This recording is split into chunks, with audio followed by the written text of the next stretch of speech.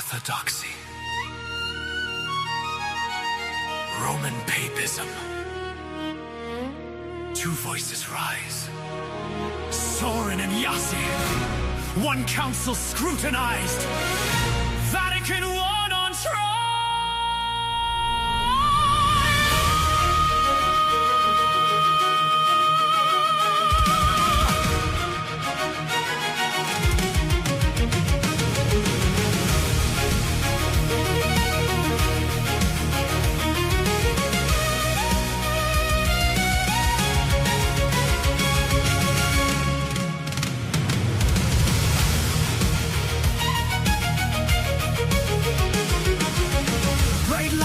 Courtroom stage, history stacked like a legal page. 1,000 years on the witness stand, scrolls and canons in his hand. Cross-examining time itself, counsel speak, not power or wealth. From Nicaea's flame to Chalcedon's call, Soren asked one question, is Chieti true at all?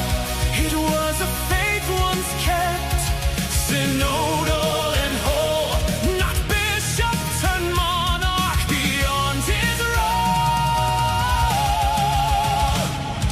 January 2nd, Soren dropped the hammer, Elijah pounding, don't know what's the matter. Pastor Eternus, power newly claimed, new church, new faith, political games. Law meets liturgy, east meets west.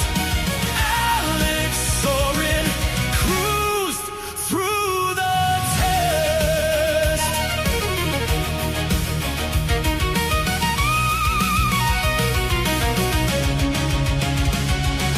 Across the courtroom, a careful tone. Elijah Yassi reduced to bone. Not too much, he pleads. Peter's chair, minimal needs.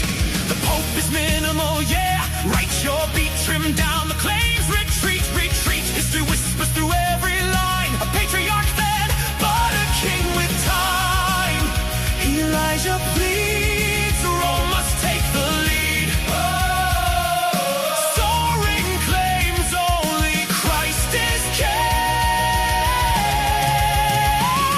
On January 2nd, Soren dropped the hammer, Elijah pouting, don't know what's the matter. Pastor Eternus, power newly claimed, new church, new faith, political games. Law meets liturgy, east meets west. Alex Soren cruised through the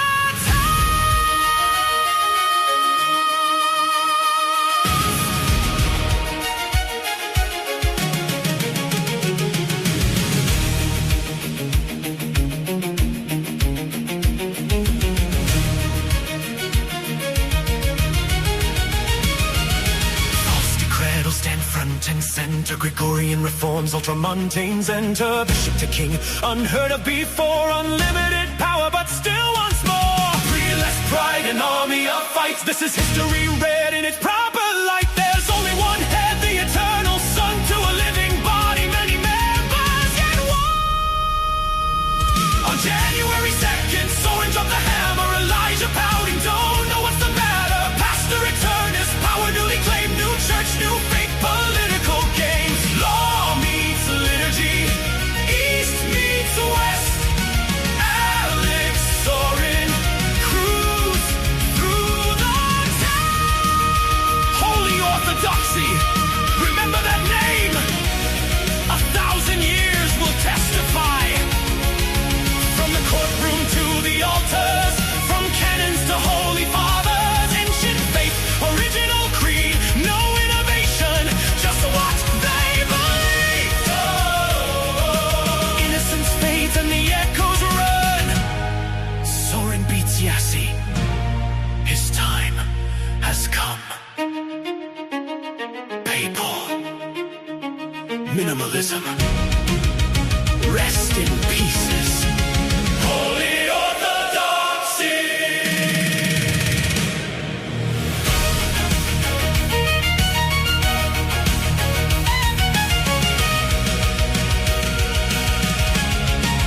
Holy Orthodoxy. What's up, everybody? That one was kind of a throwback. Back in the day when You know, I have diss tracks for like everybody that I debated. But that said, don't take it personally, Elijah. I like you. We had made peace on Forgiveness Sunday, so it's just for the LOLs. But speaking of which, I have a special guest on with me today who helped me prep for that debate. And not only that one, also my most recent debate. And he's here today. His name is Cassian King from Barrel Aged Faith. What's up, man? How you doing? Hey, man. Thanks for having me on. Great to be back with you tonight on Bright Monday. Christ is risen. Christ is risen. That's right. Everybody in the chat, everybody watching, Christ is risen. Christos anviat. But I'm not going to force Cassian to say the Romanian. It's not going to happen tonight. So, dude, this is overdue. I feel you had me on my channel, on your channel, like pretty early on, and it's been a minute. But how are you doing? What's been going on? I sensed Alex was going to be big. You came in throwing, and I'm swinging. I'm like, I gotta figure out who this guy is. So it was fun to have you on, and then to watch your channel explode and the work that you're doing. So it's been a lot of fun to be your friend. So thanks. Yes, absolutely. Likewise. From Campo Mambo, thank you for the 1 month, man. Can I get a lawyer to advocate for me on Soren being peak?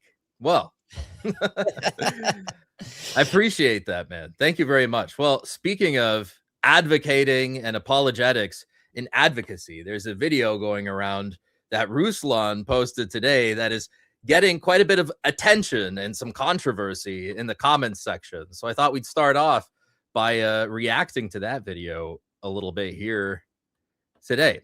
Well, this will be raw for me. I haven't even seen it yet. So yeah, well, it'll be a raw reaction from me.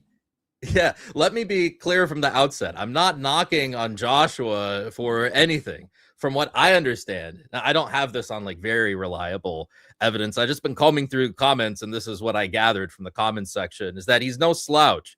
He has a THM degree, from what I gather. He has a master's in theology, so he's no dummy. That said, you know, let's take a look at who is on the stage here. We have Trent Horn, who is an extremely seasoned Roman Catholic apologist. We have Gavin Ortland, who is also an extremely seasoned Protestant apologist. And we have Joshua Nadeau, who, again, no slouch, nothing personal to him at all.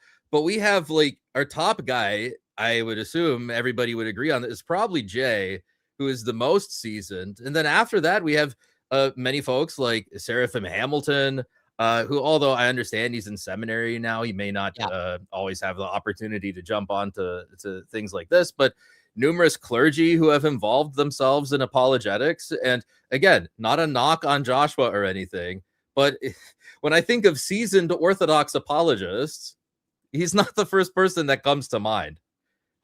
Was this supposed to be like an apologetics like roundtable? Like, I mean, it's labeled verses, so it's not just like a theology discussion. It sounds a little adversarial. Yeah, could be for the clicks. Yeah, it could be, certainly. Well, let's just go from the beginning here and let's see how it goes. I've had the privilege of sitting with, I would say, some of the brightest thinkers. Trent, I had you on in 2022. I sat down with a lot of Eastern Orthodox folks and priests of all persuasions.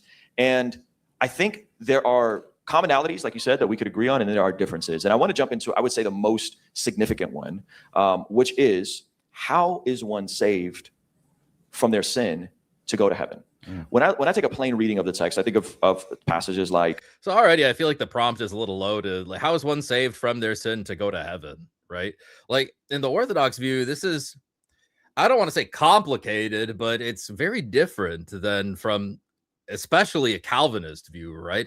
And I think right off the bat, like that distinction between the particular judgment and the final judgment is really important for like how we see that question. Like, what do you mean by saved, right? Yeah. I mean, you're definitely going to see a difference between the Reformed camp and the Orthodox camp. Again, this is the live reaction, so I have no idea like what Trent Horn says and what Joshua says. But, you know, it's funny. The very first time I met Trent was at a conference. We spoke to each other, and there was something on his table that was talking about theosis. And he was Eastern Catholic. I don't know if he still is. So he has kind of like a little bit more of this Orthodox Eastern approach. And you can find many camps in Catholicism, you know, coming up with different constructs. So that's why I'm like, I wonder what Trent's going to say. Is he going to sound kind of more Orthodox, Eastern Catholic, like he's had in his past, or is he going to go heavy on kind of more of trad language? It's, you know. Yeah, we got a $5 super chat from Aiden Hanseman1212. Thank you for the donation. He said, Ortho Dad in the house. That's right. We have the Ortho Bros and we have the Ortho Dad. That's me. Ortho Dad 7 halflings. Thank you for the $5. Iron Giant Man 007. Did he hear about the Catholic charities in Santa Fe that were promoting Skittles events during Holy Week? I did not.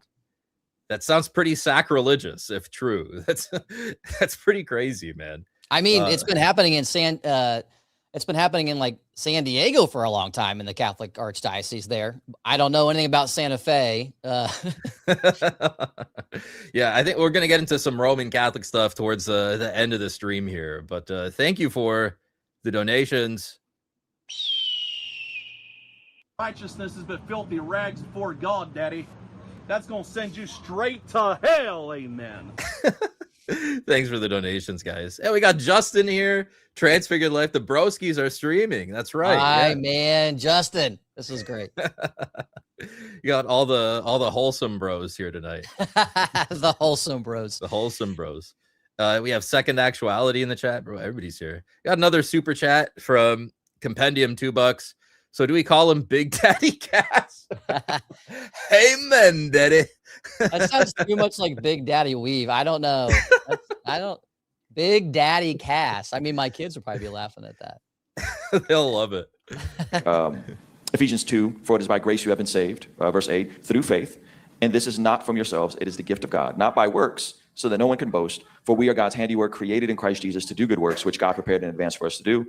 In Romans 11, verse 6, Paul writes, and if by grace, then it cannot be based on works. And if it were, grace would no longer, and if it were, it would no longer be grace. So it can't be based on works, and if it were, then grace would no longer be grace. And so, Cassian, do you think we're saved by works, or like that work that we can somehow earn our way to heaven?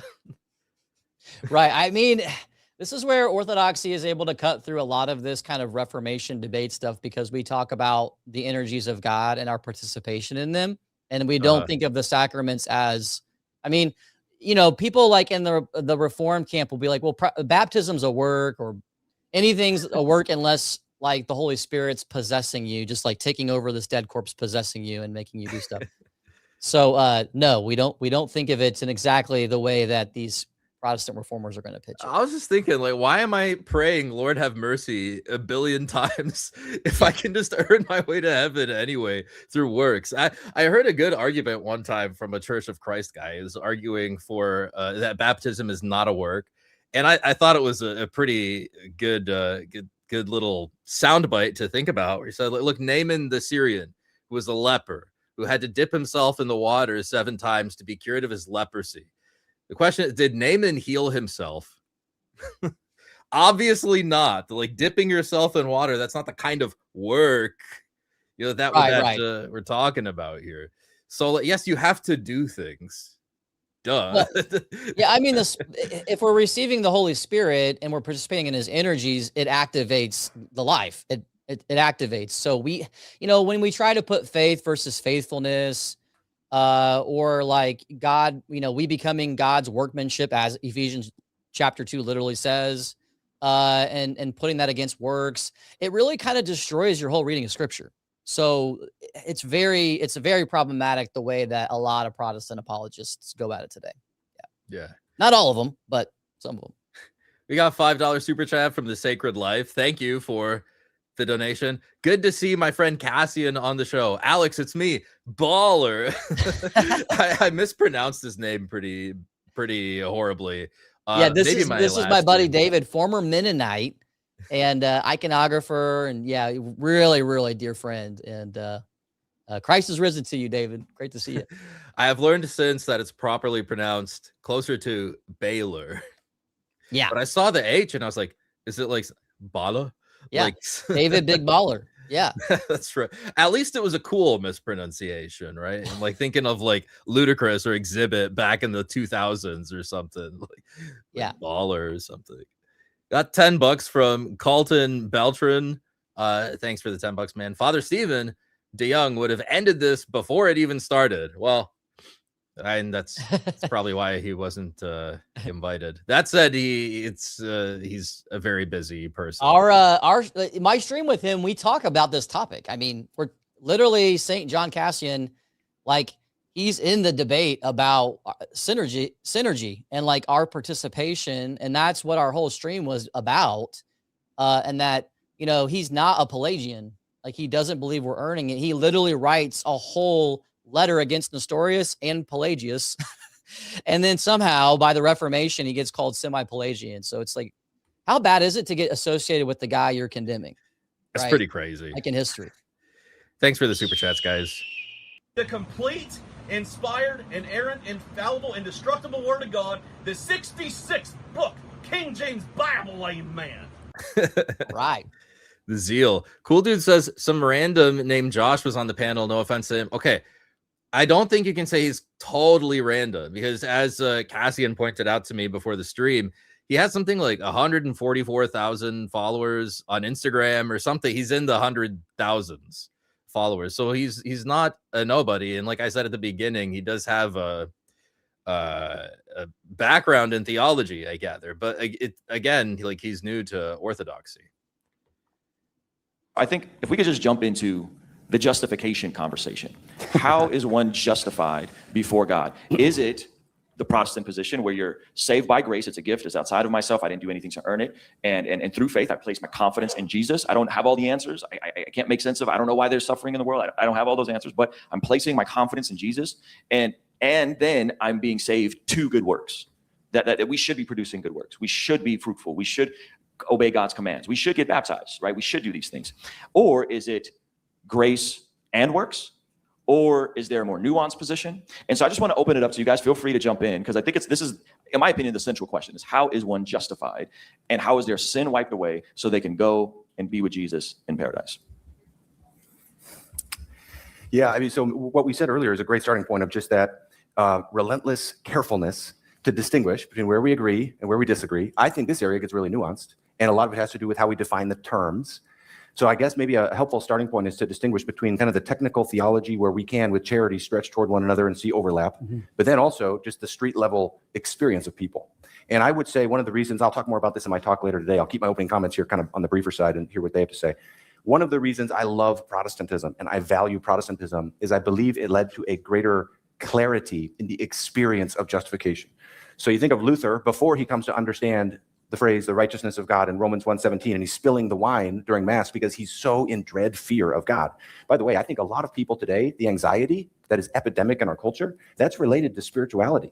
That's not just mental health, though it is that. It's related to our soul and where we're at with God. And a lot of people today. And that sounds like a bit of a digression to me, but I think the Protestants have taken this like very strange stance recently, and I think even Trent Horn to a degree, and Roman Catholic apologists, where they kind of like, they try to zoom out and not have any theological commitments to the past, anyone, and be like, look, there's a little bit of truth in all of these traditions, and look, the Protestants have some, we have some, and it's like a weird like pan-Protestant like ecumenism and like pan-Christian kind of mindset. And it in a way, they use this seemingly defensive tactic as an offensive move against the Orthodox, because we do have claims to like visible boundaries and exclusivity.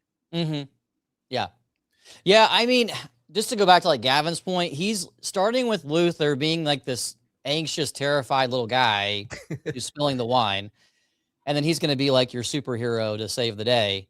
And Luther's going to give you some kind of, you know, massive confidence and assurance that you don't have to be this anxious person, because we have this Calvinist. And I'm not saying Luther was teaching Calvinism, but that's what Gavin teaches. And he thinks Calvinism gives you greater assurance to walk in the faith.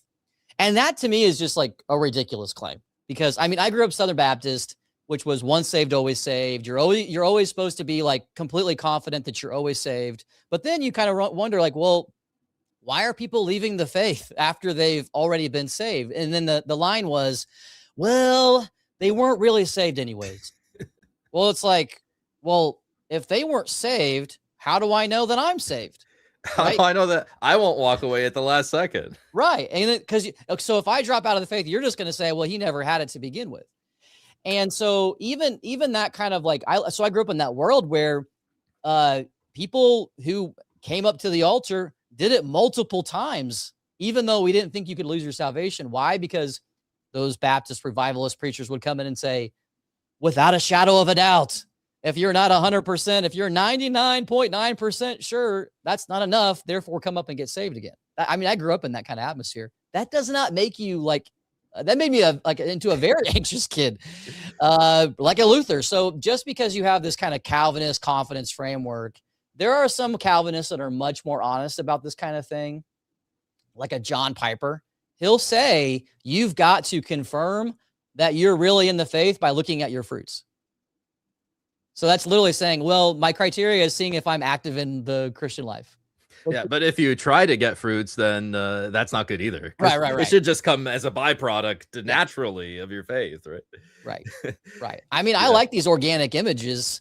They try to put that against orthodoxy, like as if we have some kind of works-based system that's machine-like, but our imagery is completely biblical and patristic and organic. We use this kind of language all the time. That's why the essence energy conversation makes this come to the forefront, and Protestants don't know what to do with it when you confront them with the essence energy distinction, and we're participating in the uncreated life, uncreated grace of God. Yeah. It trips them up. Yeah. I recently did a video on unconditional election and limited atonement, and I just wish that someone out there who is on a stage with Gavin or has like some debate or like dialogue with Gavin, somebody to hold him to his Calvinist commitments, because really that Calvinist view just boils down to salvation by divine decree. If you're not elect, then you can't have faith and you can't be saved. So really, you're not saved by your faith as much as they might say that you are. And it's not even Christ's atoning work on the cross, because he only died for you if you are elect. So then it's just salvation by divine decree. And I wish somebody would hold him to that, but it seems like he's been getting away with that one for quite a while now. He wants to be a mere Protestant apologist, and he doesn't want to defend his own systematic theology, what it comes down to. Yeah. Because then you can have a robust dialogue about the big shortcomings of a Calvinist framework. I mean, most of them don't believe in baptismal regeneration or baptism as a sacrament, because at that moment, you're saying that everyone we baptize does have the faith objectively. And if they walk away, they've apostatized, and therefore God would have had to predestine that apostasy. Yeah. It gets you into some weird places. Yeah, and baptism cannot convey grace because grace is irresistible, but also it might be evanescent grace, something that is temporarily with you, but then leaves because you're not elect, but God just wants to use you for a time for his purposes. It's just such a crazy worldview. They are aching for the same experience that he had. When he goes from that too, he says, I feel like the gates of paradise have been opened and I can walk through, as he realizes the righteousness of God is not a hammer to smash you. It's clothing to cover you. And a Protestant position says the righteousness of God is the imputed alien righteousness of Christ. When you stand before God on Judgment Day, what he is going to see, if you've placed your faith in Jesus or united to Jesus, is the perfect, spotless righteousness of Christ, like you've been clothed in white garments. But which Judgment Day? The final judgment or the particular judgment? Like, that's my question. Like, there's so much inaccuracy with the language here, because we believe that you can go to like Sheol or like the realm of the dead for the particular judgment, and yet still be admitted into the kingdom of God at the final judgment. I mean, Saint Staniloae says that expressly in his book. I know you referenced that recently in one of your videos. Yeah, and it's really good for this one. It's his volume 6 in his dogmatic series. Yeah, well, I mean, I could talk all day about the intermediate state and that stuff. That's like one of my favorite topics. Maybe have to be a different stream, because you'll get me on a huge rabbit trail. I mean, the people want the info, Cassian. Yeah, give them the info. Well, we can talk about it. You got me distracted though, because I was getting ready to talk about the alien righteousness of Christ, which is what he brought up. Because let's do that first. I gotta hang on to that thought, but then we can jump into eschatology. All right, sounds good. The alien righteousness of Christ, like there's a bunch of Protestant New Testament scholars that completely reject that whole concept. Like I can name like Dr. Ben Witherington, who's a Wesleyan Methodist scholar, says it's foreign to the New Testament, it's foreign to the fathers, and it's something that was made up at the Reformation. He rejects it. There are quite a few Protestants who reject the whole concept of alien righteousness of Christ. And they're not going to say exactly what they're not going to completely agree with an Orthodox model, but Wesleyans and certain Protestants are much closer because they recognize that righteousness and sanctification are deeply intertwined. Like there are people that don't want to actually make those into like clean, distinct categories, because justification is the word righteousness in Greek. I mean, it's literally the same word group, right? So to be made righteous, to be made holy, that's like saying the same thing in different ways. And this is why in Orthodoxy, we don't actually tear apart justification, sanctification, and glorification, because it's kind of like a building up, if you will. There is a glorification at baptism, in a sense. Of course, we use glorification in a much more greater sense at the resurrection of the dead, when we just completely cease from sinning. But so is righteousness, becoming righteous. So is being made holy is a greater finale at the eschaton. So I think when you read the New Testament, and there's people like Michael Gorman, I've got a whole book on, he's a Protestant scholar. He'll jump into theosis, and he actually says theosis is the main theme of the book of Romans. Like when you read this guy, I'm like, this like completely destroys what Gavin Orland just said. These are Protestant New Testament scholars. Wow. So this is like not an uncontroversial issue. Okay, so this is something disputed. Yeah, and when we talk about the alien righteousness of Christ, they might all try to get on the same page when it comes to justification by faith alone, but they're all meaning it in different ways. It's kind of like you see these ecumenical statements in the Catholic world where it's like, hey, we're using these same words, but they actually all mean different things to different people. That's how Protestants do justification by faith, these different groups, because they don't want to be fried as heretics, but they're actually saying different things because they're defining these things differently. As the great Father Stephen once said, words mean things. Yes. Yes, exactly. It's very frustrating when people are using words in all different kinds of ways they don't mean. You got a massive super chat here from Mr. Fist. Dude, thank you so much for the $50. Awesome. Christ is risen. Truly, he is risen. Had to hop off the internet the last few weeks, but I'm looking forward to more excellent content. Well, I hope that we can give it out to you. I think we already have some excellent content from Cassian here. He's pulling the weight this stream. You didn't tell me we're talking about salvation and justification. Now I'm like, I gotta pull out my old notes. It's coming out. Old they talk about their hermeneutics and they talk about their exegesis. Sounds like a bunch of diseases, hermeneutics and exegesis. Sorry, I cut you off a little bit there. No, I was just saying that you're pulling back from some very old memories and research that I've got to extract and think about right now. Yeah. Right. We got in between Sundays in the chat, Marco, my buddy, reject Calvinism, embrace IBS. You heard it here, folks. Embrace IBS. Likeage $5. It sounds manipulative when Gavin talks about faith and trust and love with salvation when he actually believes in salvation by decree. I'm trying to popularize this term that they believe in salvation by decree, because like this needs to catch on, because that's actually what it is. Right. Another $5 from Hollow Knight Enthusiast 2002. Calvinism. Jesus might have died for you. That's right. I feel like a great like commercial line. Thanks for the donation, guys. What do you want? You want anathema? Amen. Hallelujah. Thanks, guys. Appreciate that. Let's get back to the video here. Protestants can affirm that experience in other traditions too. There's lots of justified Christians outside of Protestantism. Part of the value for Protestants will be the clarity and the articulation of that leading to that experience. Then we can also, I want to flag so we get on the table, faith alone, faith plus works. That's where it gets really nuanced. We can talk about that too.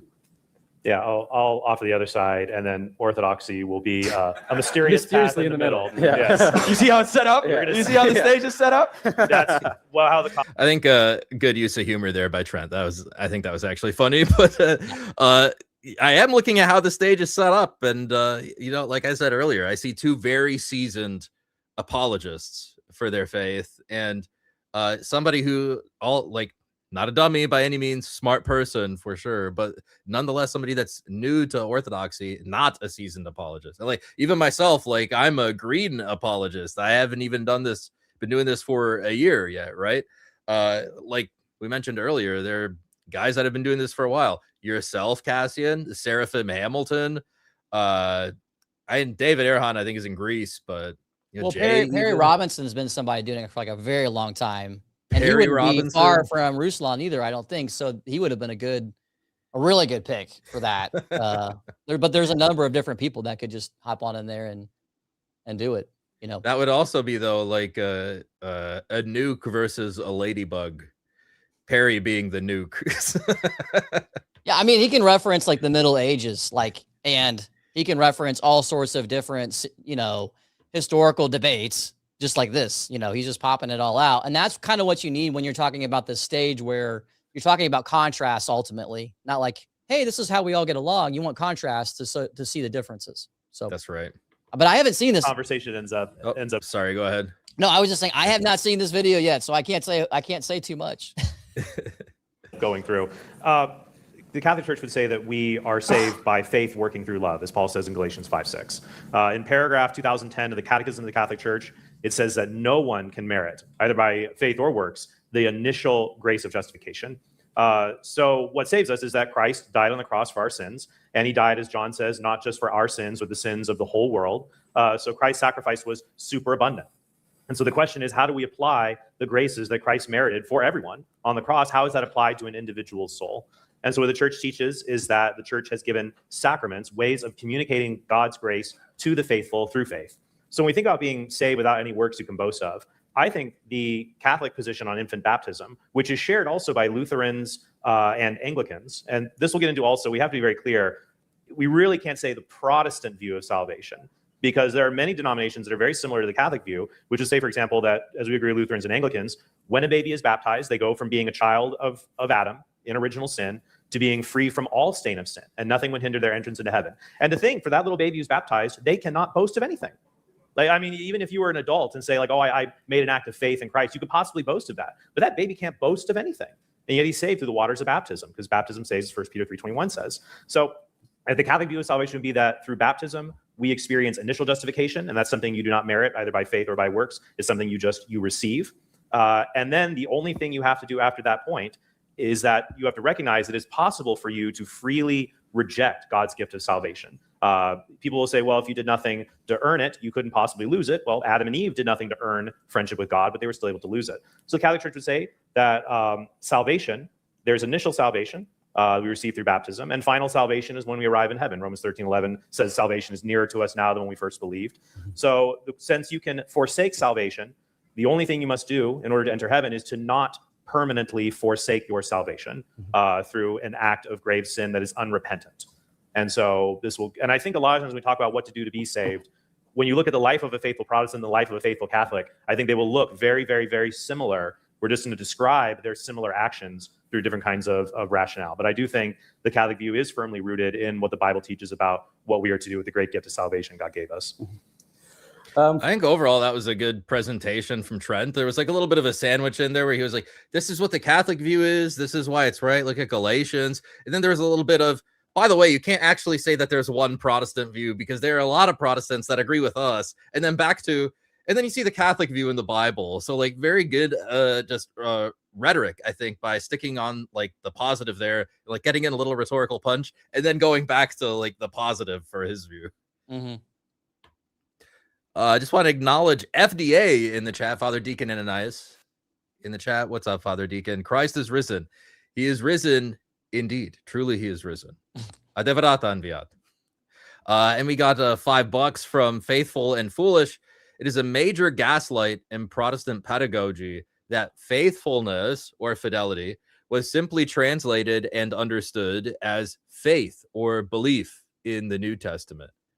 Well, I think this is why you see in the Reformation, like different, like, I don't know if you call it categories, but like different qualifiers, like faith as a mere belief, or faith as like something in your heart, or faith as in faithfulness. Like they have different categories for faith. And what do you think about that, Cassian?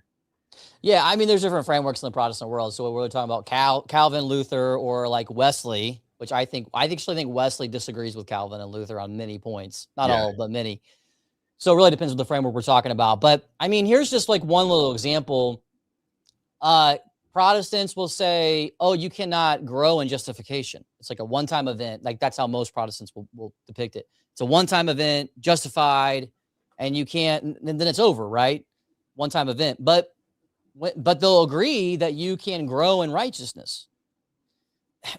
One of the issues is that they're not coming at it from a Greek mindset. So one of the reasons why Orthodox are able to like keep all these Greek word groups together is because that's our language.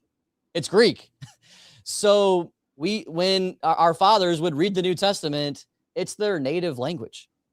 So they're not seeing they're not pitting these words against each other, where they would not think of justification as like this one-time event, because they're thinking of growing in righteousness, growing in holiness. And so when we talk about faith and faithfulness, the Greek word groups are keeping these all intertwined. It's the reformers chopping it all up. So we have a very organic, holistic way of relating these word groups to each other. Spot on. You got $10 from Colton. Thank you for the donation. If Protestantism provides clarity, gesture to hundreds and thousands of denominations. It's a good point, right? They all have the same Bible, yet they can't agree on things like baptism. Like, does it save you or not? Right. I think that's like, they'll try to toss that up as like a secondary issue. But to me, whether or not it saves you, it sounds like a pretty primary issue. I don't know. Yeah. Has to do with your salvation. That's the number one thing I do when I talk to Protestants is you got to help them understand their own tradition. So I actually have them pick, okay, you just call yourself a mere Christian or you call yourself a mere Protestant. Most people you're talking to, they're Baptist or non-denominational people in America. Like I think Ryan Burge recently came out and it was like 30% Baptist or like 29%, 31% non-denominational. That's like 60% of people in the same general tradition. And so you got to help them understand, okay, this is your history. This is what you've historically believed. And then you help them move along because they're just so ambiguous about what they think. Cassian, I might have committed an unforgivable sin. Father Stephen in the chat said, I remain unrecognized. Father Stephen, I recognize you. Officially recognized. He's not hidden away. Glad to have you in the chat, Father Stephen. I didn't see your comments, so forgive me, Father. But let's get back. Let's see Joshua's answer here. We're finally getting to the Orthodox answer for salvation and what even is it? From our position, my understanding would be very simply just participating in the divine life. So if we rejected the divine life, we as humanity rejected the divine life in Eden, God is the source of life. So how else do you find life? You need to participate in God's divine life. The Orthodox Church calls that theosis. So that's like your ultimate salvation. And every aspect of your current life is God's open invitation to you to continue to participate and be reconstituted and remade into him. Now, the reason I bring up that, I think I want to piggyback off what Gavin said for definitions, because I was brought up with the Protestant imputational view. And one of the reasons I started struggling was just developing an understanding of anthropology. So I think one of the reasons why Protestants and Orthodox and Catholics differ is our understanding of like what humans are constituted of and what the fall actually did. I think that's like kind of the source of the justification problem. Understanding what Christ did on the cross has to address the fall. And I think the fall has to address humans' nature and their person. And I think there's a fundamental difference between how we view people between the three camps, or however we want to describe it. So I'd be interested to see, I don't know if you guys would agree, where like the Orthodox views, so I am a person, every human has like an essence, a nature, and a person. And so their essence and nature is just what makes us human. So every human has the same essence. And like God is the same thing. God has one essence expressed in three persons. That's the Trinity. And so when you think about what makes up God's essence, it's the fact there's things that we can say about him. One, God is love. God is uncreated. And so those things. So I get like he's kind of falling back onto the Ordo Theology here, where like really all Orthodox theology stems from like your doctrine of God. Like you can't just really start with soteriology, but it does seem like a pretty large digression from what the actual question was, right? Which is like, What do you have to do to be saved in your tradition? Yeah. Yeah. It's not, is he an author? I don't know him. I actually don't know who he is. I did a little bit of research when you said you were gonna bring this video up, but he could, I mean, he seems like maybe he's like a really good writer, author. And sometimes I have no idea what I'm saying about who he is because I don't know him, but I think he has published a book. Yeah, I like think writers think theology. differently than apologists. Like Yes. apologists who are like ready to spitfire their view on something versus like an author who wants to set it up chapter by chapter. And I get that because I'm torn between both worlds. And so you want to like, oh, let's just like go through the whole spiel. That sounds kind of like what he's doing, which I've done that lots of times. Yeah, I got a €10 super chat from Adrian Scott. Very fancy. How do you make sure when discerning to be Orthodox or Roman Catholic, to make sure the main factor in comparing is early church history and dogma, and you leave out personal bias that may leak into said choice by ignorance? On like my initial thought is, and Cassian will probably have a lot to say about this because he actually went through that. But in my mind, just like set out a list of like all the reasons and like the good reasons, and that way you make sure that you're out of it. There was a great line from Michael Welton, The Two Paths. We're here. Let me find it real quick. It's in the introduction, and it kind of stuck out to me because it was kind of my experience. He says, he's talking about himself and his wife, and he says, our emotional side desperately wanted to stay with what was familiar and comfortable, i.e. Roman Catholicism. However, after a short period of time, we would say, but the Orthodox are right. Our intellect would always deny us the luxury of giving in to our emotions. When we look back at it, it was only the grace of God that urged us on in an insistent call, because when we started to investigate the Orthodox Church, we did not have a warm circle of Orthodox friends gently prodding us in the right direction. It was a painful, lonely journey, but at least the pain kept our motives pure. So if you're a convert, you probably have a lot of pushback, I assume, especially if you have like an evangelical or like Baptist or Reformed background. You may have a lot of pushback to your conversion to Orthodoxy. And that kind of situation in a baptism by fire maybe kind of sense, where like the metal is going through the furnace and all the impurities are washed away, you can kind of find out that what your motives are, whether they're pure or not. So in any sort of social cost, I think kind of tests that a bit. But Cassian, No yeah, what are your thoughts? Well, you're on never this? going to eliminate yourself from like experiencing, you know, your own journey. So you never can eliminate like what we call the subjective, like, because going to liturgy, praying, this is not like studying like, well, this is objective systematic theology that's completely outside of myself. That's actually not what we encourage people to do. We encourage people to go to the liturgy, spend time in prayer, begin fasting, there's an Orthodox way of life and orthopraxy. And that's what I found to be missing significantly in the Catholic world. Even though they're trying to like restore some of these things, they have eliminated a lot of that, or I would say overhauled a lot of it, which does damage to the spiritual life when you overhaul your own tradition that the apostles gave. So you're never going to get rid of that. You always need to be praying through all this. I will also say this: when I was a Roman Catholic for 13 years, I could never speak against Orthodoxy. I never did once, because I respected the tradition so much. And I saw the holiness, the beauty, the inner consistency. And so, I mean, you talk to a lot of Catholics, they know that like 100 years from now, Orthodoxy is going to generally look the same. And they know if you say 100 years from now, what does Roman Catholicism look like? They know they're not sure.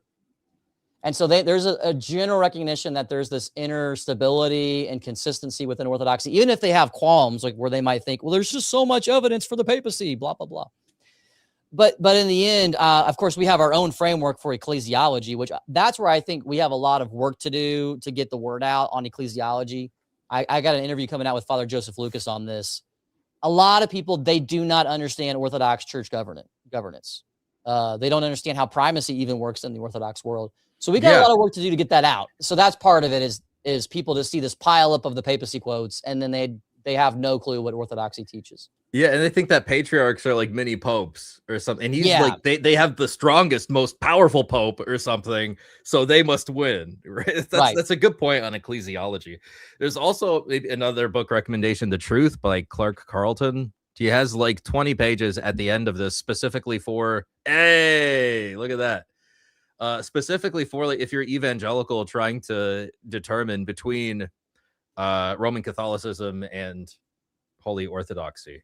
But this overall, the book is specifically aimed towards Roman Catholics. But yeah, this book by Clark Carlton and then the Michael Welton book, I think would be useful if you're trying to determine between the two. If you're open, it's going to all work out too.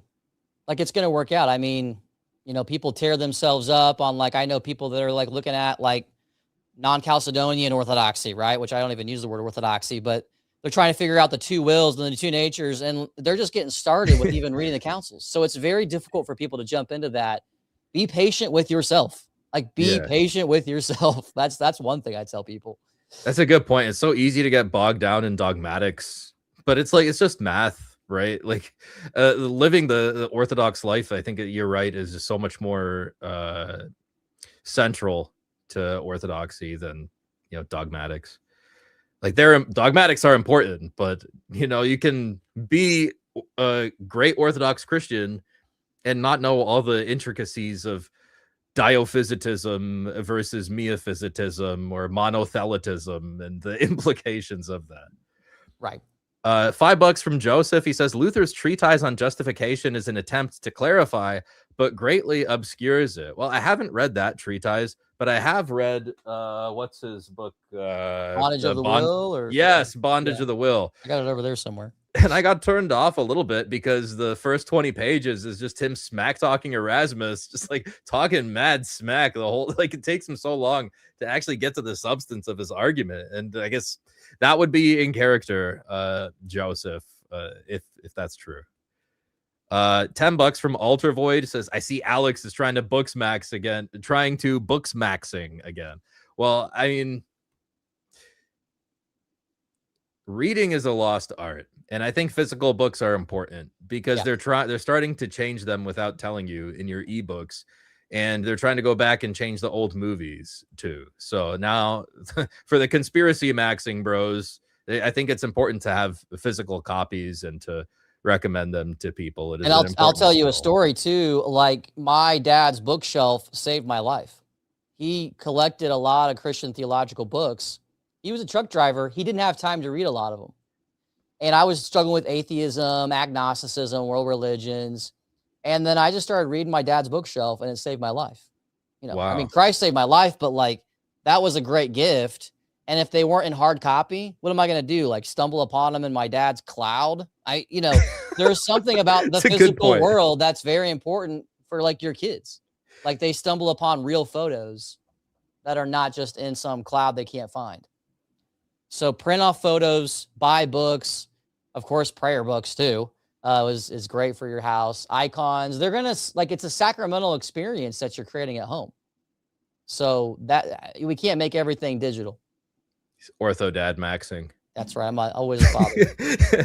I just thought this was a funny comment. He goes, is this Timu Erhan? He does look a bit like David Erhan. He's way smarter than me. All right, let's finish this up. The East will say, okay, what can we talk about for human nature pre-fall? There's definitely one thing, which would be God made us in love and to be free. And so freedom expresses itself in love. And then a person, each individual person is just an expression of their nature. So for me, what happens at the fall, I think will be different than, say, my understanding of Rome would be in nature, there's like these powers you have that are created and then powers you receive only by grace, like the beatific vision.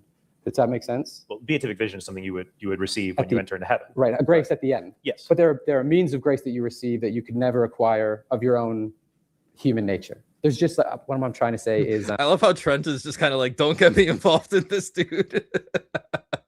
I don't want to affirm something on accident. He actually is going somewhere with this, but it's a very deep topic to like kick it all off, because how the East and the West kind of deal with like paradise. There is a little bit of contrast going on there, because we're going to talk about how like we're made for theosis and deification and like this strong movement. So like the Greek Cappadocian fathers are very much on like, I use Lewis's phrase, further up and further in, like St. Gregory of Nyssa will say a reaching out. The West tended to, via St. Augustine and Aquinas, view like the life of perfection as like a resting place. And because of that, there tends to be a different view of heaven almost, like where they view heaven as very static. You've achieved a certain status, achieved a certain sort of place of participation in the beatific vision. So he's actually going somewhere that's actually profound and very good for this conversation, but there's so much there, but it's hard to get it out in like a few words. Right. And it's probably good for me to qualify at this point that this is just a 12-minute clip that Ruslan dropped to kind of hype up the longer conversation, which he has on his Patreon, which it looks like he's going to drop on his channel in a week. So if we're a little too hard on Josh here, please don't take it that way. It's just like initial impressions. He like I said at the beginning, he obviously knows what he's talking about. But yeah, it is a very deep topic, but I'm glad you brought up the idea of like being static versus like actually moving towards something, and like especially St. Gregory of Nyssa and his his version of the apokatastasis, not the originistic one, but it is like constantly like moving forward towards infinity infinitely. Yeah, like you're like when you become without sin and you are participating in the divine nature at the resurrection of the dead, like you're never like dissatisfied in sin, but there is always this like ache to keep moving up, like, and to keep moving. Instead of being like, I'm in like a place of achievement in this mansion where I have exactly the status that I'm supposed to have. So yeah. I also see Planks and Pieces is in the chat. What's up, dude? Good to see you, man. Great to see you. Okay. Humans are made with particular powers, and everything else that they receive or acquire for salvation would be a means of grace. Right, yeah. And so I think if at the fall, those things, and I don't want to put words in your mouth for nature, I'll stop talking in just one second, but the fall, Trent and I are going to begin to start understanding what's happening to humans slightly differently. And I think that slightness is going to lead to how we have different interpretations of the cross. Hey, thanks so much for watching that clip.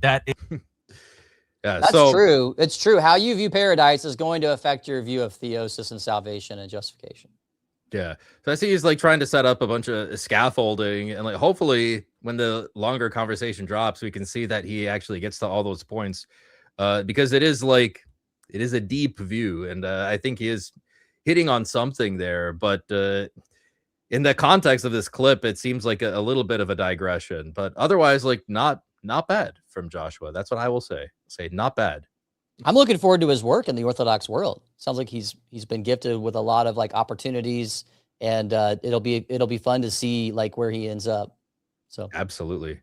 We got $5 from Cool Dude. Buy real books. I know ebooks can be convenient, but Amazon just announced they'll be bricking older Kindles soon.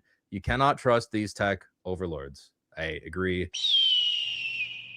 100%. Thank you for the donation. Okay.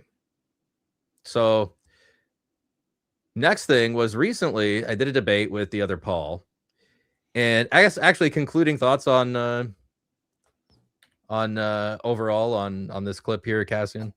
No, I would just challenge people to dig in deeper into our Orthodox tradition on how we view justification, sanctification, glorification, like as one sort of intertwined, reality. And that's actually like how the Bible talks about it. It's like, it's not just like us making it up. Like that's literally how it works in the New Testament.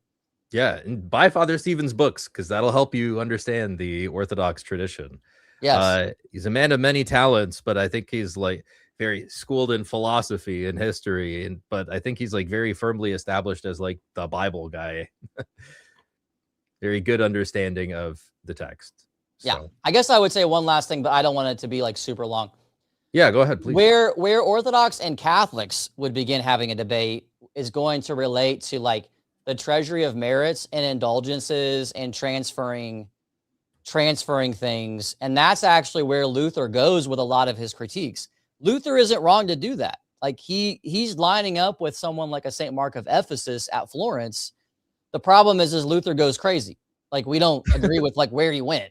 but Yeah. he recognizes that something is off, and we would also say something is off, and it does relate to salvation. Yeah, absolutely. So recently, as you guys all know, I had a debate with the other Paul on iconodulia, and that kind of led to this exchange, which, by the way, thank you guys for absolutely like boosting this tweet here to the moon. I appreciate that. I know it's not because I always have something so great to say, but I appreciate your guys' support on that. And it led to an encounter with Lucas Curcio from Method Ministries. I hope I said his name properly. But basically, Lucas is saying there are no New Testament examples of icon veneration or prayers to the saints.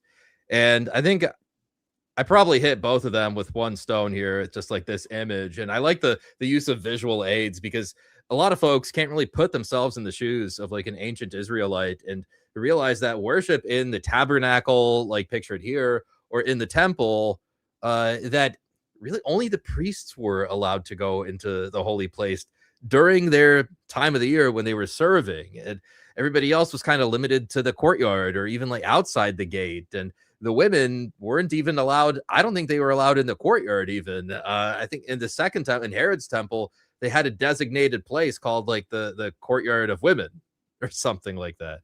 But when you put yourself into the shoes and be like, literally, what did they do? And you look at it, I think that provides a bit of a different perspective. So my point back to Lucas was that the Israelites did it. The apostles participated in it because they went to Herod's temple. They participated in the worship there, although they were not in the holy place. By being there, they were participating in this worship. And I said that the Holy Orthodox Church still does it today. And, in the same way that like this veil that correspond, and Cassian, you've covered this, but like this veil that corresponds to the iconostasis that we have today, and the way they're offering incense on the altar of incense, we also do that from a censer where we offer our prayers up to God. The incense goes up to God through the saints. The saints deliver our prayers and our incense up to God. And it's literally the same practice. Then it's not just a coincidence that the altar of incense is placed literally right in front of the holy ones, the cherubim. Right. Yeah. Well, I mean, in the Old Testament, it also says the prayer of the three holy youths, all you holy ones, bless ye the Lord. They're actually directing that to the angels, the holy ones in heaven, which we become a part of when we get to heaven. We think of angels and saints, but saying saints means holy ones. So it's a total overlap going on there. Yeah, like that. I'm going to slaughter the Greek pronunciation because it's a hard one for the saints, but it's like agioi or something like that. There's like a lot of vowels squished in there in that one. But it literally translates to the holy ones. Like that's how it was used in the Greek translation of the Old Testament.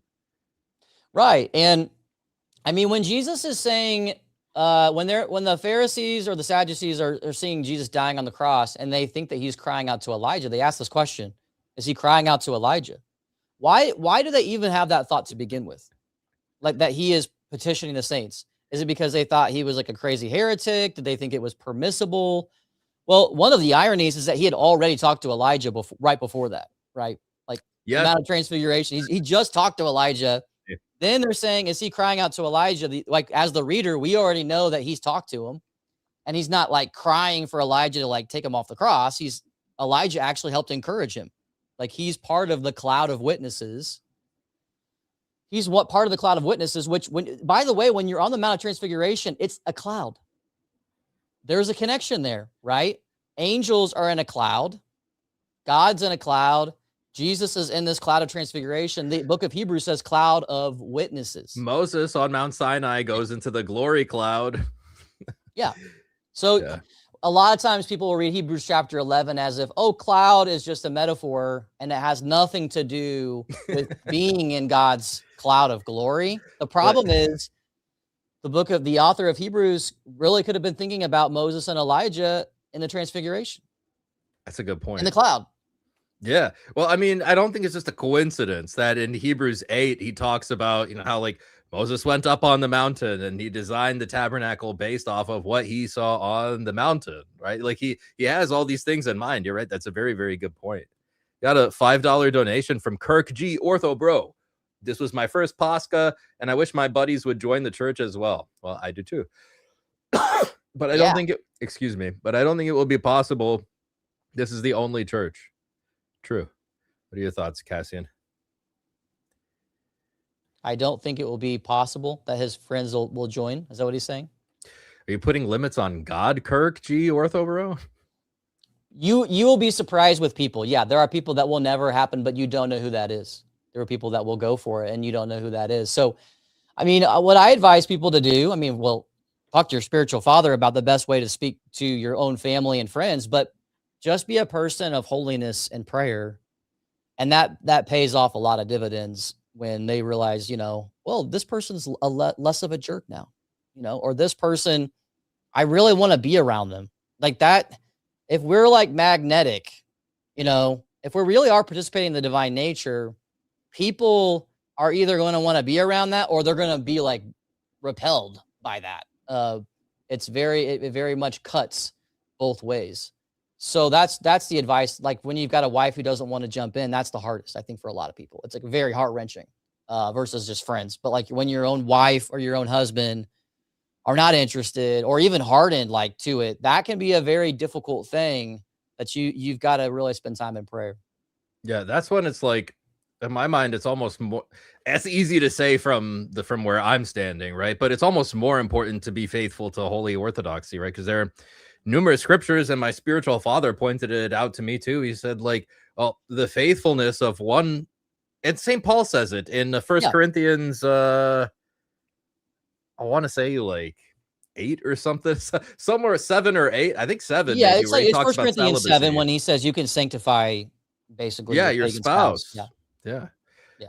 Marco says, great try, Alex. That was like me calling icons pictures. Yeah, I don't know if you're familiar with the first time Marco's reaction to going to his first divine liturgy. It was a pre-sanctified liturgy, and he has a great quote from that video. He said, I walked in and it was like I was walking into the Bible. I was like, oh, he got it. And he was like, and then the people were looking at all the pictures and they would like lined up for the pictures. I'm like, they're icons, dude.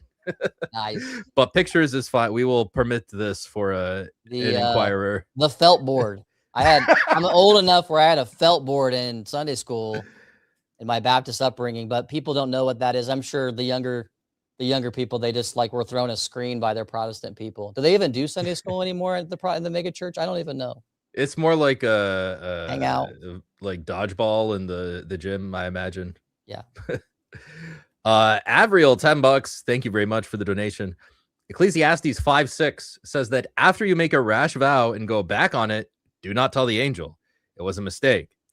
Considering Dionysius and the hierarchy of angels and the priests compared, makes sense. Yeah. Yeah. That's an excellent point. Thank you for the donations, guys. We'll go through this thread a little bit more because I thought this was like a good, somebody pointed it out to me too, that like, Alex, this was a good synthesis of your argument against the other Paul. And you can see that this is like going exactly how I predicted, that I was kind of feeling out how the argument works in that debate. And it was pulling from, I guess, a lot of the stuff that Orthodox Shahada was doing on like the continuity of worship. And I was like, man, this is actually kind of the best argument for iconodulia because yeah, you got to start with like how worship is connected to how God established it originally. When people don't buy into that link, they're not going to buy into all the other stuff. You really have to help people kind of see that continuity that's definitely present. That was big for me like years ago when I realized, oh, I'm like a Baptist dispensationalist and I view like the Old Testament as something that was overcome by the New Testament, law versus grace. So I had a completely wrong view of looking at the New Testament. So you gotta rewire how you even read the Bible. Yeah, absolutely. So Lucas comes back and he gives like kind of the exact same objection that the other Paul made against me, where he says that's anachronistic, an anachronistic interpretation, claiming that because there were images that now you can claim some sort of continuity, it's a reach. So here I just gave like a short explanation that the cherubim were on the veil directly in front of the altar because they were there for a purpose, because they bring the incense to God, as we see in Revelation 8. The tabernacle, as we see in Exodus 25 and Hebrews 8, is a recreation of what Moses saw in the glory cloud on Mount Sinai. The entire tabernacle temple complex is an interactive icon wherein the acts of veneration made to the holy image, like bowing or offering incense, They pass through to a real spiritual reality that's underlying those images. So for the TLDR, all tabernacle and temple worship is premised on iconodulia. Now, his objection is that I haven't substantiated this enough. I have to show a direct act of veneration to prove that these icons were understood as being windows to heaven through which the angels receive veneration from the people. And like, is offering incense, is that not like literally the highest act of veneration? Is like, hey, cherubim, saints, holy Theotokos, I'm trusting you with my prayers. Please take them to God. Well, they're viewed as liturgical ministers, like in the book of Revelation. Like the angels are liturgical ministers holding bowls of incense. So if you go and look at the book of Revelation, which is like a book on worship, what's depicted on the curtains is what is happening in reality. Then the saints, the holy ones, are also doing that. So when you go down to the catacombs, what's happening, you see images of the saints, and you're praying through those icons to those saints. Like you could be before their relics, their images are right before you. They're all around, and then your prayers are passing through the image and petitioning the saint. And we think of these people. Here's the problem: people think of the saints in heaven as like super far away, like galaxies and galaxies away. This is a very bad problem with people's view of eschatology. When you rewind the tape and you look at it from the lens of Scripture, heaven is like this overlapping dimension in a way. I was going to say, it's almost like it overlaps. Yeah. It's not like it's in a galaxy far, far away, right? No. This is why we can talk about the angels and saints being present in our worship. So, I mean, St. Paul talks about this in 1 Corinthians 11, that the angels are basically present in our worship, which we already are confirming this in the Old Testament, that the angels are present in our worship in the cloud of glory. And so since the saints are the holy ones and we have become like the angels, as our Lord said, they are there with us. We don't have to understand this as like they're in like these trillion locations at once, but rather we're the ones being brought up, like through the divine liturgy. We're actually being brought up into heaven to them. So it's many locations being brought up to one Mount Zion. That to me, I think is very helpful for people. At least it was for me. Yeah, it's exactly what it is. Lucas goes on to say it's a reach because this is like saying they drank water, and so does the Holy Orthodox Church. Therefore, this is my proof text. Right? I understand if you're wearing EO glasses, this seems to be a confirmation. But for those of us who aren't wearing those shades, this argument comes across as confirmation bias, which, by the way, I could use that exact same thing against him. That because if you have an image and you don't actually use it in worship, and that doesn't mean that also translates back to the Old Testament. So I said, I'm sorry, man. This just reads like Cope.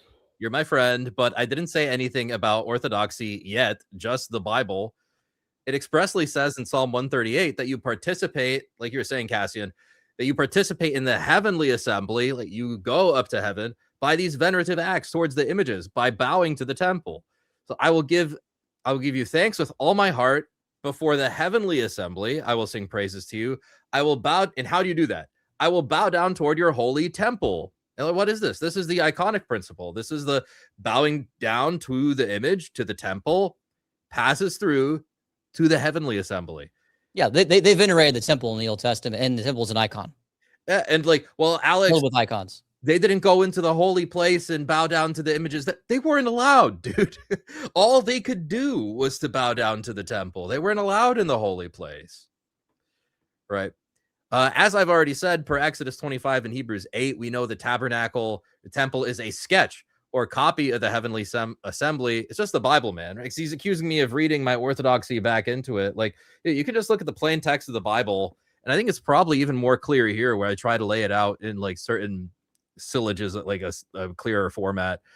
I said Michael Garton, he's the one that pulled this to me. When you go to Dura Europos, there's a synagogue there. Of course, there's an early church. We talk about the church quite a bit, but when you connect it to the synagogue, it's interesting because under the arch, which is the venerated space, if you go to the pagan temple, it's the god Mithras or whatever. When you go to the church, it's Christ the Good Shepherd, and under the arch, that's the venerated space. When you go to the synagogue, what's there? It's the Torah scroll and an image of the temple, and it's facing towards the temple. So it's a good example of them venerating the temple and venerating the law in this synagogue space filled with images, by the way. Yes. Yeah. Why do they face towards the temple whenever, or like Daniel, why is he facing towards the temple, towards Jerusalem when he's in exile, right? Yeah. I think Father Stephen summarized the Protestant objection pretty effectively here. He said, no kissy face means no veneration. All right. Yeah. I'm trusting them with my prayers. I think that's a pretty high form of veneration, right? Like, anyway, to sum up this like little icons thing, it's like, look, premise one, tabernacle and temple is a recreation of the heavenly assembly. This is well attested to. Like, I'm not putting any orthodoxy into this. Like, let's just take the ideas. By the tabernacle temple is an image of the heavenly assembly. It's a recreation of it. By bowing to the image of the heavenly assembly, you participate in worship with the heavenly assembly. Psalm 138. This is very simple. The acts of veneration made toward the image pass through to the spiritual reality depicted. You don't need any shades or glasses or lenses to see this. Like, this is pretty cut and dry here. I think it's going to be fun. You should collaborate with some Orthodox scholars and like putting some do some journal articles. Get this, this idea. There's so many cool people right now in the world of Orthodox scholarship. And as this, it's funny how apologetics sometimes can drive scholarship. It goes both ways. A great example of that, right? They begin asking questions that they haven't asked. And this is where Michael Garten began diving in deeper to okay, what are the art scholars saying about the ancient world? Like, not even Christians. What are the artists seeing? Are they willing to deny any kind of devotional or cultic aspect to these icons? And when you start asking the right questions, we're finding once you ask the right questions, these art scholars are beginning to say, no, these are not just mere pictures. These are not just decoration or even just used for didactic teaching purposes. They are used for devotional purposes. So that already begins building a very strong framework for talking about this. Yeah. And then it's like, you don't really have to deal with all these objections that they come up with, like the at least thrice heretic Origin, talking about how, we don't worship images, or all these semi-Arians talking about, Christians don't worship images. We can just be like, it was there. God told you to do it. And if they say, okay, fine, but wasn't the temple destroyed? Well, then you can just move to, are you conceding iconodulia all throughout the Old Testament? That kind of undermines their entire view, right? So I think it is a very powerful argument. And that's a great idea. Who is an expert in Second Temple Judaism and also a scholar that I would love to collab with?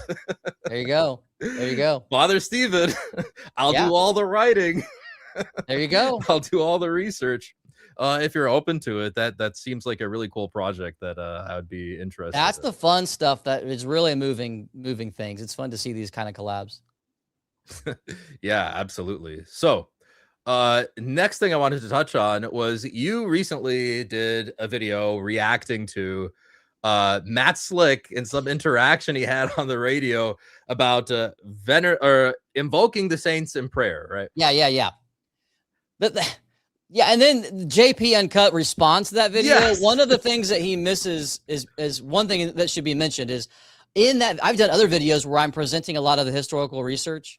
In that video, I wasn't primarily doing that because Matt Slick wasn't bringing up that objection. He wasn't bringing up archaeology and historical stuff. His objection was the saints being able to hear so many prayers is not human. It would make them not human. That's the primary objection I was dealing with that video. So then when you listen to JP's video against me, it's like somebody who's jumping into a conversation about something else. Well, there are a few sections actually from his video that I did want to it's just to go through. He's like, you didn't present any of the historical evidence. It's like, that's not what we were trying to answer. I was trying to give an anthropology to what a human being is and why them hearing our prayers wouldn't violate their humanity. Yes. So here I got a few timestamps here that I want to go through. The first objection, this is the mistake that a lot of Protestants are just I don't know. They're like so sold on dying on this hill here. Where was it? Right here. Okay. Yeah. All right. So as I was saying, see, so now I'm going to have to add chapters and make that all fixed.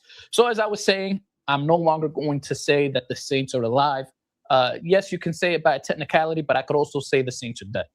Once somebody dies, they're dead. Okay. They're a dead person. The Bible talks about people being dead. Okay. So it is true. You are dead once you die. Okay. That is a fact. So I can say prayer to the dead. I can say that. All right. So that's it. No more playing games. So we're going to review this gentleman here. Very nice guy. Again, very nice guy. A lot of these. Well, at least he had nice things to say about you. I told him I would hop on the stream, but it was like our Holy Friday. I'm like at a ton of services. Yeah, but like, what is this? They're doubling down. Do they not know that there's a first resurrection and a second resurrection? Are they unaware of this, Cass? Like, since this is like your area of interest, maybe you can speak to this, because I was reading through my Orthodox study Bible, and it talks about how the first resurrection is how like the souls of the saints don't go down to Sheol, in fact, and they actually, the first resurrection is when the saints repose. Their souls go up to heaven and they receive life because they're with the source of life, right? So how can we say that they are dead? Like, what are your thoughts on that? Well, yeah, I mean, this is kind of just in our blood when we talk about the harrowing of Hades, Christ ascending into Hades and breaking down the bronze doors and liberating captives, and the holy ones that have been held back, even though they are in Abraham's bosom and they're experiencing a type of refreshment, they still needed to be liberated from death, which Christ does. He destroys death, and he brings them up to the heavenly council, which people kind of view just maybe certain people getting close to that, like in the Old Testament. There's like theories about Elijah or Enoch or something like that, but the New Testament is saying that Christ liberated these people and they're now in heaven. So that's a pretty key point when we talk about there is the resurrection that's going on there, but then we have the resurrection of the body at the end of time, which the saints have not experienced yet. Right. So here's the passage for, if you guys are curious, Revelation 20. If you start from verse 4, excuse me. So then I saw thrones, and seated on them were those who had been given authority to judge. I also saw the souls of those who had been beheaded because of the testimony about Jesus and because of the word of God. These had not worshipped the beast or his image and had refused to receive his mark on their forehead or hand. They came to life and reigned with Christ for 1,000 years, which as Orthodox Christians, we understand that this 1,000 years refers to the church age. This is not a literal 1,000 years. The rest of the dead did not come to life until the 1,000 years were finished. This is the first resurrection. Pretty straightforward, and you have the note in the Orthodox Study Bible explaining that, if it's not clear enough for you guys. There's also another verse on this that I think is instructive that I like to go to. In John 11 it's Lazarus and his resurrection. Nice. That's perfect for since we just had Lazarus Saturday a week ago. It's pretty on theme. It's a preview of the crushing and harrowing of Hades, because I mean, when you look at a lot of the old liturgical texts, when Jesus comes down to Hades, they're like, "You're the one that stole Lazarus from us." Because it's so wild. Yeah. There was the view that the soul kind of hung out with the body for like a few days, but by the fourth day, they had moved on. I mean, the Orthodox tradition even kind of maintains this. If you read St. Mark Curius the Great, he'll talk about that once the fourth day has come, the journey of the soul then begins from the earth. But that's why him raising Lazarus when corruption's already entering the physical body, it's going to be pretty bad in there. He liberates him from the decay of death. Yeah. And the power of Hades. Yeah, this is one of those passages where I think like that Jesus is breaking the fourth wall here, and I knew that this would be recorded and is kind of talking to the reader. So you have Martha saying, You know, Lord, I know, why'd you come so late? You know, he passed away. I know that Lazarus will come back to life again in the resurrection on the last day. But Jesus said to her, I am the resurrection and the life. The one who believes in me will live even if he dies. Even if you die, you still live. And the one who lives and believes in me will never die. Even if you die, you don't die. And then he asks Martha, he says, do you believe this? But in my mind, I'm looking through this and I'm just thinking, like, he's kind of talking to me, man. He's like, Alex, do you believe this? Cassian, do you believe this? JP Uncut, do you believe this? That, you know, even though you die, you will live even if you die? The one who lives and believes will never die, ever. Do you believe this? Yeah, it seems on point. Yeah. I mean, when you look at the book of Revelation, the saints appear to be not held back in Hades, but they're in the heavenly council, and they are in a kind of glory, even though they're not in complete glory with their resurrected body yet. There's still something that they are waiting for, but they are participating in that heavenly worship. So that's our beginning. That's our starting point when we talk about why the saints can participate in the cloud. Yeah, that's that divine assembly, like divine council stuff, really is connective tissue for me when I was first inquiring into Orthodoxy, because I was like, dude, how does this work? Doesn't it say you're not allowed to talk to the dead? Just like blanket rule, blanket ban, you know? But, you know, once you put it all together and you understand that there's like a greater narrative in the Bible, like in the text, I mean, it's kind of like, why are you not invoking the saints? Like, what is wrong with you? Why would you not do that? We're also saying something that they're already doing. Like, we're not saying anything kind of complex. We're asking them to pray for us. We're asking them to intercede for us. We're asking them to rescue us through their prayers. We're asking them to save us through their prayers. It's just like they know our complicated, like our sins are not complicated. We do the same stuff. Our petitions are not these like, you know, huge requests. They already know it. I think sometimes Protestants think we're doing some kind of weird thing in the closet where we're trying to like, well, if I just like do this weird seance, I can get the saint to show up and hang out with me. Like, well, that actually the Orthodox tradition would have something to say about that and condemn that. If you're doing something manipulative where you are just like doing something forbidden to talk to a dead person or to even talk to a saint, but you're doing it the wrong way, that actually that's a violation. So there is a line that can be crossed on how this is done. If it's outside of intercession and you are trying to do something weird in your closet. You guys heard it here first. Weird things in the closet that results in anathema, eh? I just that's how they pitch it sometimes, is that we're doing some weird stuff. Necromancy or something. Yeah. I've been slacking on the super chats, guys. Sorry about that. Kirk G, Orthobros, thank you for the insight, guys. I'm doing my best to be an example for God's church. God bless you both. It does get rough at times. Brother, trust me. I can empathize. I'm sure Cassie can too. It's not always it's like butterflies and pink fuzzies all around. Sometimes it's very painful and difficult. You're not alone, man. Sako Hartunian for $10. Thank you very much. Says, I never understood why there would be multiple tongues in the church in Corinth in Paul's epistle to them until I visited a Greek Orthodox church where they had the chance in both Greek and English. Well, I think sometimes they are referring, I think St. Paul is sometimes actually referring to the gift of tongues, but I'll probably go to the Whole Council of God podcast and see what Father Stephen has to say about those passages in Corinthians. Got anything to say on that one, Cassian? Or yeah, you're just throwing every topic at me tonight. Speaking in tongues in the Orthodox versatility. Yeah, no, there's a lot of good stuff online where you can dive into that. I'm not gonna go into all that today, but of course, God wants us to know what He's given us, and so He does miraculous things to make sure that we can know it. $5 from the Sacred Life says, Contra Celsus is a terrible proof for aniconism. Origen's heresy aside, I think Michael Garden has like thoroughly debunked any Origen quote on this, and like even just the context, like Craig Truglia has that short reel where he's like, look, when they're talking about image worship, they're talking about some sculpture or something immediately behind the altar or like right on the altar. They're not talking about iconography on the walls or on the ceilings. It's a totally separate thing. It's about sharing a covenantal meal with some idol or some image. That's a good point, Baylor. It's not what he's saying at all, taken in context. Total nonsense argument. Yes, thank you for the $5. That's right. Nice. $10 from Taint Nuffam.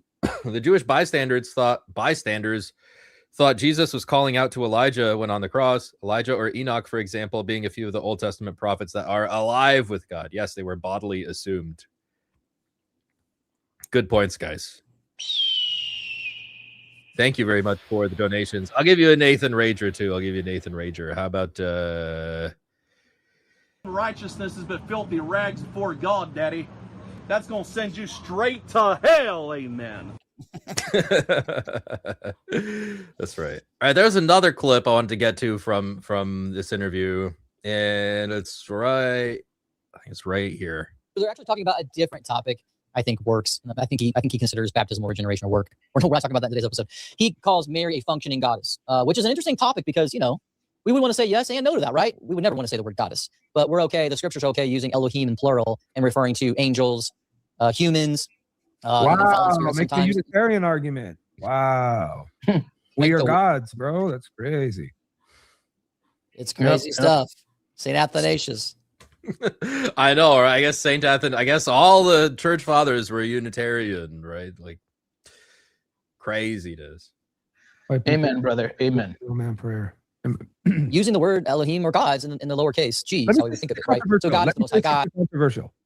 It's because they allowed customs to enter parts of culture to enter into Christianity, and it took it over. That's my belief, and I don't believe those customs and those practices are biblical. Doesn't mean they're demonic, but they certainly are not apostolic. You guys got a problem with me, chat? Let me know. You already got the link up, right? They can pull up whenever they want. I love how he flips it. Guy that said he was going to come. You got a problem with what I'm saying? Come on and fight me. You know, it's interesting because, I mean, when you do a word study on Elohim, I mean, I literally just interviewed Father Andrew Damick on this, and he breaks down how the plural word gods, which we would, you know, lowercase g, but it's used for angels, it's used for the fallen angels or demons, and it's used for humans if you just study basic Bible lingo, you know. But they're not really even engaging my video at any level. Yeah, it's not on the merits at all. They started making, so I referenced Father Andrew's book in the stream, and they just, all they did was like make fun of it, saying the book's about Lord of the Rings because it said Lord of the Spirits. Like, why aren't you quoting from the Bible instead of Lord of the Rings? I'm like, he's quoting from the Bible. The whole book is about biblical theology.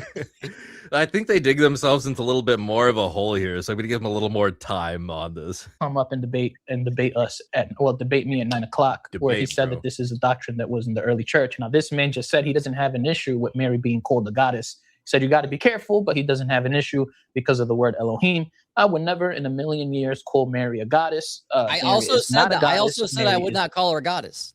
I said she's divine. I wouldn't call her a goddess, but like, I don't know how you take that. It's a creature, and I understand that a lot of these guys would say that, yes, she is a creature, but I'm not praying to Mary. I'm not holding Mary to higher regard than anybody.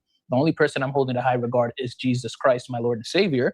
Mary was a vessel. We give her credit, but that's about it. I'm not praying to anybody but God, and you can't force me to do that. Wow, that basically sums up their attitude. Yeah. I'm sorry, dude. I'm not gonna like go and debate you because I read the Bible. This is what I think it is. That's what I believe. You can come debate me, bro. I'm sorry. I trust the church fathers as to what is apostolic more than you, like thousands of years after the fact, when we have like a straight line of saints, like, it goes all the way back to the apostles. But this is something that this also came up in Matt Powell's debate with Father Ivanov, and that the fact that the word God can have multiple reference even in the Bible itself, like Exodus 7 jumps out where it says, so here's the NET, and it has a very good note on this. I'd like to go through that too. It says, so the Lord said to Moses, see, I have made you like a God, or like God to Pharaoh, and your brother Aaron will be your prophet.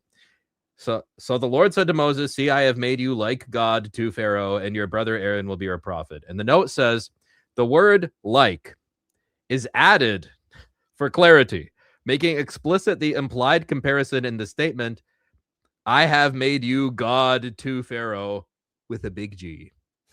I've made you God to Pharaoh.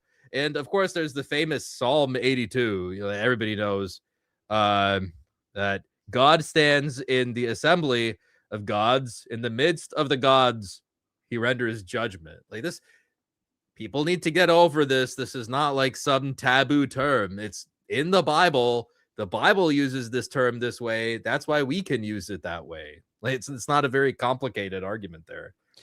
Yeah, and I'm responding to Matt, who's saying that the saints are violating their humanness by being able to participate in hearing our prayers. And so then we have to give them like basically him a historic Christian understanding of what we think of a human in the Bible. And this is the starting point. You have to go rewind the tape to paradise, which just relates to the debate we were just listening to. But you got to rewind the tape for these guys because they have such a low view of humanity. Like God has a higher view of humanity than these guys. Like you've got to do a study on angels in the Old Testament and realize, wow, God used angels in some pretty significant ways. I thought everything material was bad, Cassian. Vulps with $5. Thank you, man. As a Limp Bizkit fan, I'm offended. The man on the bottom right, not you, Cassian. I assume in the JP stream, man on the bottom right is stealing Fred Durst's classic look for the sake of heresy. He's not my generation. Well, thank you for the denunciation in real time. Thank you for the donation. Righteousness is but filthy rags before God, Daddy. That's going to send you straight to hell, amen. There was one last portion of this that I wanted to go through, which kind of touches on that point that you were talking about of like expanded knowledge that the saints have. And it's right here. Okay. So he proposes the question that if she's going to hear prayers, that she has to have access to the mind. Which is, when you read the scriptures, this is not even how it's proposed, right? When you look at like the prophet Nathan, for example, the prophet Nathan knows about David's sin, King David's sin with Bathsheba and all those things. He lies to the nation, he murders her husband and all that. He knows it because it's revealed to him by God, right? So the saints are in the cloud of glory. The book of Hebrews will say it's a cloud of witnesses. Slow down. So because something was revealed to Jonathan here, now that must mean that the cloud of witnesses get things revealed to them, specifically us praying to them, which is not active in the first 300 years of the early church or in the New Testament. Wrong. That's wrong. You see the leap? First 300 years. Bit of a Not only that, that's Hebrews 11 into 12. If you read Hebrews 11 into 12, you're going to see that the author's not trying to point out some information that those that have passed on. He's trying to say the witness, the testimony of those in the past. That's as best as you can grab from that verse. But you can't make that verse say something that's not. Hey, What are they talking about? Yeah. You see in the Bible many, many instances of the saints having expanded knowledge here on earth before not even being in heaven, here on earth.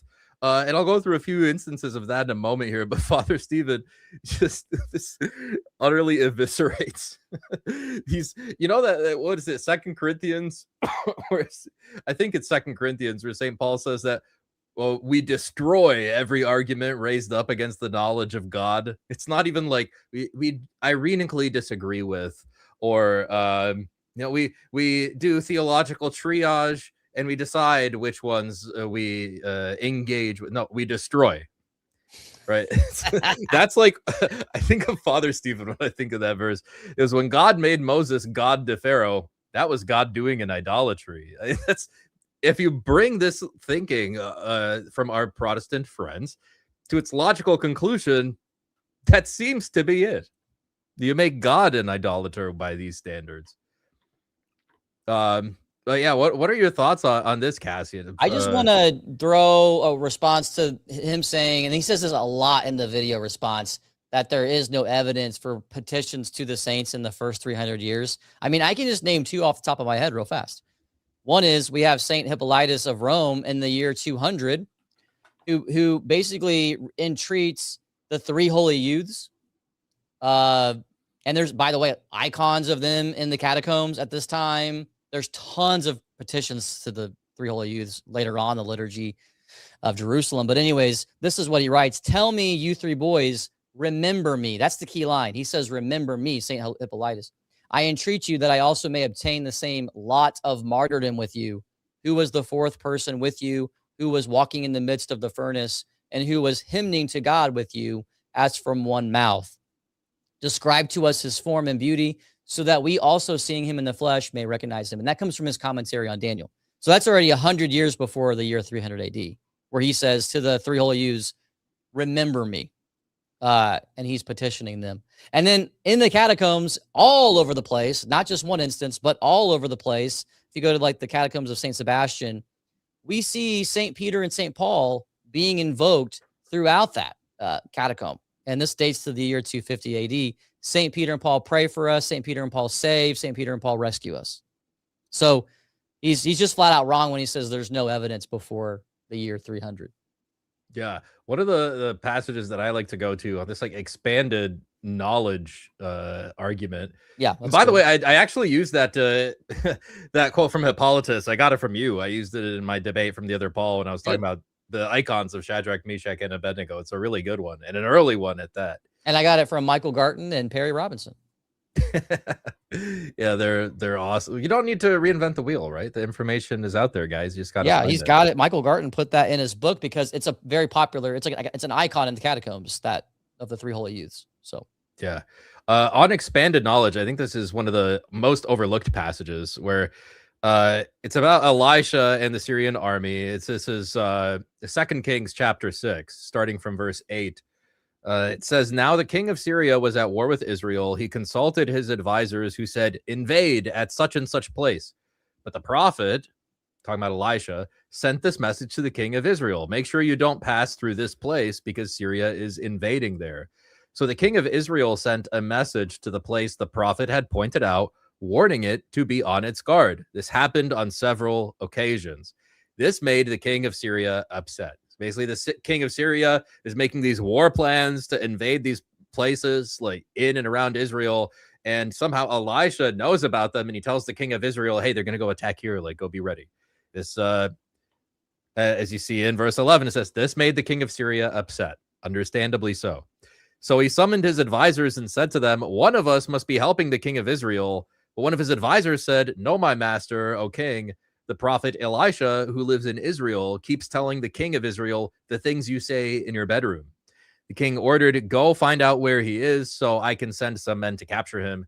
The king was told he is in Dothan, so he sent horses and chariots there along with a good-sized army. They arrived during the night and surrounded the city. And then you see the servant has his eyes opened and he sees the in the next episode, he sees the all the heavenly hosts that are surrounding them. So like again in this verse, also in Acts 5 with Ananias and Sapphira, like Saint Peter, nobody tells them what they did. Right. Yeah. I mean, how many instances are there in scripture of this participation in divine knowledge because God reveals them this hidden knowledge that they wouldn't ordinarily know. And they're on earth. Yeah. They're not even in heaven yet, right? This is another like good one, I guess, because the New Testament, everybody knows this one. They just don't realize that it also has expanded knowledge. So chapter 5, verse 1, it says, now a man named Ananias, together with Sapphira and his wife, sold a piece of property. He kept back for himself a part of the proceeds with his wife's knowledge. He brought only part of it and placed it at the apostles' feet. Nobody told Peter anything.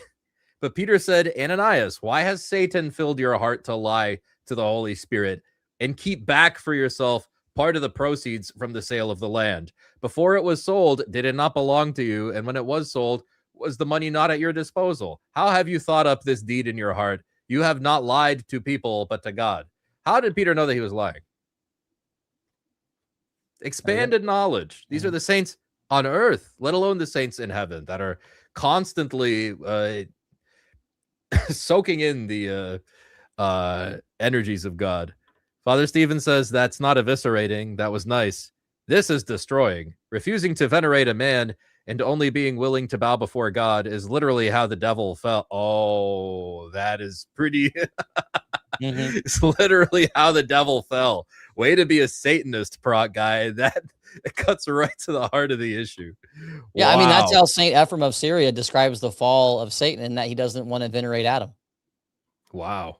Like, what kind of this is why you have to go back to paradise, and you got to even rethink your own understanding of human beings, where if this is actually the narrative of Genesis, Satan doesn't want to venerate Adam and is jealous of him, and that's what is part of his fall and downfall. Yeah. That changes how you think about veneration. So would you say that like these are the things that probably brought you, like, because you were Protestant seminary, right? Yeah, Bible I was in college? theology school. Yeah, like I went to Taylor University, so I was getting a degree in. I got a degree in biblical theology. Took 2 years of Koine Greek, and I did another degree in Christian educational ministry. So those are like my dual degrees with missions. And so then I went off to do church planting and did a little bit of a few master's classes and church planting and things like that. So that's my backstory. So is that like how did you get over it? Because these are like some of the biggest objections that some people have to like the ancient churches, or these practices of venerating icons and invoking the saints in prayer. Like, were these like taboo issues for you? Or No, I wasn't really like anti-Catholic or anti-Orthodox growing up. I mean, I may have heard it growing up, but by the time I'm in college, I'm not thinking like that at all. I discovered the fathers. I was rereading biblical theology in a way that I had never read before. So I took a course on Second Simple Period Judaism, and my professor, Dr. Larry Hellier, wrote a book on Second Simple Period Judaism. So I'm beginning to rethink a lot, reading a lot of Dr. N.T. Wright, Dr. Ben Witherington, a lot of scholars that are New Testament scholars. And I'm really beginning to look at things differently from a sacramental worldview.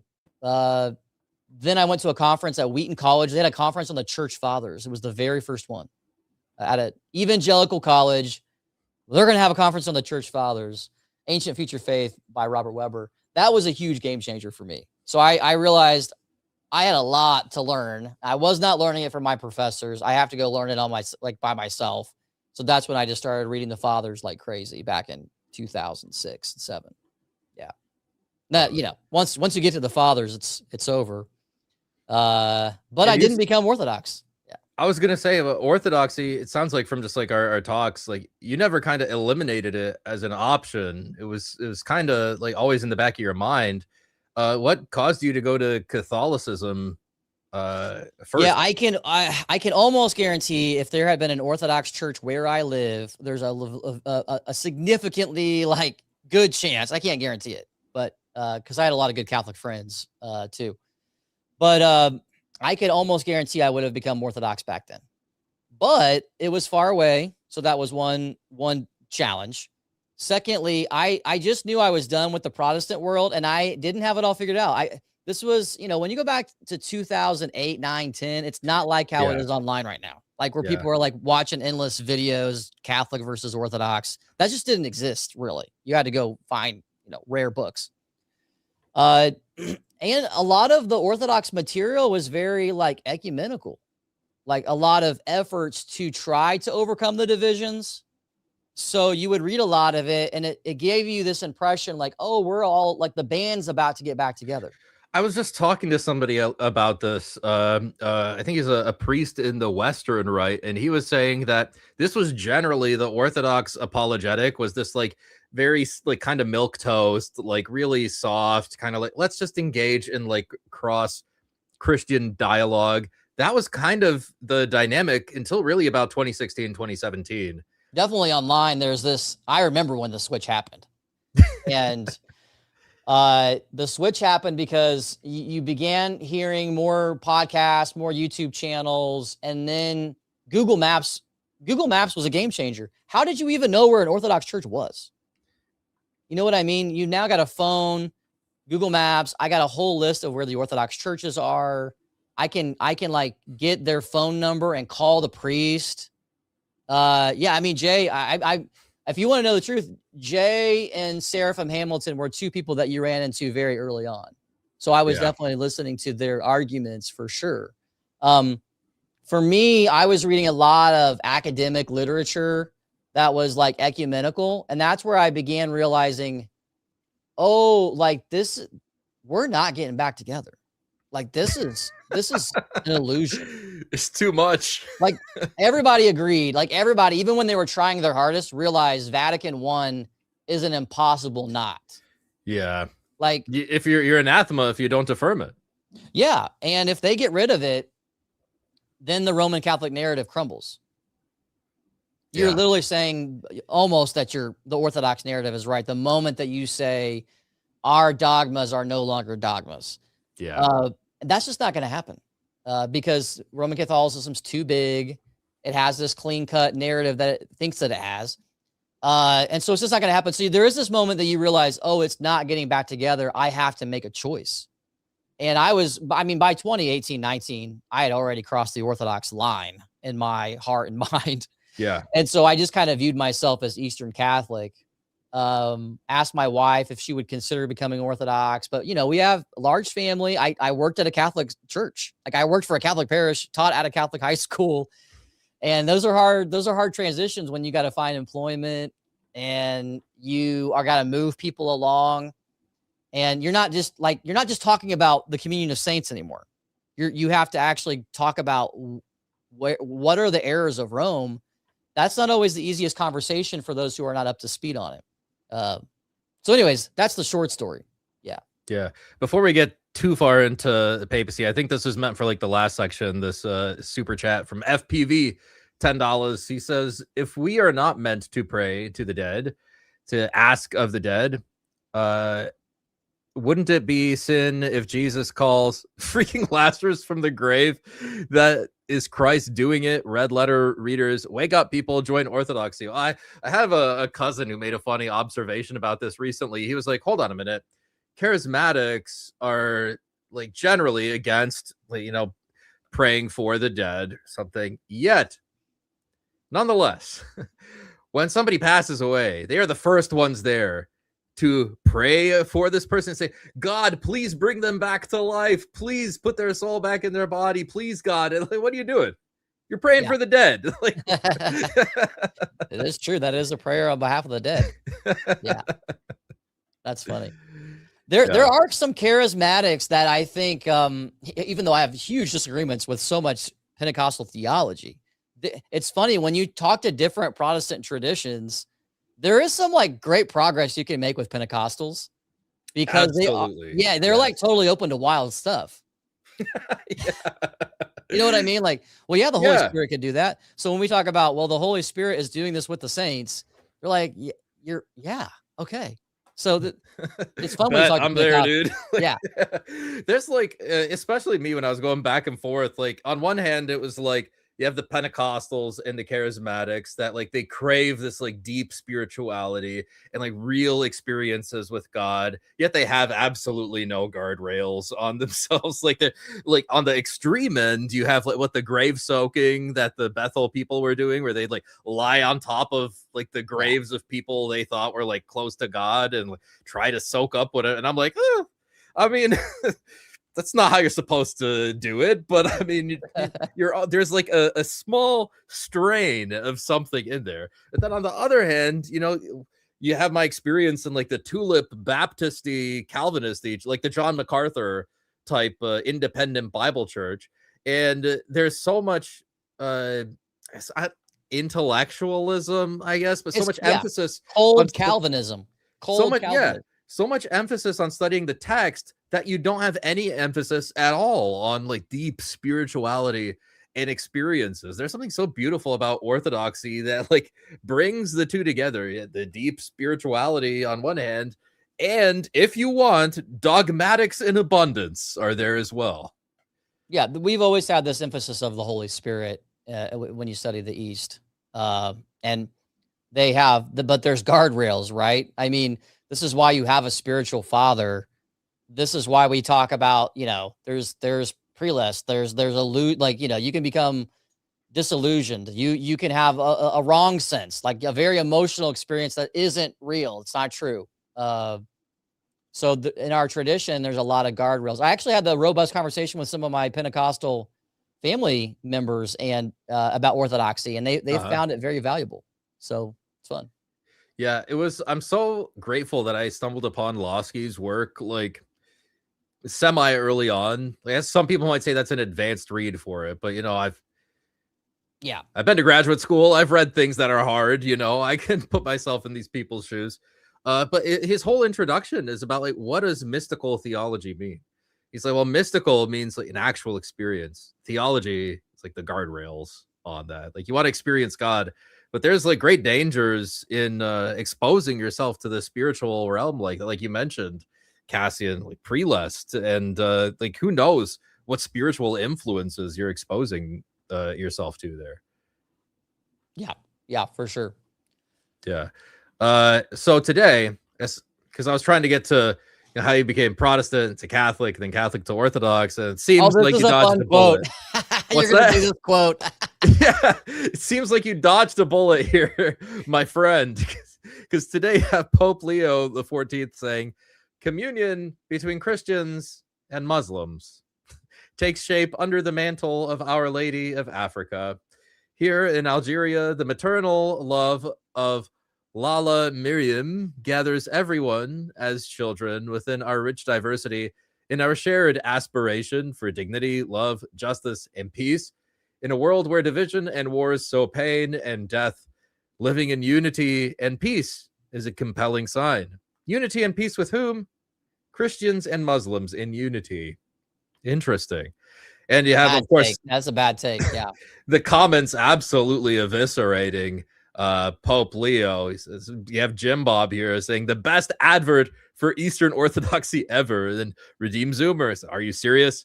Catholics are being martyred every day due to Islam. Spain did not spend 500 years reclaiming Christendom from the Islamic empires just for you to say stuff like this. Henry here says, thanks for promoting Orthodox Christianity.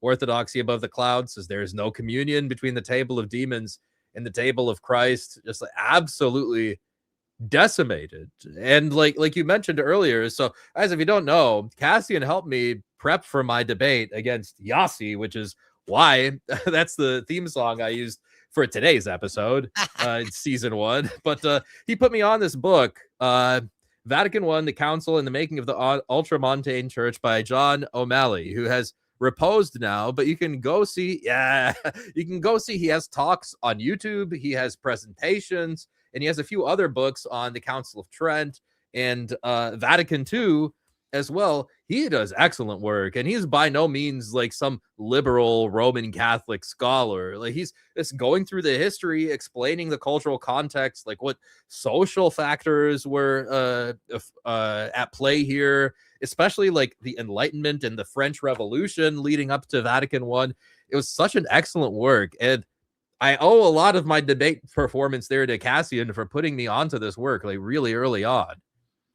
So thank you for that, man. Well, I mean, part of it is I've been following Elijah Yossi for many years, and I know his approach to papal minimalism, and I know his read on Vatican I, and I'm just like, this is like definitely one of the books that you want to use against someone like Yossi, because the debate at Vatican I was obviously not papal minimalism. It was a rejection of papal minimalism.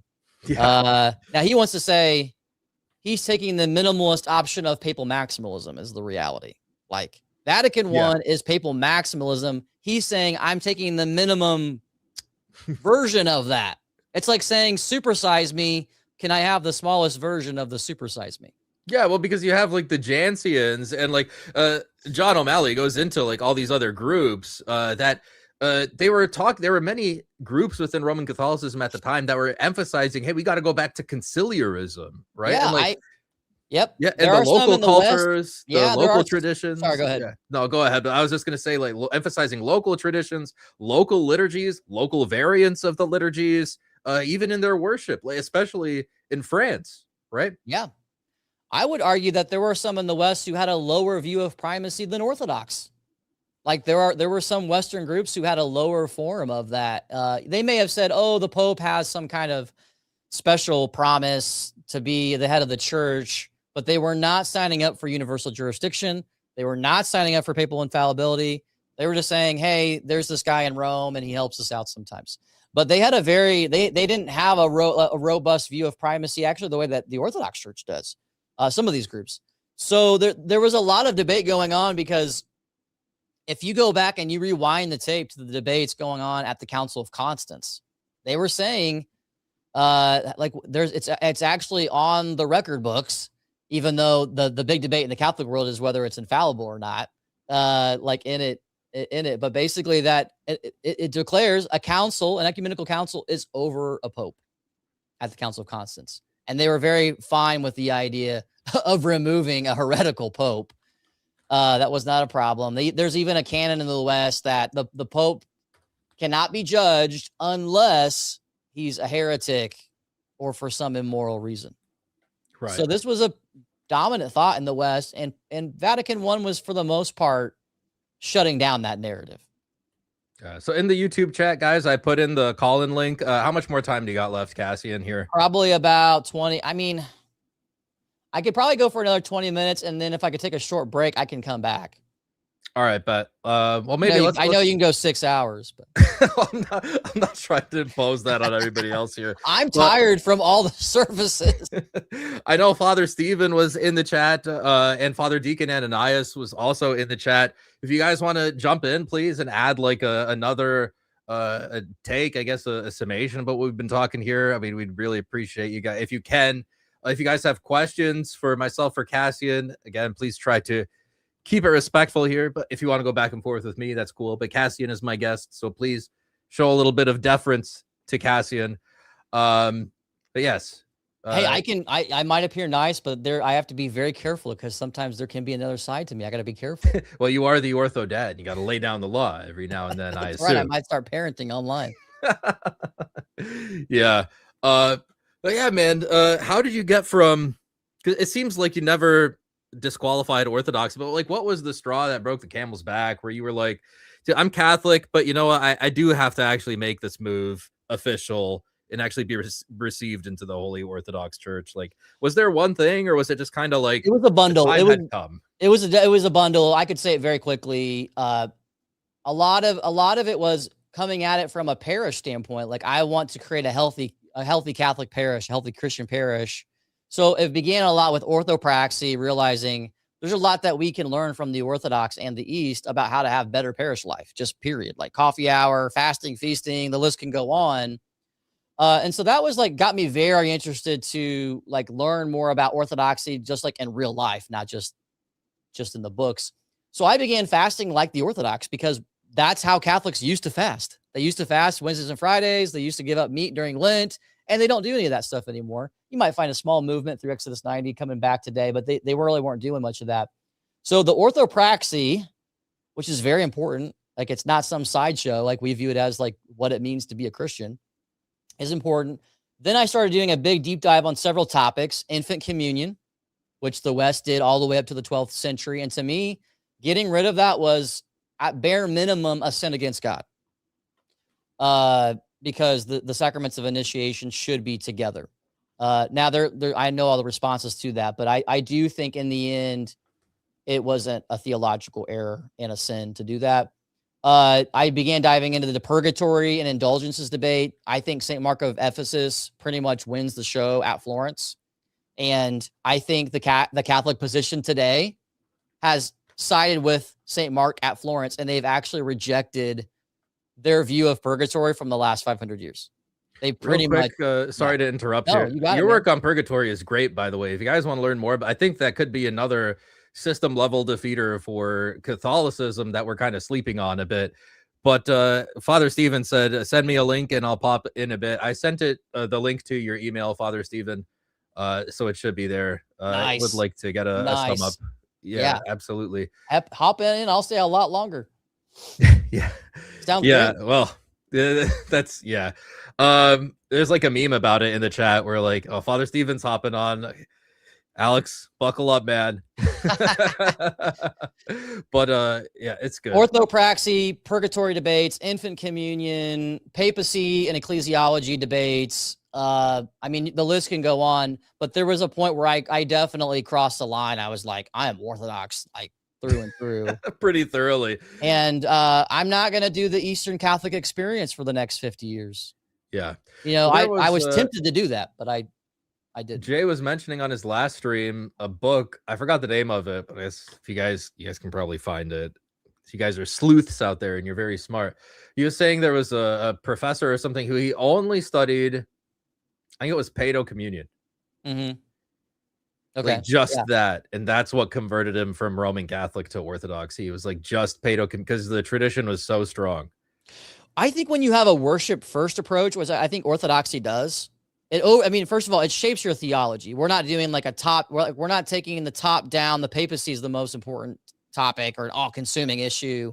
I think when you have a worship first approach, you're going to, number one, you're not going to overhaul your own liturgy like they did in the 1970s, which I think has shattered much of Roman Catholicism, and they're having a hard time putting the pieces back together. But also, you have no good reason to end infant communion while maintaining infant baptism. Yeah. You can only come up with theological errors to do that. So, for example, if you propose that they cannot give adequate worship to God to receive communion, you already have the wrong view of worship. The children are to come and receive Christ, who is their true food. And so just as Adam and Eve can be, brought to life and immediately they are partaking of the fruit of the garden, like they're initiated and they're partaking in the divine life of Christ. So why would we refuse or delay their participation in the divine life, the medicine of immortality? It just doesn't make any sense. Doesn't make any sense. No. And you can find all the Orthodox arguments for infant communion in the West. And Father Robert Taft, he's a Vatican scholar. He said that this is a magisterial reversal, like in the magisterium itself, because they're admitting. Yeah. They're admitting it. But that's because he's an ecumenical kind of guy. He doesn't care. He doesn't feel like he has to hold all the cards together anymore. He said Pope Innocent I said that that infants are to receive the body and blood of Christ, and he ties it to John 6 that they will not have life, and so he views it as a mandate to give them communion. So now there might be a response by those who like to get the 1,000 footnotes and say, well, that wasn't ex cathedra dogmatic, blah, blah, blah. But it's definitely, first of all, that scheme didn't exist yet in the 5th century. That was also a development. Yeah. I'm pretty sure Pope Innocent was saying it in such a strong way. He did not view it as wanting to be reversed. Yeah. Yeah, absolutely. On the topic of purgatory, if you guys want a quick little apologetic. Sure. I think this is the, well, you'll know this one. Yeah. This is usually the passage that they go to in 1 Corinthians chapter 3. Says, like, according to the grace of God given to me like a skilled master builder, I laid a foundation, but someone else builds on it. And each one must be careful how he builds, for no one can lay any foundation other than what is being laid, which is Jesus Christ. If anyone builds on the foundation with gold, silver, precious stones, wood, hay, or straw, each builder's work will be plainly seen, for the day will make it clear, because it will be revealed by fire. And the fire will test what kind of work each has done. Mm-hmm. Now, there are apologists like Voice of Greason who take this to be purgatory, but Cassian, purgatory refers to the moment the soul leaves your body, correct? Yeah, it's talking about like particular judgment, and then you're sent to Hades or whatever school, wherever they want to place purgatory, because there's different schools of thought. Yeah, and if you notice, this is a created fire. Now, I know there's a whole debate about this, but all of the theological schools in the Roman Catholic world, from Dominican to Franciscans to popes, all taught it was created fire. Now, that doesn't mean that it was dogmatic at the highest levels, but this is the debate at Florence. Like, this is the debate. This is what St. Mark is having a problem with, because he's saying, number one, this 1 Corinthians text, like so many of the fathers, equate it with the return of Christ, the parousia. right? Because it's Yes, the day. that's what I was It's the day getting of the at. Lord. It's the Yeah. capital D Yeah. day. The Yeah. purgatory is about the particular judgment. Again, like I feel like we're kind of coming around full circle, where I kind of started this stream saying, like, look, you need to keep in mind when you're talking about these things, this distinction between the particular judgment and the great white throne final judgment. And Right. like, this is such a blunder from like Catholics that try to use this as a proof text for purgatory. It's very clearly, obviously talking about the final judgment. This is not talking about purgatory. It's definitely the emphasis of the text. They'll use, I mean, I've written about this. Pope Benedict XVI, Joseph Ratzinger will say, well, but it would be naive of us to think that the general judgment has nothing to do with particular judgment. Well, it's like, well, that's true. I mean, They're they're abstraction. They are related, yeah. but they aren't going to be related in every way.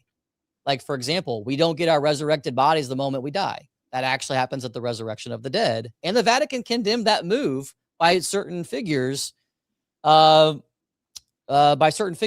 certain cardinals who were trying to advocate for that view. So they're not going to do that in every single case.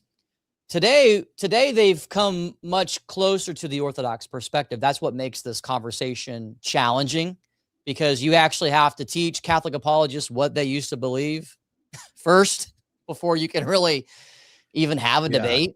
That part is really annoying.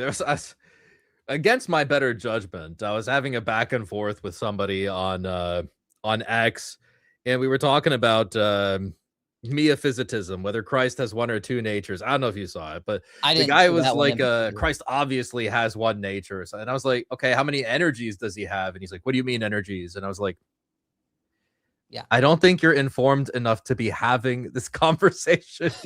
Right. But I got to put everything on hold for a second, because we have the one Father Stephen DeYoung, yes. the one and only. Christ is risen. Real Indeed, quick, he is risen. I do want to go through the super chat from In the Filth. I kind of forgot about it, but he says, speaking of Roman Catholics crumbling, MAGA Catholics, trad Caths, and sedes crashing out on X over Trump versus Rome. Half are just Protestant that like incense. It does seem that way. Thank you for the donation, man. Righteousness has been filthy rags before God, Daddy. That's going to send you straight to hell, amen. I love that zeal. Father Stephen. He's going to have some good thoughts about purgatory. Yeah. It's been a minute, Father Stephen. I'm glad to have you back on the channel. Well, I didn't go on anywhere in Holy Week and even before that for a while. So for obvious reasons, probably. Yeah. Probably resting for the first time. Yeah. The only time during the year. Now, I do want to say, I'm guessing you probably didn't listen to the most recent Lord of Spirits, but because you had other things to do.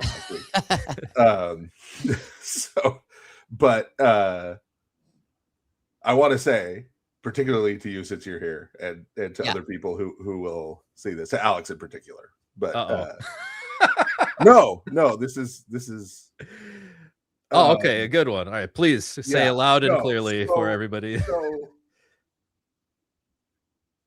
I had a realization over the last couple of weeks that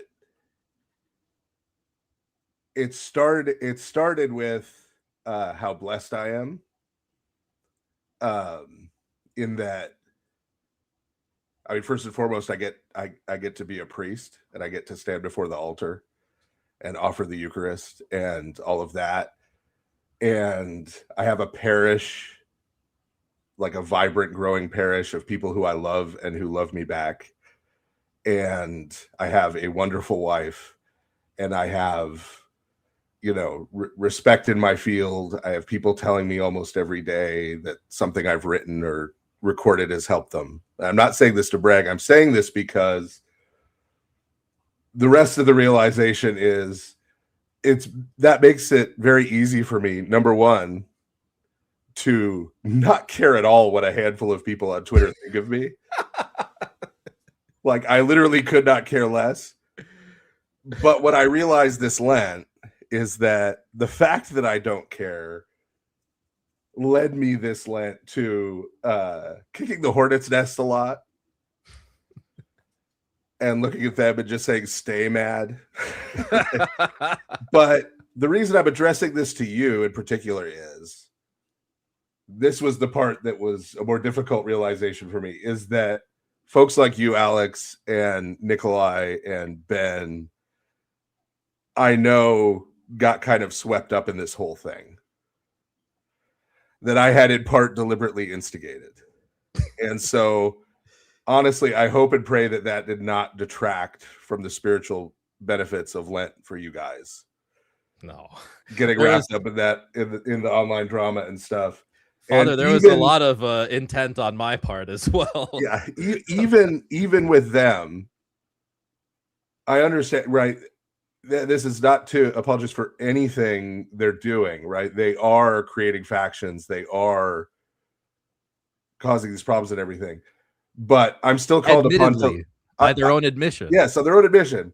But I am still called upon to love them, right? And stay mad, bro, is not love,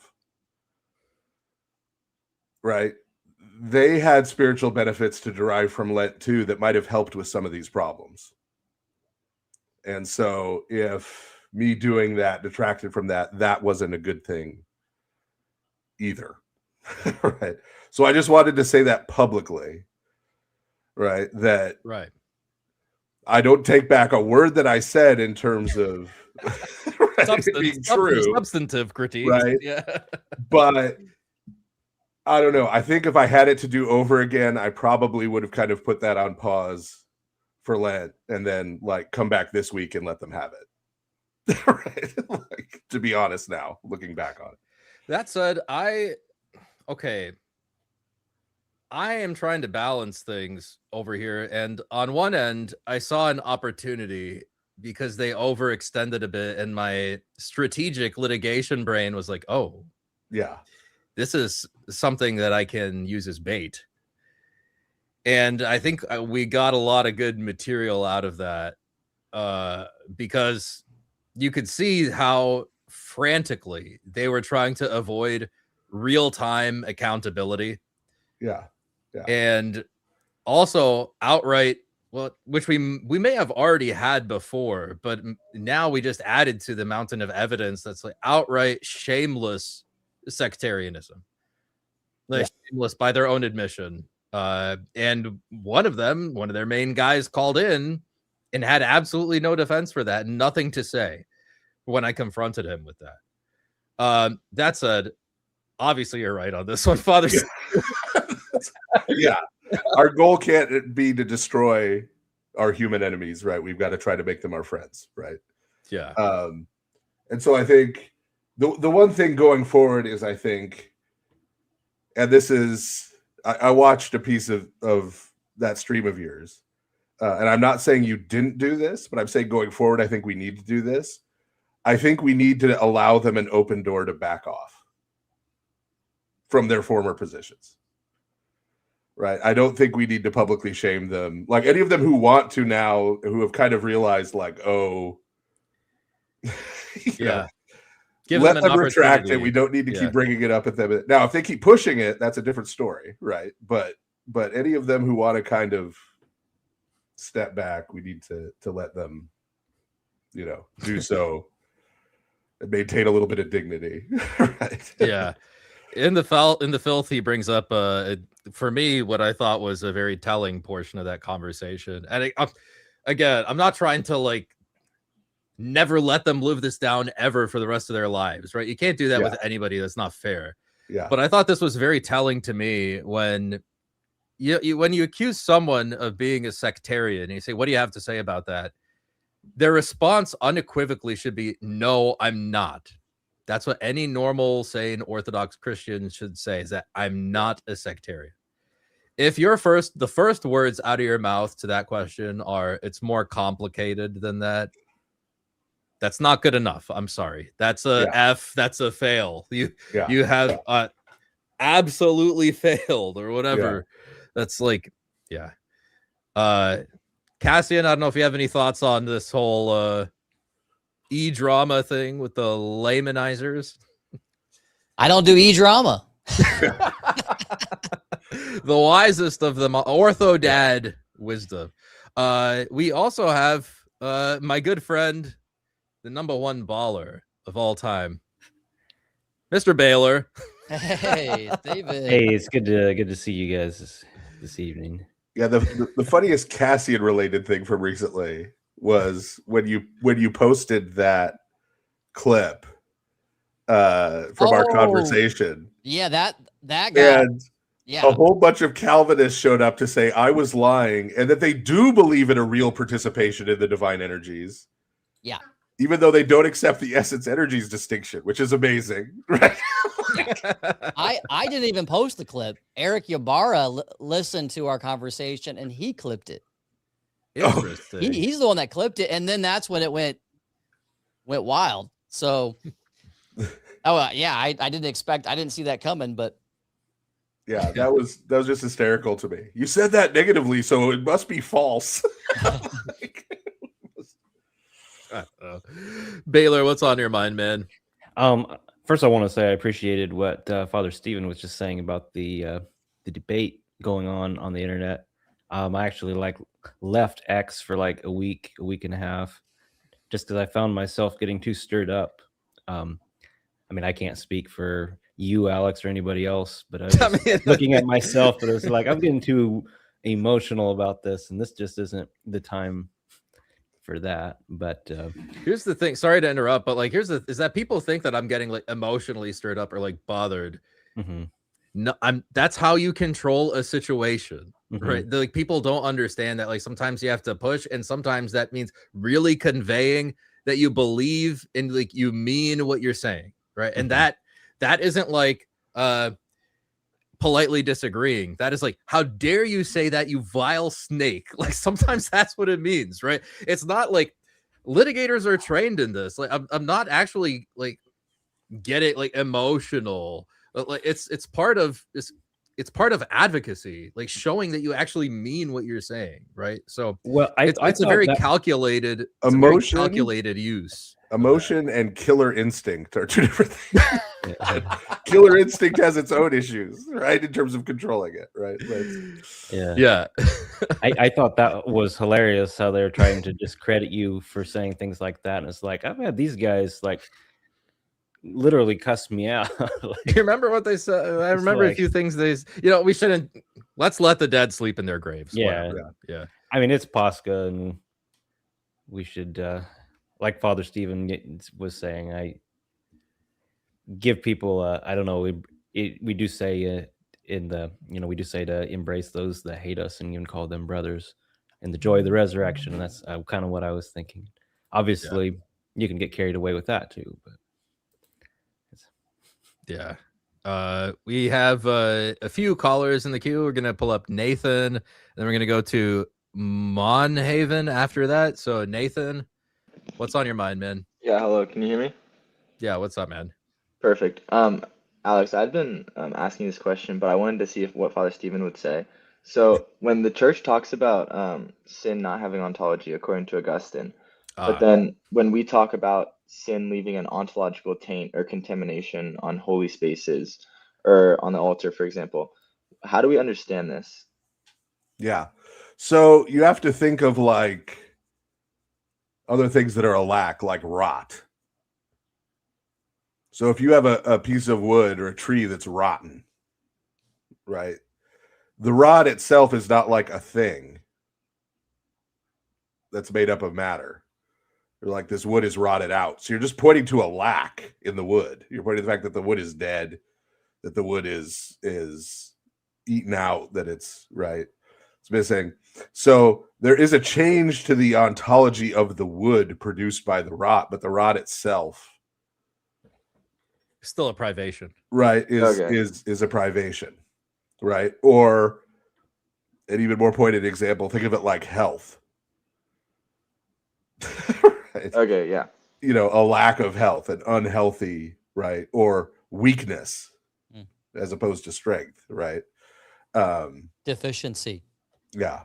B12 deficiency. Yeah. And this is why I think the Torah chooses things like mildew and leprosy to use as these indicators of sin. Okay, thank you. So I think I was reading, it was St. Gregory, and he was talking about it like rust. So would that be the similar idea? Like rust would be corroding the metal? Corrosion. Yeah. Okay.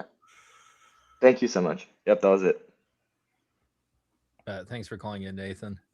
That's a good question, because I think people get confused on that sometimes, because there is like a strong like you can't give like ontology, I guess, to sin, like making it a created thing, but there is like a real effect from it. Like it does have like some ontological significance to it. Yeah. It's like a really important distinction. It has effects to created things.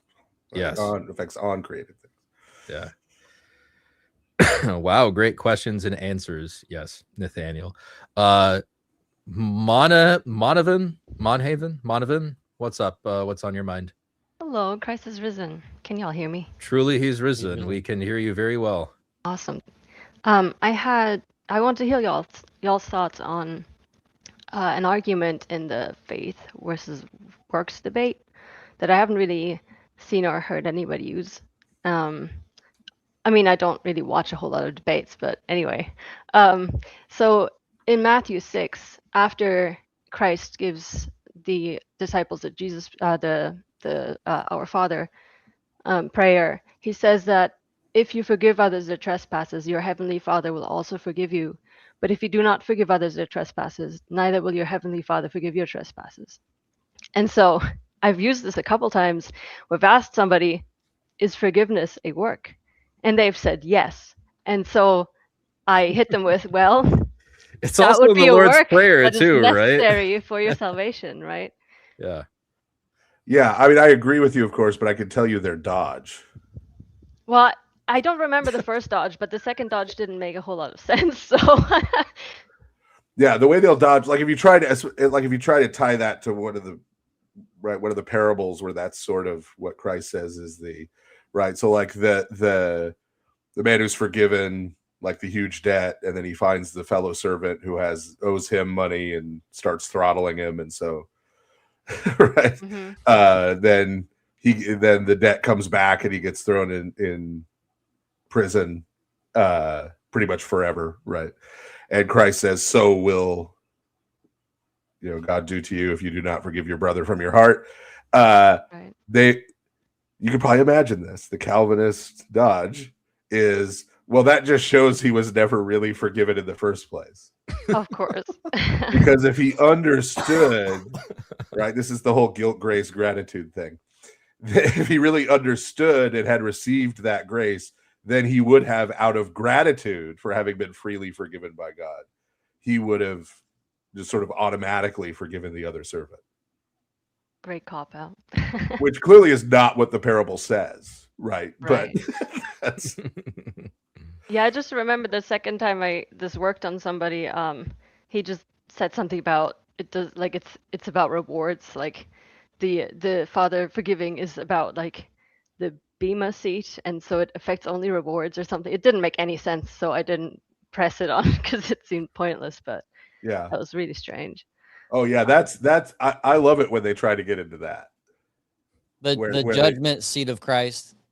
Yeah, and rewards. That there are going to be people who have different rewards in quote unquote in heaven. This is part of the problem too. They have a sub-biblical eschatology in the first place, right? And by that I mean they don't really believe in the resurrection of the dead. They will insist they do, but unless I'm there saying something, they're going to talk about people going to heaven or hell for eternity, which is just Gnostic eschatology. Right? It's bodiless Gnostic eschatology. That's right. So they have to try and come up with, when you push on it, like it sounds good. They'll say, oh, no, all those passages talking about works, those are just extra rewards you get in heaven. And then you say, well, yeah, but what does that mean? Right. Right. Like their heaven is better. Like they get real ice cream instead of frozen yogurt. Like well, most of the time, I've heard people talk about that. It was more like about like, are you gonna get the bigger mansion or the small house? Like, right. Yeah. Like it really does not make sense. Right. It's gonna have like a little shack in heaven, like yeah. some little skate or something. The cleverest response to that. The cleverest response to that, right? If you get a really sharp Calvinist, right, is they say, oh, no. See, we receive these different crowns, but then we cast them all at Christ's feet. So we sort of get these rewards, but then immediately give them back. Of course. Because we acknowledge that it wasn't really our doing, right? And so then it's like, well, then what's the point of this whole exercise, right? Well, for God's glory, right? Right. There you go. Yeah. Yeah. You got a comment from Nathan Martin 3633. He's the Nathan that just called in. He said, "Thank you, Alex, for letting me call in, and thank you, Father, for the clear answer." Yes, there's another comment I saw. It's like Father Stephen explains so that even the slow boys can understand. Or the slow girls, as it were. Or the slow girls. I do have another question, if that's okay. Please go ahead. Yes. Since Father Stephen is here. Some weeks ago, I started re-listening to the whole Counsel of God, starting with Genesis. And I really appreciated your explanation of knowing somebody or someone, how it means like an intimate knowledge. But I was trying to wrap my head around what it meant for Adam and Eve to intimately know evil once they ate from the tree of the knowledge of good and evil. Because, like, I mean, obviously it's a mystery because it happened in an instant, but I mean, intimate knowledge happens through experience, right? So they hadn't even had the experience of death because, you know, as you explained, that one of the reasons God killed an animal in front of them and gave them skin suits is because they hadn't seen death. They didn't know what it meant. And so can you speak about that a little bit more? Well, yeah. So the part of the point I was making in terms of that intimate knowledge is that God, of course, like knows what is good and what is evil. Right. Right. So we're talking about like an objective, external kind of knowledge, right? Like God can identify this is good, this is evil, right? And angels can identify this is good, this is evil, right? Even the unfallen ones, right, could say, yeah, you know, God is good, those demons are not, right? And so this isn't just what's being referred to by the eating of the fruit, right? Is not just like, oh, now they also know the difference between right and wrong, right? Right. The fact that they had done it disobediently means that they had become acquainted with evil, specifically rebellion against God, which is sort of the core definition of what evil is, right? They had become acquainted with it by doing it, right? By experiencing it, right? So think about it like I can read a lot of books about war. And I could even read books from people who have been to war, soldiers, right? Talking about their experiences. But the soldier who's actually been to war knows war in a way that I never will, no matter how many books I read. Yeah, absolutely. Right. And so I think that's that same kind of distinction. Yeah, well, Adam that's and why Eve- that's where my question comes in. Is like, Yeah. I mean, I guess they had that one experience of it, but Yeah. I suppose I was thinking that intimate knowledge was more broad than that one experience, if that makes sense. Right. Well, so previously they had knowledge of good. They didn't gain knowledge of good, right? Because they knew God. Which, right? yeah, so that He was good. also experiential, So right? what they come to know by that experience is evil, right? And like I said, all of evil is summed up in rebellion against God because it's a negation, right? It's just a negation of God. It's a negation of God's energies, his activity. It's a negation of who he is. It's a negation of his order for right? It's just a negation of everything to do with God. Mm-hmm. And so in that way, every sin is fundamentally the same in that it is a rebellion against those things. Whether we're talking about the depths of the Epstein files or what Adam and Eve did, or, you know, mid-20th century Central Europe, Russia, China, right? Any example of evil we want is fundamentally that kind of rebellion. And so to become acquainted with it in any way is to become truly acquainted with it. And this is part of what the fathers find in terms of their understanding of sin. When you read the fathers talking about sin, they're looking into themselves, and most of like the desert fathers hadn't committed a ton of murders. I mean, some had. Right. St. Moses, the Ethiopian, had committed some murders, but most of them had not committed a ton of murders. Most of them have not committed plenty of varieties of fornication that were common in the ancient world, right? They hadn't actually committed that. But when they got in touch with their own sin and their own sinfulness, they realized the fact that they had done the things they had done meant that they were capable of all of those things. Right. That all those things, no matter how horrible, no matter how little we want to think that we could ever be capable of that, we really are. And the proof of that is the things we have done. Yeah, that's an important insight. Reminds me of Jordan Peterson. Yeah. Well, and I got that. I've told this story once on an episode of Lord of Spirits, but and this is passed on from my dad. So when my dad was a kid, he was watching the Nuremberg trials because they were televised.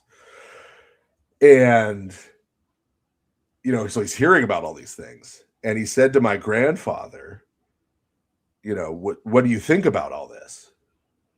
Right? This is horrible, right? All these things. What do you think about this? And my grandfather said, "There, but for the grace of God, go I." Which we usually use as an expression like, oh, something bad might happen to me, right? But the grace of God keeps these bad things from happening to me. But the way my grandfather used it was, if it weren't for God's grace, I could have done all of those things. Wow. Right. And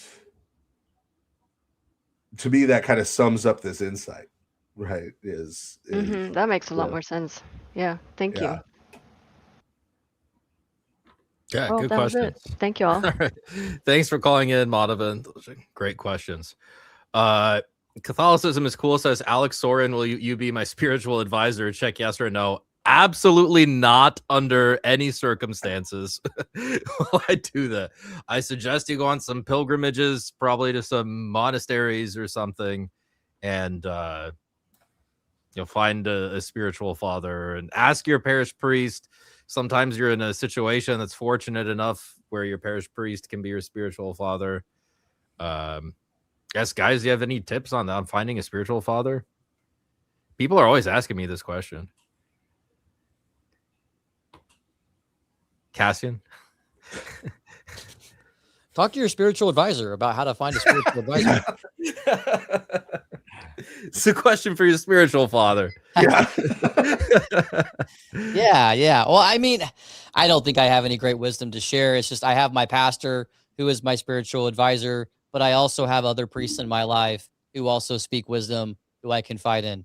So I just love being in the Orthodox Church and being around so many wise people. It's great. Yeah. Always start with your parish priest. Yeah. And if there's some fundamental incompatibility or problem, the vast majority of parish priests will not have an issue with, because they'll probably be detecting it too. Right? Will not have a problem with you going to someone else. And if you have to find someone else, start with, again, other local clergy, right, who you can see regularly. Don't pick someone, a monastic in a monastery in another state who you're going to see once every 3 years. That's a good point. That's not the best, pick for a spiritual father. They may have great advice to give you once every 3 years that you should listen to. But in terms of a spiritual father, you want somebody who you're going to be able to see regularly. Yeah. Baylor, any thoughts? I think it was Father Jonathan Ivanov that, when I was inquiring into Orthodoxy, suggested to me, is like, just accept what God has seen fit to give you. And by that he meant your local parish, your local priest. And if it weren't for that, I don't know, I might have made a dumb decision trying to find something that I thought was what I wanted, and I didn't get what I wanted. I got what I needed. Yeah, and you're gonna go shopping for a spiritual father. Yeah, that's a good point. Got a super chat from Mouth Beats. $20. Thank you very much for Father Stephen. We got a tough one. He's gonna try to trap you, Father Stephen. No, thank you for the super chat. The reason I'm not scared. Oh.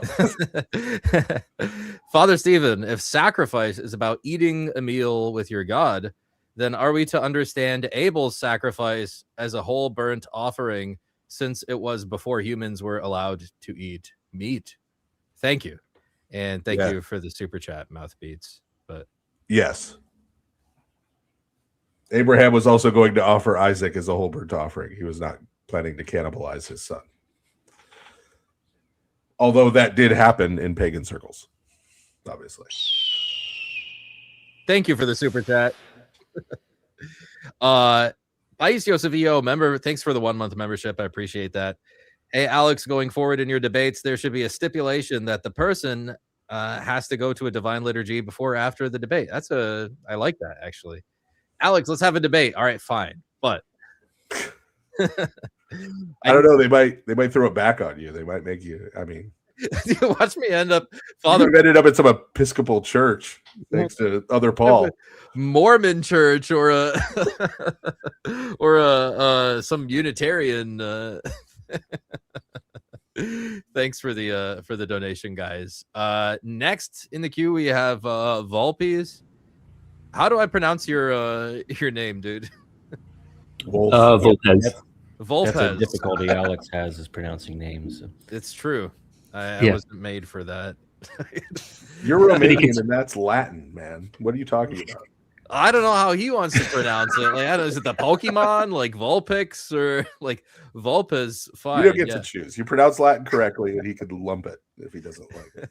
Fair enough. What's on? I'm going to call him Wolpus just to. Yeah, I was gonna say that, Father, as an aside. Like the classical pronunciation makes the name a lot more goofy. Yeah, Wendy.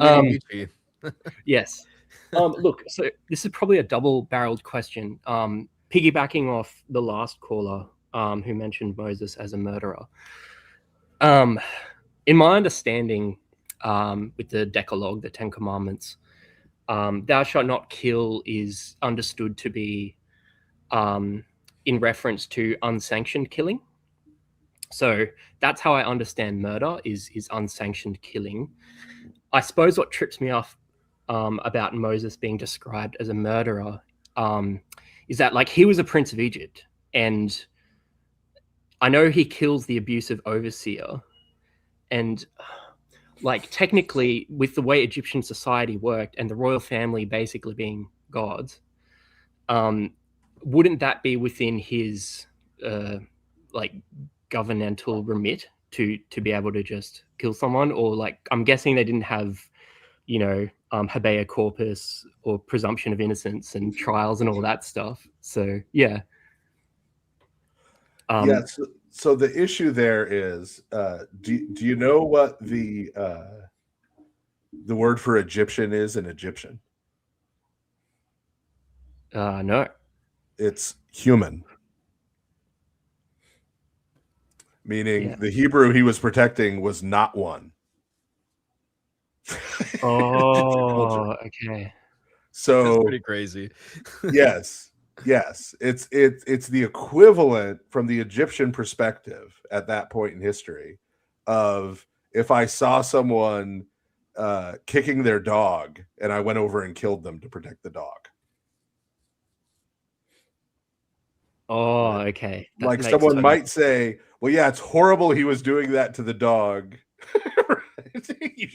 You should have told him to knock it off, right? But you don't go and murder him, right? A human to protect a dog. Yeah, for some destruction of property crime. Yeah. Okay. So that by Egyptian standards, an unjustified killing, but by God's standards, seems to be a justified killing. Right. Yeah, we would see that as defense of other because we think all humans are human. Yeah. But that's literally that is St. Paul. That idea did not exist in the world before St. Paul. Yes. In Rome, yeah, that's why Jews were crucified. Right? If you've ever wondered why St. Peter was crucified and St. Paul was beheaded, it's because St. Paul was a Roman citizen. So it was illegal to crucify a Roman citizen, right? Because it was such a horrible way to die. Yeah. But under Roman law, Jews were non persona. In Latin, they were non-persons, and therefore could be executed in that way. Yeah. You so see when, this? Yeah. Sorry. Go ahead, Father. When St. Paul, like Acts 17, is talking about from one man, God made all the people of the earth. Right. This is revolutionary thinking. He redefines the word nature as it's used in terms of human nature.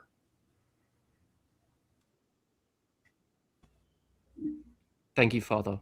That links back to your prior comments that I've heard about how pagans understood nomos as nature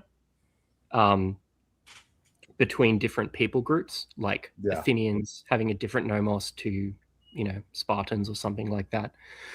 I suppose as a follow-up question then, is there a kind of nuance that we can use, because all humans were created through Christ and we share the same nature?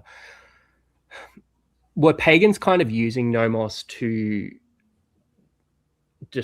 kind of describe what they saw as kind of differences amongst inhabitants of different city-states or different people groups? Like, was it a descriptor that they were trying to articulate? Or I think you're meaning physis in this case, in the nomos. Oh, yeah. Yeah. Nomos refers to like law and the cultures surrounding it, right? Yeah. So there were debates in Greek thinking about what was according to physis and what was according to nomos. Right. There were certain things, and that's a kind of different use of physis. But physis, so for example, Aristotle, the word physis starts showing up in Greek in the 5th century BC. There's a really good recent dissertation about this, but I won't go too far down that rabbit hole. But basically, the term physis, when it first starts being used in Greek philosophical circles, is based on their discovery of heredity.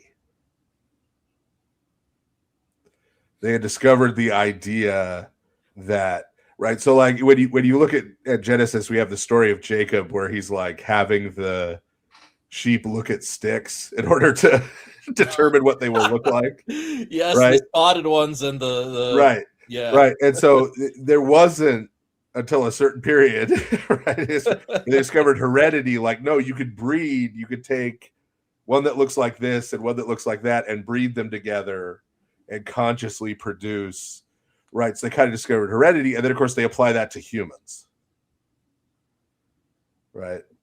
And so what that caused within the Greek thinking was not just, they already had the idea, physis had already been used just to describe different types of people.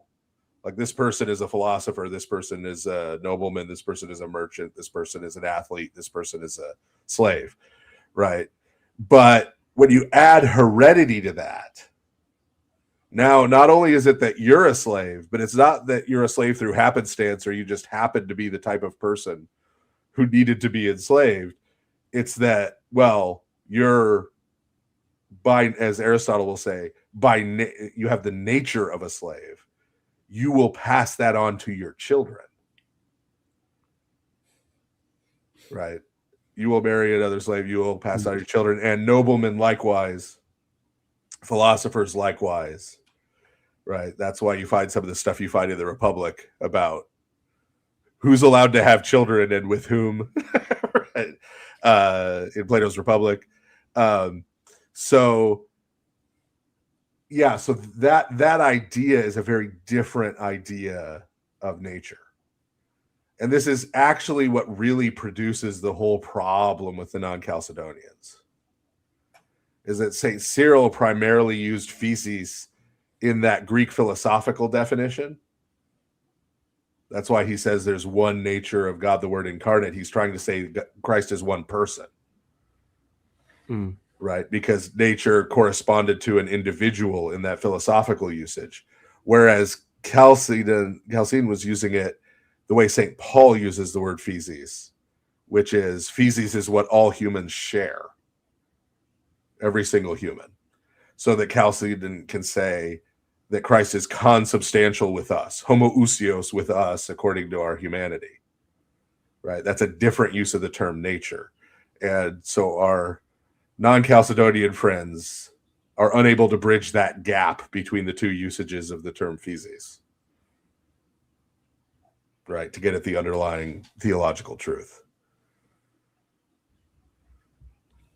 Okay, yeah, that's cool. I didn't expect to get that aspect of Chalcedon. I haven't heard that one before. So, no, That it's was a interesting. gem, honestly. That made me sit up. Yeah. Yeah, make a clip out of that. Yeah. I suppose then, like, we understand all humans are created through Christ and we share the same nature. I suppose this might be a bit of a prickly question. Then, you know, because in the empire, in Byzantium, they refer to non-Christian peoples as barbaroi. So there is there's some distinction, like they refer to them as barbarians. So is there a kind of nuanced Orthodox way that we can understand, I suppose, the differences and particularities of, you know, between different people groups in like a healthy way that isn't, you know, going into, you know, weird 20th century, you know, racial theories and stuff? Well, so if you trace the history of the term barbari, and I'll forgive you your Erasmian pronunciation, because I'm not Greek. The Greeks will never forgive you for that. But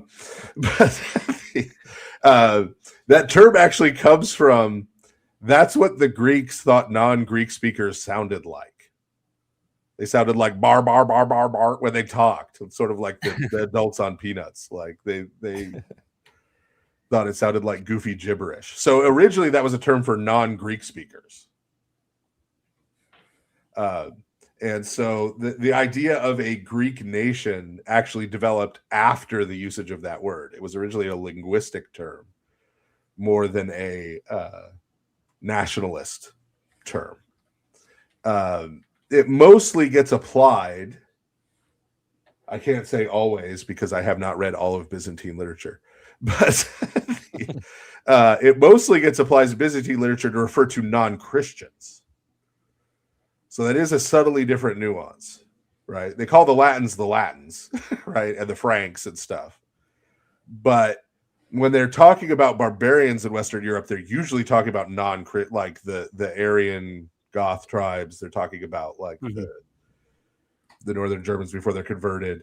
And everyone to the east of them are barbarians, right? That's, who are not Christians. And so that is more that marker, because you'll even see it. There are a few hymns where the term barbarian is used and it's contrasted with the race or the nation of Christians, right? Because of that usage. And so the term nation is so loaded because of nationalism, right? And the idea of the nation state, that is a very modern idea, right? The idea of a yenos, of a people, is the older understanding, right? That there are peoples. And going back to the term used before, that different peoples have, each people has a nomos. They have a way of life. And it's actually the way of life that constitutes the people. So even when, you know, Judea is basically a Roman province and Jewish people are scattered all over the world, people of the first century are using the term Judaismos to refer to people who practice the nomos of the Judeans, right? Meaning the Torah. That's where Judaism comes from in our modern usage. And the whole idea of Judaism as this way of life / religion over against a nationality. And so that kind of is where the term race of Christians is coming from, on one hand. But on the other hand, St. Paul is really clear. This is the core of what's at the dispute in Galatians and these kind of things is do the people from the nations, from the 70 nations, the Gentiles, as it's usually translated, do they need to abandon their nomos? So do the Greeks need to abandon the Greek nomos and instead follow Judaismos, follow the nomos of the Judean people? Or can they be Christians and continue to follow the Greek nomos, albeit Christianity will transform the Greek nomos? Right. So that now, I use the Greeks as an example because this is a place that successfully happened. Now, part of what it means to be Greek is to be an Orthodox Christian. Right. Completely secular Greeks. Right. Get baptized and married and stuff, right? Get their kids baptized in the Orthodox Church, because it is now so ingrained in the nomos of the Greek people that even if they don't believe any of it, right, they still, right, it's wed together. The pagan Greek nomos no longer exists. And there is not yet, and hopefully never will be, a secular Greek nomos, although there are people wanting to go that way. But so, and so that's, so like when we talk about America becoming Orthodox, what that would really mean is not just a certain percentage of people becoming Orthodox Christians. It would mean the nomos of the United States being transformed. Right, such that part of American identity is being an Orthodox Christian. And that actually takes longer than converting people. Right? Russia converts in 988, but it took several centuries after that for the Russian nomos to be transformed. Right. And that's why they were still at first, for first couple centuries, they're still using Greek liturgics. They're still using Greek, right? They're still doing all the Greek things. There wasn't a Russian Orthodox identity yet. Just because everyone had been baptized, that didn't just automatically, right? That transformation occurred. Okay, that's good. And that gives me a lot to probably think about and chew on, Father Stephen. So I'm kind of hashing out, I suppose, what floats around now and what passes for the definition of a people and a nation now. And I'm trying to kind of feel my way back into, I suppose, a proper ancient understanding of it from the church's perspective. So that gives me some stuff to think about. So I appreciate it. Cool. Thanks for calling in, man. All good. Christ is risen. Truly, he's risen. We're going to go through some super chats, and we're going to do one more caller. We're going to do Bill, and then we're going to close it out. I do want to be mindful of Cassian's time here. You guys, the night is young. It's young for y'all. You guys can keep hanging out. I can just jump out. I have a question though. Whenever you guys are go ahead. Okay. So Matins of Holy Saturday, which was Friday night. There's a line in the liturgy which I loved hearing, and I was gonna see what Father Stephen's thoughts were on this.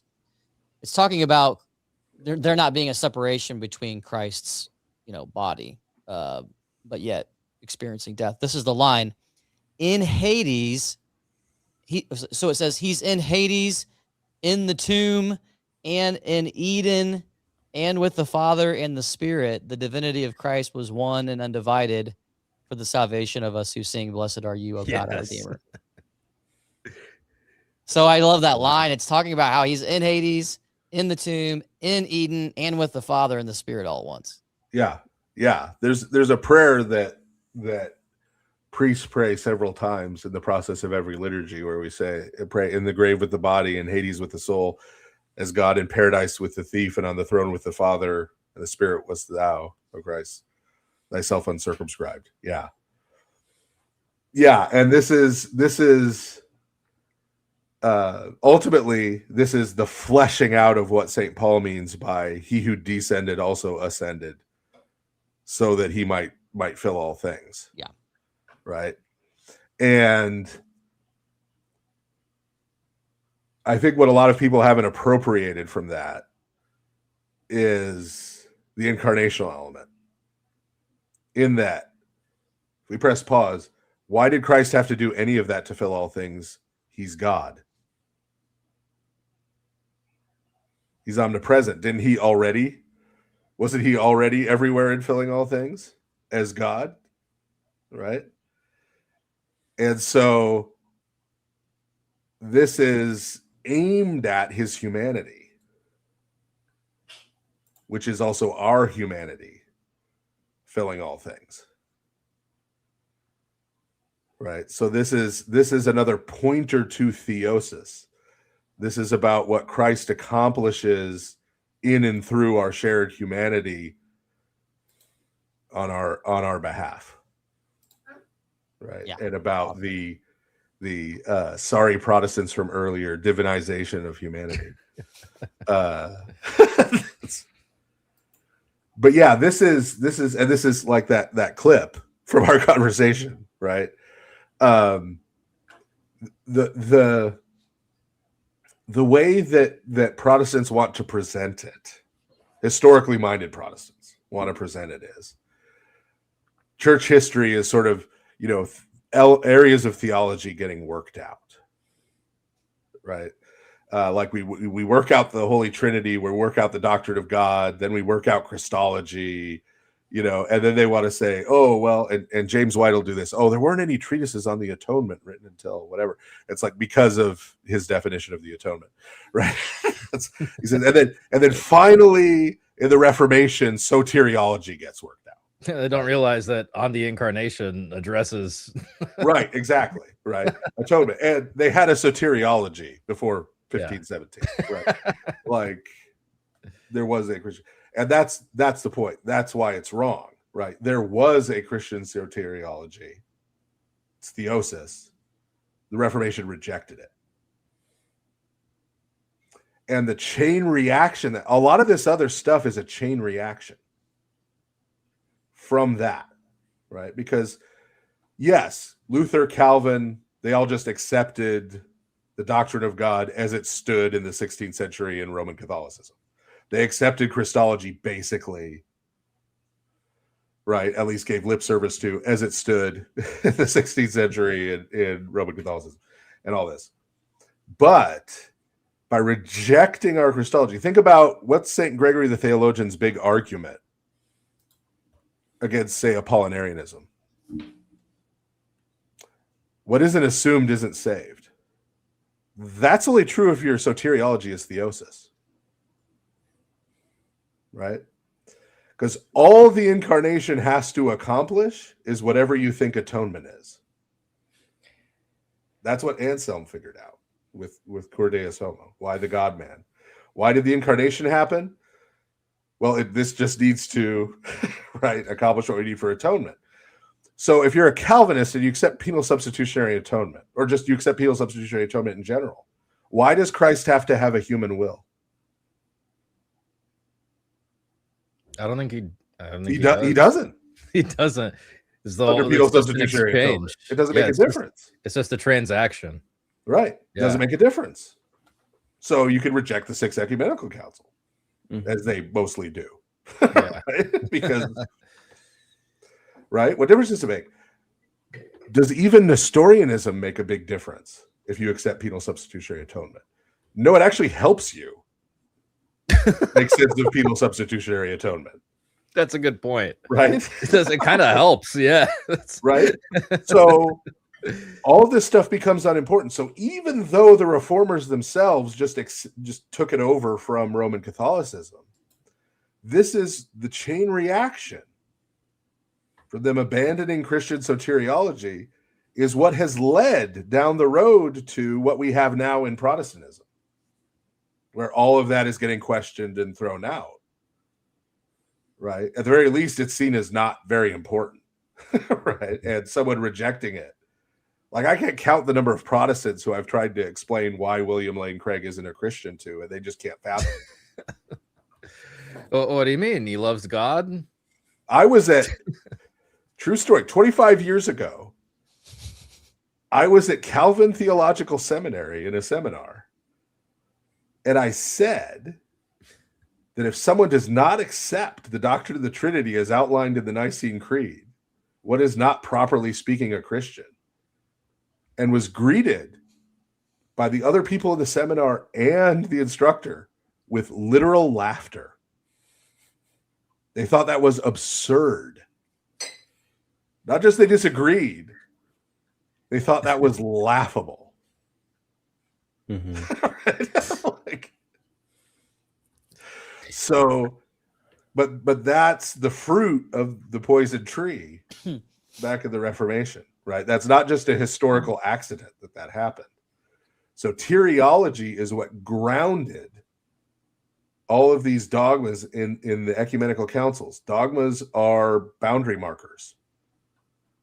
And the fathers wanted to preserve the path of salvation, right? That leads to Christ, which is theosis.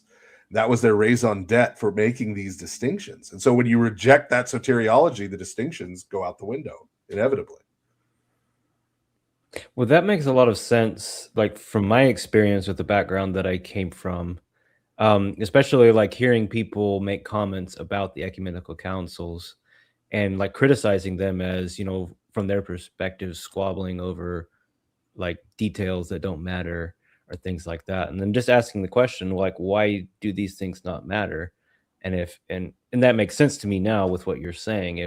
If they have adopted this more reformed soteriological model, which originally wasn't part of our tradition, but it de facto is now, the tradition that I came from, it's like, well, if they've accepted that, then the only thing that matters is this list of things over here, and all of these theological questions that have been hammered out over the centuries, they just look silly from that perspective, which of course it's not.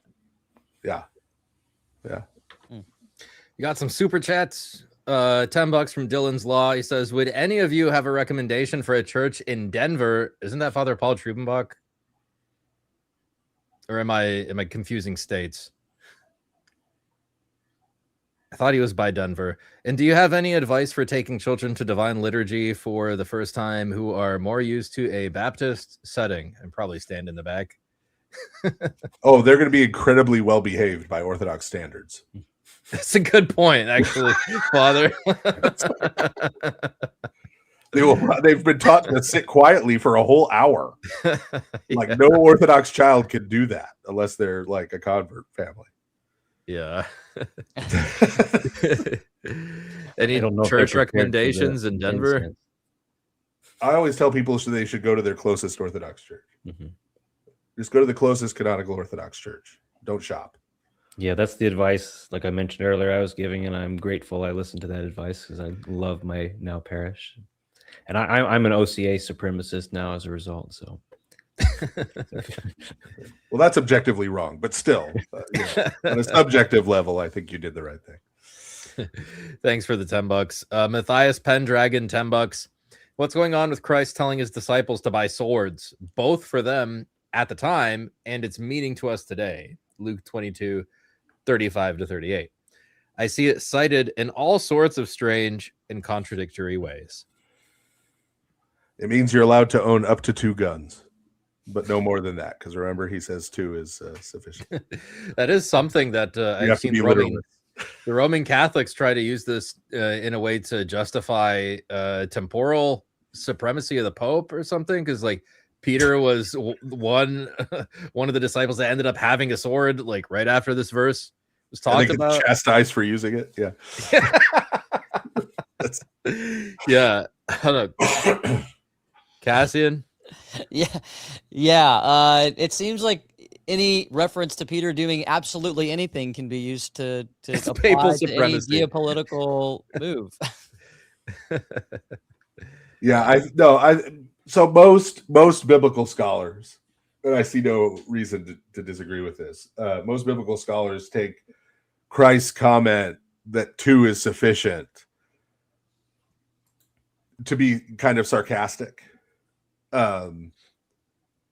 Christ is very sarcastic if you learn Greek.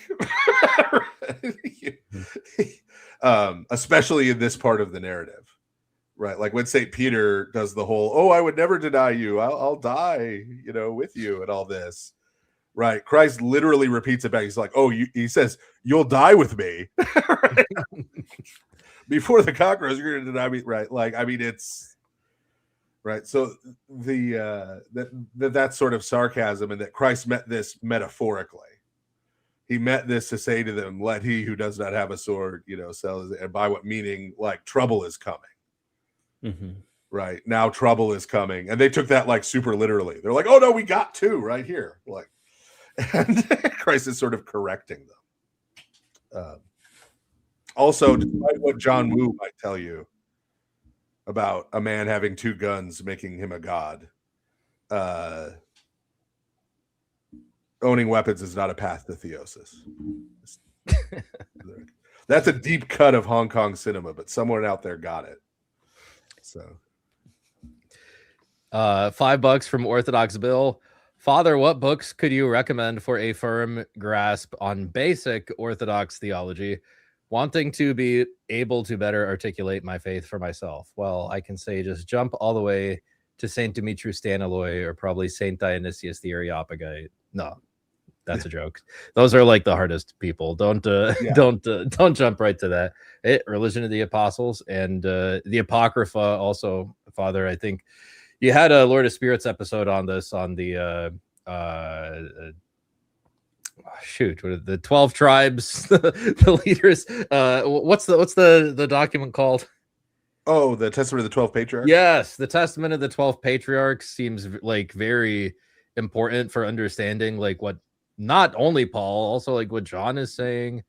Yeah. And then like Pomazansky is also like, I think that's Father Deacon Ananias is usually suggested entry level thing.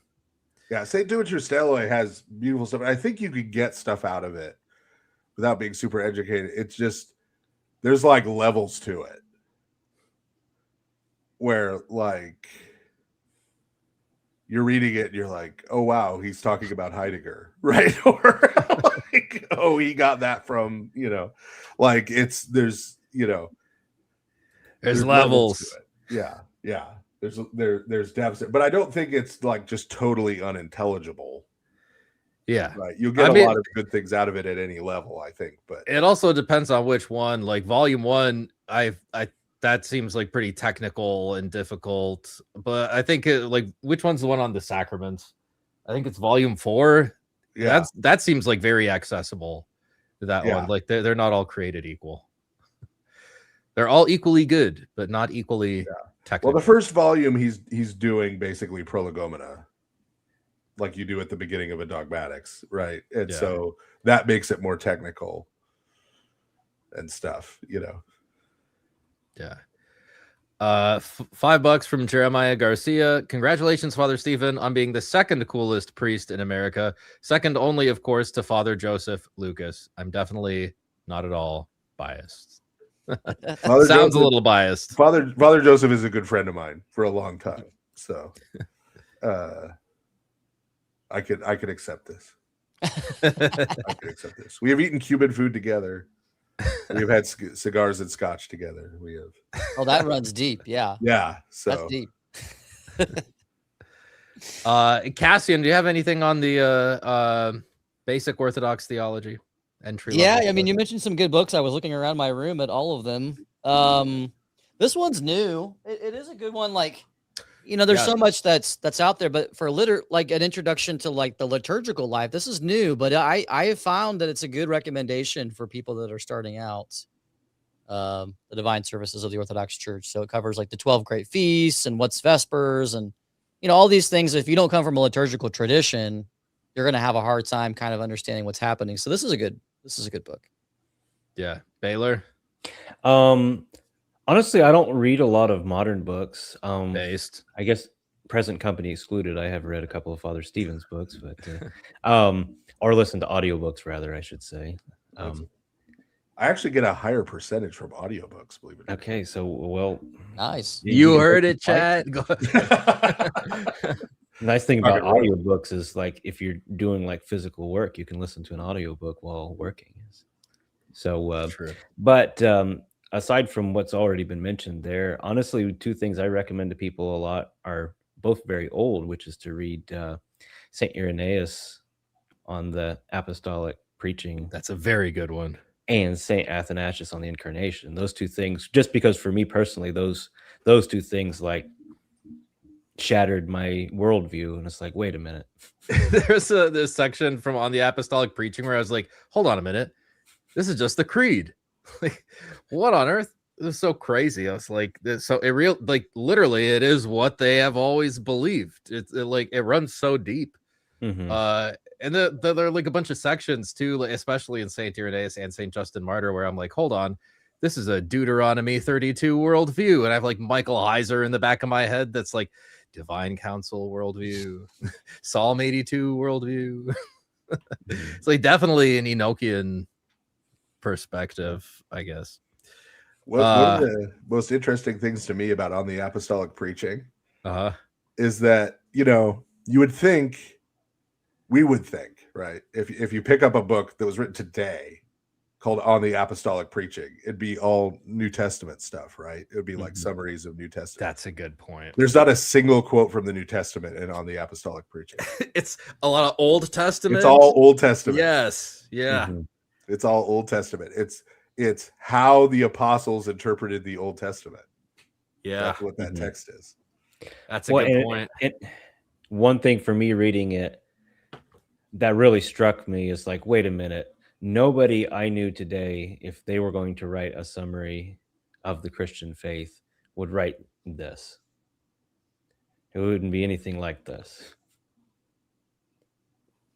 Yeah. $10 from Brandon. Grew up Baptist and have been doing a lot of reading on history lately. Hope to be going to my first divine liturgy soon. Pray that my wife is open to this change. God bless all of you. Well, guys, keep Brandon May in your prayers. May it be blessed. Lady Vlad 66, $10. If Jesus was sarcastic, I'm more like Christ than I thought. Seriously, though, thank you all so much for for all you do. Christ is risen. Truly, he is risen. Love, Lord of Spirits. Don't we all? $20 from Chase. Correct me if I'm wrong. I'm early in learning the tradition in Holy Orthodoxy. Does Proverbs 1:5 for attains wise counsel refer to saints, not just a spiritual father for proper discernment and guidance, especially when reading scripture? Well, let me pull up Proverbs 1.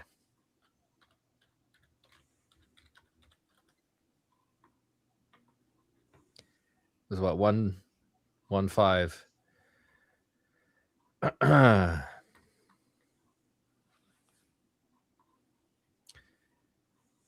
Proverbs, Solomon, son of David, king of Israel. Let's do like the verse before and after. To impart shrewdness to the morally naive, a discerning plan to the young person. Let the wise also hear and gain instruction, and let the discerning acquire guidance. To discern the meaning of a proverb in a parable, the sayings of the wise and their riddles. And the question was, is that referring to the saints or something like a spiritual father?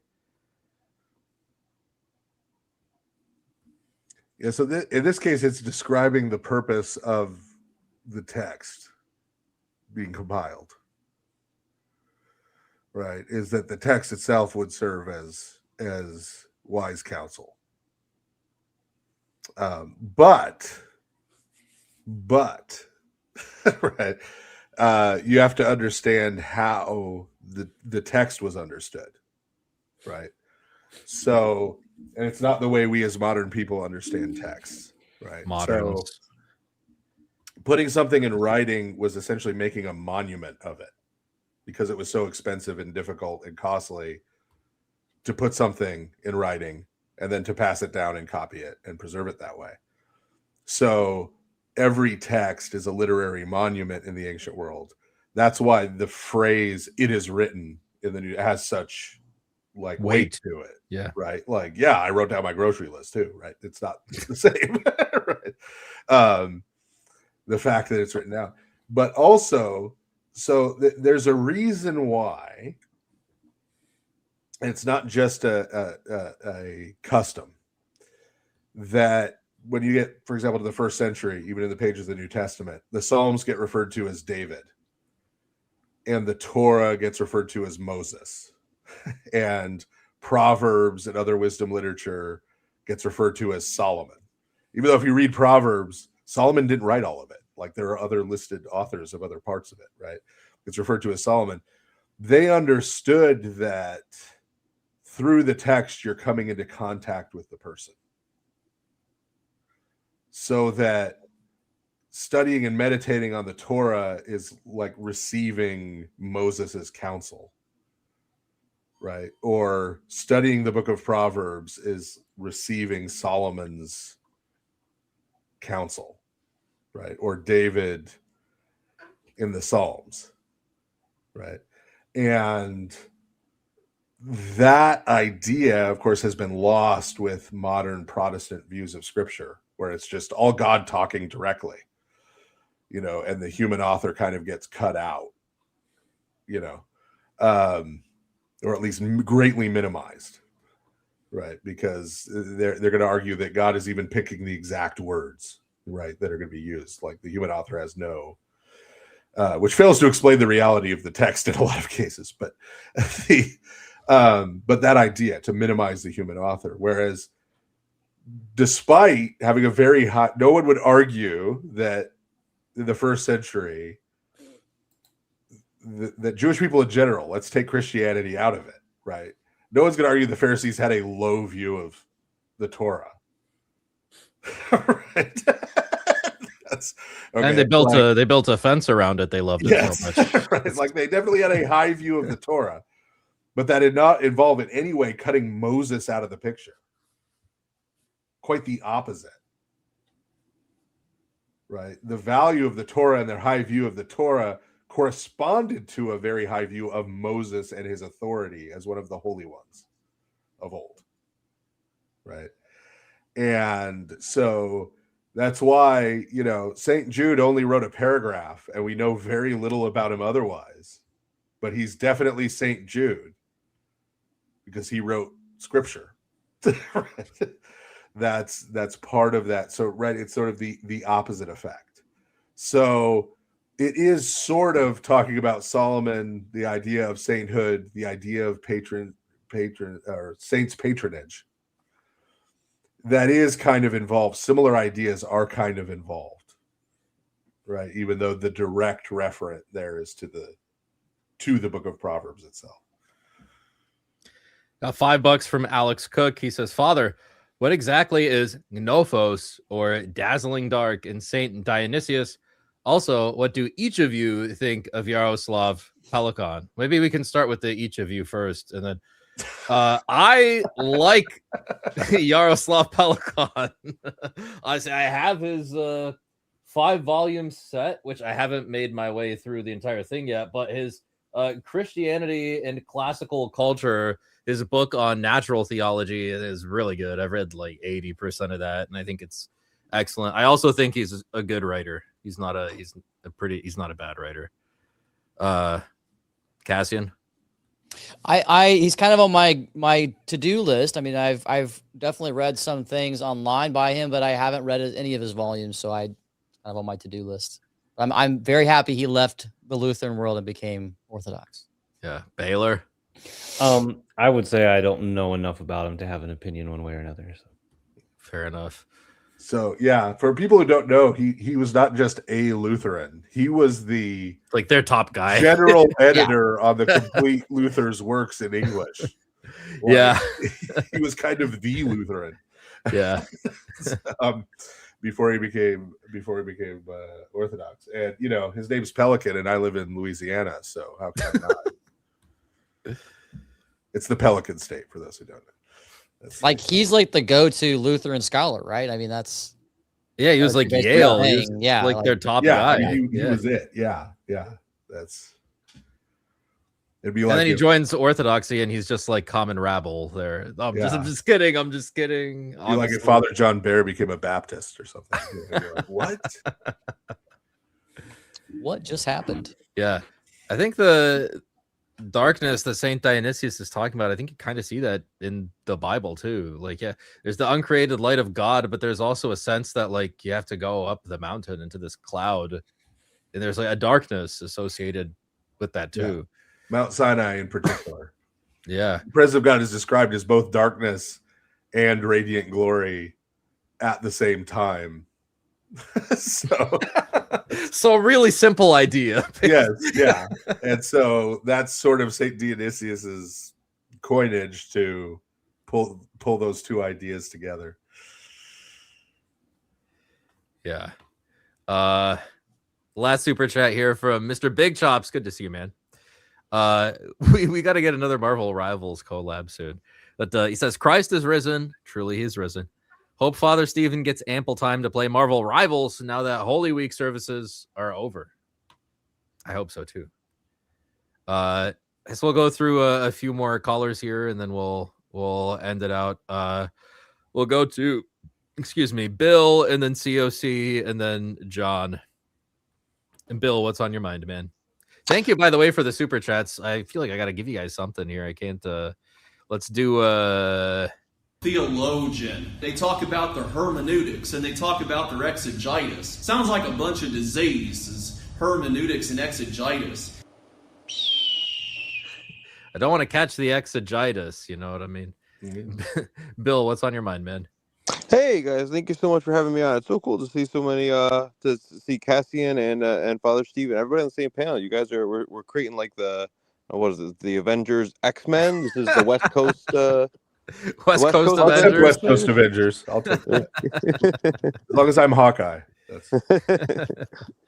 Well, it's great to see you guys. I wanted to talk about. I have some friends who are they're just on the cusp of Orthodoxy, and I feel like they're kind of looking for just anything they can kind of fuss over, or just to kind of stop that last crossover where you can see where everything. I don't have evidence of icons and worship in the 1st century AD, which Yeah, by the way, but it really is like those last few things, and I've heard a couple of times now people kind of fussing over the second Nicaea. If you do not venerate the icons, you are anathema, and they're like, oh, maybe they don't have a problem with icon veneration, but it just means outside the church, though. Like they're already outside the church, so why do they care?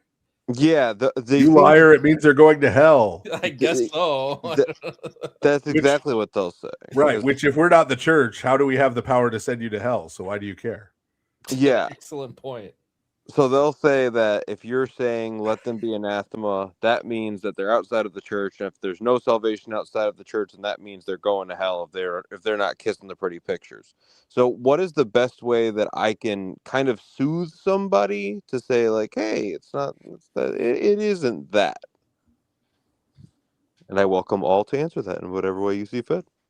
I think Father Stephen put it well a little while ago, where like for that idea that there's no salvation outside the church, it's like, look, God is using the church to save the whole world, right? We're not in the, like, God desires for all men to be saved and to come to the knowledge of the truth. We're not in the business of like damning people. Like that's not what the church is about. It's about saving people. That said, we do have like limits on the church. Everybody has had that forever. They even the most ecumenist Protestant, your standard evangelical also would have limits on the church. Your standard evangelical would not concede probably that a Mormon is within the church. They would say that they're outside the church too. So everybody has limits and boundaries. It's just a matter of like where it is. And I don't think it's something to hold against Holy Orthodoxy that they have like clear boundaries and have delineated like where you're in and outside of the church. There's also like a whole issue of authority that we could open up and go into, like when you were talking about that we're sending people to hell, or we're not actually really, but there is a certain power there. You see in Matthew 23 when Christ condemns the Pharisees more or less. He says, for you shut people out of the kingdom of heaven, and you don't even enter yourselves. Right? That's the same authority that's handed on to the bishops, right? So I think it's just a lot of double standards, and those standards that they impose on Orthodoxy, they don't even impose on themselves. Like that really early, like linchpin evidence of icon veneration or the assumption of the Holy Theotokos. You don't see a Protestant canon for like hundreds of years after that. So they have standards for us that are like pretty impossible to meet, but they don't impose that on themselves. So just fundamentally unfair. That's kind of my take. Also, show love to them, probably in the fruits of the Spirit. That's also a good way to convince them of orthodoxy. Of course. I guess we can like go around. Father Stephen. Okay.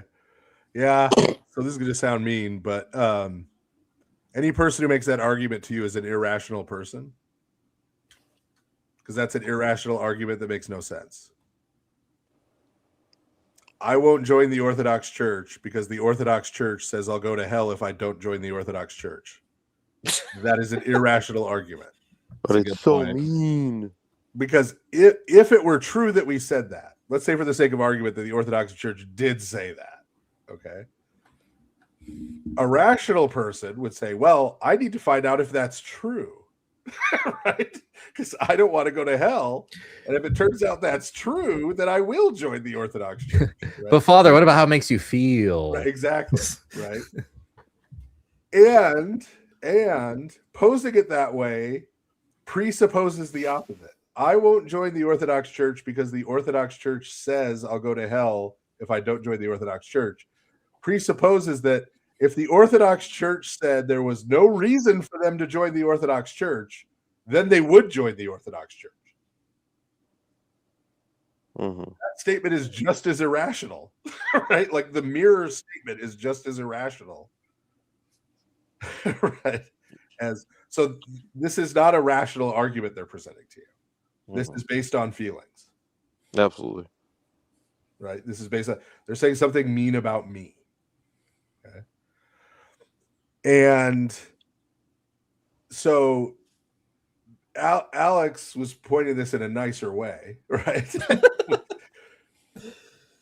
I would express it more bluntly as, okay, you need to ask then, okay, if we're going to arrive at, you don't like that we're saying something mean. Okay, we can try to address it at this level. Okay, why do you think we're saying this mean thing?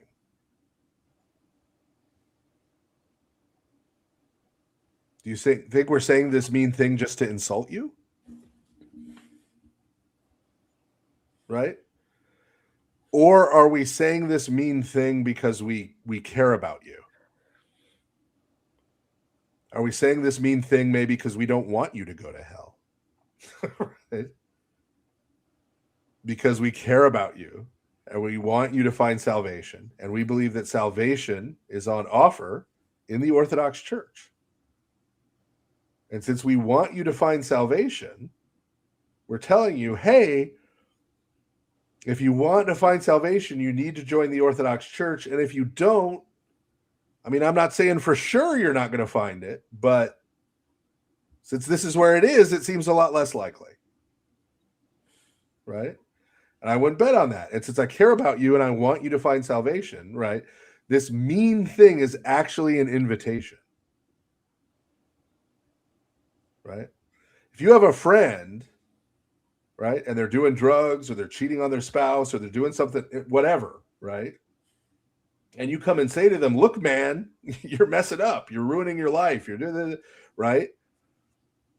And they reacted with, why are you being mean, man? I don't want to be your friend anymore. Right? What's ahead for them, right? You're saying that to them because you're like, hey, you need to straighten up, right? I want good things for you. You're saying it to them because you're your friend. And so that's, I would approach it as, and I may not be nice enough to do it, but in terms of trying to help them make that mental turn, right? And anybody's capable of this. I remember a few years ago, Penn Jillette from Penn and Teller, the magicians. Yes. Right. That's a throwback. He's an atheist, right? Yes, And famous one. Yeah, is famous for being an atheist and stuff. But he was talking to another atheist, right? This other atheist was complaining about, Christians are always trying to convert you to Christianity, da da da da. And Penn Jillette actually stopped him and said, well, no, that doesn't upset me anymore. And he was like, well, why? You know, it's so annoying. You know, oh, they think they're better. They think they know better. Da, da, da. He's like, no. He's like, Penn Jillette was like, no, they care about you. They really believe that if you don't accept Christianity, right, that you're going to go to hell. That's why they want to convert you. That's why they're telling you this. That's the place it's coming from, right? And so Penn Jillette was like, you know, he's not going to convert to Christianity, but he at least understood when these Christians come to me and want to tell me the gospel and try and get me to become a Christian, that's coming from a place of they love me, they appreciate me, they you know, like my persona, or, you know, his work, you know, as an entertainer or whatever. And because of that, they are trying to do something nice. So try and help them realize that when the church speaks on any of these things, right, it's not speaking with the intent to exclude people. It's saying this with the intent of drawing people to change their minds, to repent, to change their ways, to be included. Cassian? Yeah, everything that he just said, the Father said. That's a very good summary, because, I mean, I wrestled with this for like many years. And I mean, part of it was just studying scripture, where like St. Paul anathema, he excommunicates people, the Judaizers. And I think a lot of our ecumenically minded people today would say, you know, St. Paul, he should have come up with some kind of compromise or ecumenical statement to, like, you know, do some agreement with the Judaizers. They could have messianic congregations. Yeah. Let's have the Ebionites and the Judaizers all still in this. But he viewed it as like destructive to the actual thing, you know. And I think that's what it comes down to, is you have to have, you know, you're out of communion, because if you bring this stuff into communion with us, it's going to be destructive to our community as well. Mm-hmm. And I mean, with the Seventh Council, they're destroying images of the saints is when this is happening. You know, it's devastating to see destruction at that level when you should be honoring these images. And so that's how I've come to the conclusion is, well, the scriptures do it. The fathers of the councils are consistent with how the apostles thought. And, you know, I also thought about this question, because people criticize us for closed communion. Like, hey, we're a Christian, you should give us communion. Like, there's kind of like this right that's going on there. And first of all, it's like there's a lot that's missing, where this was talked a lot about when I was Roman Catholic, was let's just give certain kinds of Protestants communion, so that they're sort of like getting closer to us. It builds a bridge for them to become Catholic someday. But in many ways, it's like does the opposite. Crazy. Yeah. It does the opposite. They're not going to go, like, if they don't believe in the order of like priests, like the holy orders, they're not going to go to confession before communion. There's a whole list of things they wouldn't be practicing, which then causes your whole idea of communion fall apart. So that's the moment that Orthodoxy accepts these basic premises, they become Protestant, which is what I think Protestants want Orthodox to become. So that's a few of my rambling thoughts at midnight, 1 o'clock. Baylor? Yeah, while Father Stephen was talking there, I was just kind of reflecting on this fact that, like, up until like 5 minutes ago, everybody in the Christian world would have thought everybody else is not a Christian. And it just, there's this, I don't know, there's just this strange phenomena, this like postmodernist idea that's taken over everything, which is nobody's allowed to say that they have the truth and that they're right. And if anybody can say that they have the truth, it should be Christians. And so there really shouldn't be anything bad about us saying we're right. And if you have an opinion other than what the church says, you're outside the church. It's the pillar and ground of truth. It's that simple. Also, I'm sorry, you're not allowed to go and start your own church. Like it says that at the end of Romans, right? That those who are like causing the divisions and factions, and that they are not serving Christ, they are serving their own belly. Like it's just so obvious. Like there's one church, not allowed to start your own church. You have to join the one church. Yeah, I have. How dare you condemn the genuine Orthodox? You're the real heretic. You're in communion with an ecumenist somewhere. So it seems. Bill, does that answer your question, man? It does, and you touched on something lightly at the end there that I'm actually struggling with right now. I've been on here a couple times. And I have a friend who's. I remember you. Yes. Yeah, he's getting into universalism, and he really does not like the idea of objective, definitive answers. Like there's a group that he's in that I've offered some answers to people, and I'd say, I'd offer an explanation. He's like, when I answer questions, I say that's just my 2 cents, but you say I hope this helps. That like, is such a lame. Sorry, I have strong feelings about this as an advocate. That is just so milquetoast, like weak sauce. Commit to a position. You're a man, for goodness sake. Like, oh my goodness. Like, I think, in my opinion, although you could also look at it from this perspective, which means, what do you think? I don't care about all these perspectives, right? Sorry. Now I'm ranting, but that way of speaking, just like I get an intellectual humility sometimes. I understand that, and like even like I will say that sometimes like I think this, however, I'm open to correction on that. Right? Like, fine, but I mean, I know exactly what kind of archetype of person you're talking about, and those type of people really bug me. Well, that's something I kind of experienced a lot of before coming to Orthodoxy, is just increasingly this idea that, everybody in the Christian world has some kind of truth. It's like you can't know the text somehow. Like, no, I'm sorry. When it was written, it had an objective meaning that meant something, right? Like this is not some mystery. We have 2,000 years of tradition. The whole thing has been exegeted already. You don't have to go looking for some like mystical meaning. We know what it says.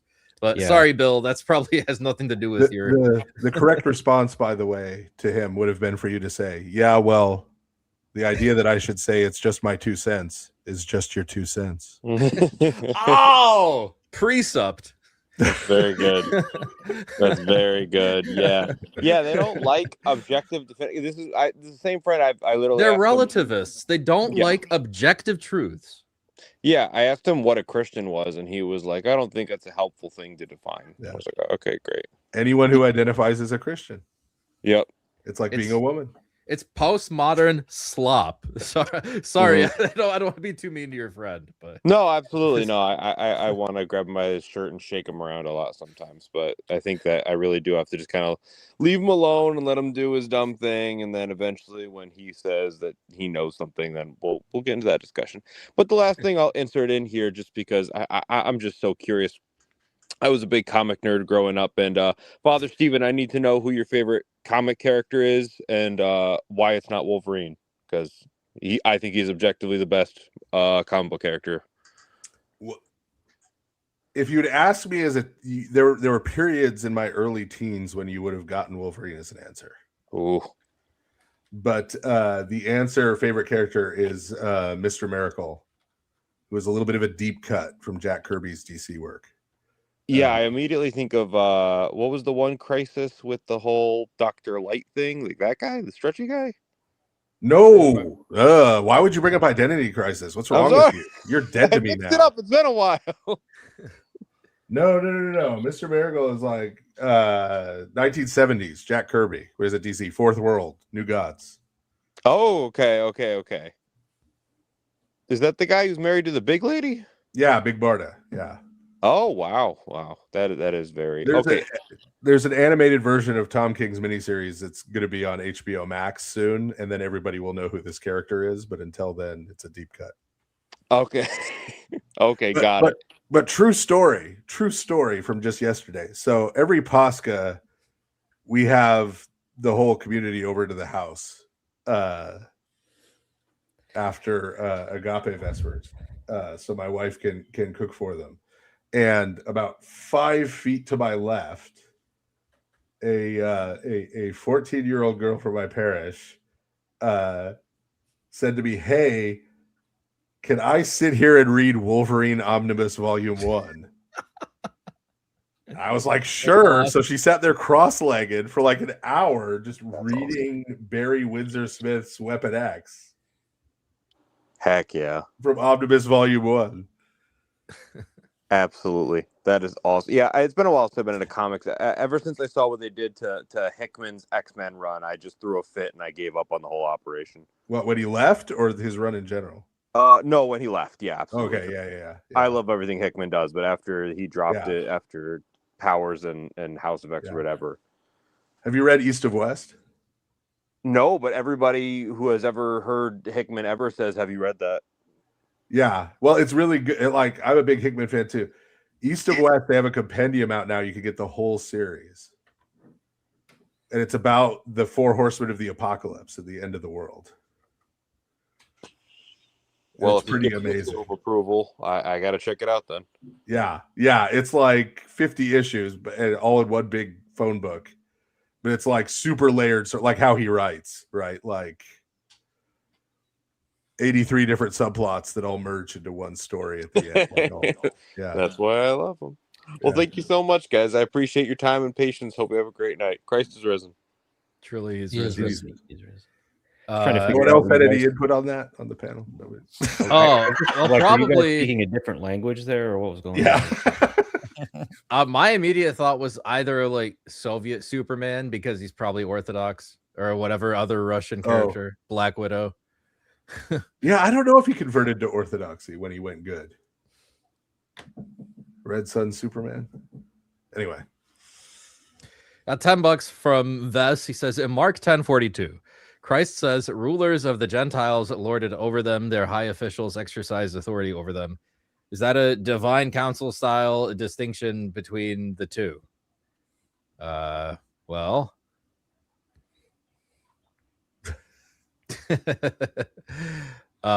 Between rulers and high officials? Is that, I think that's what he's. Yeah. The distinction between rulers and high officials. Yeah. Can you pull up the interlinear real quick, or just flip it over to, you're on Bible Gateway, flip it over to the SBL Greek New Testament.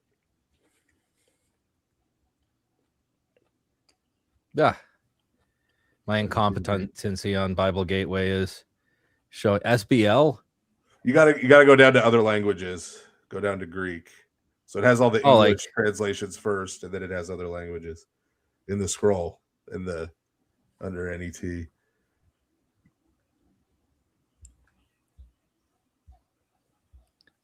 All. Click all. Yeah. Thank you. S. Slovo. No, you gotta go, it's listed under Greek. Yeah. I feel like I'm embarrassing myself right now. CDEF.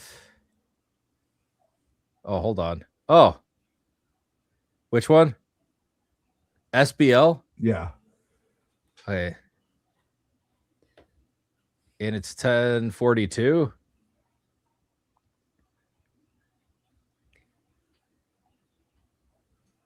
I just learned a new function about Bible Gateway today.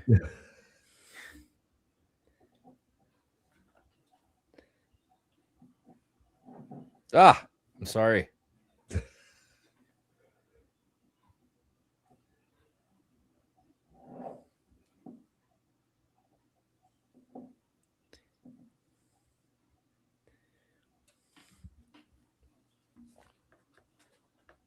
Yeah.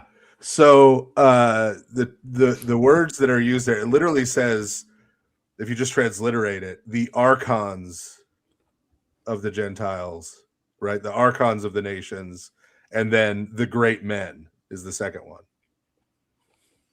So that is a pointer to, that's paralleling the distinction that's made in the Hebrew Bible between kings and princes, where human rulers are referred to as princes and the spiritual powers are referred to as kings.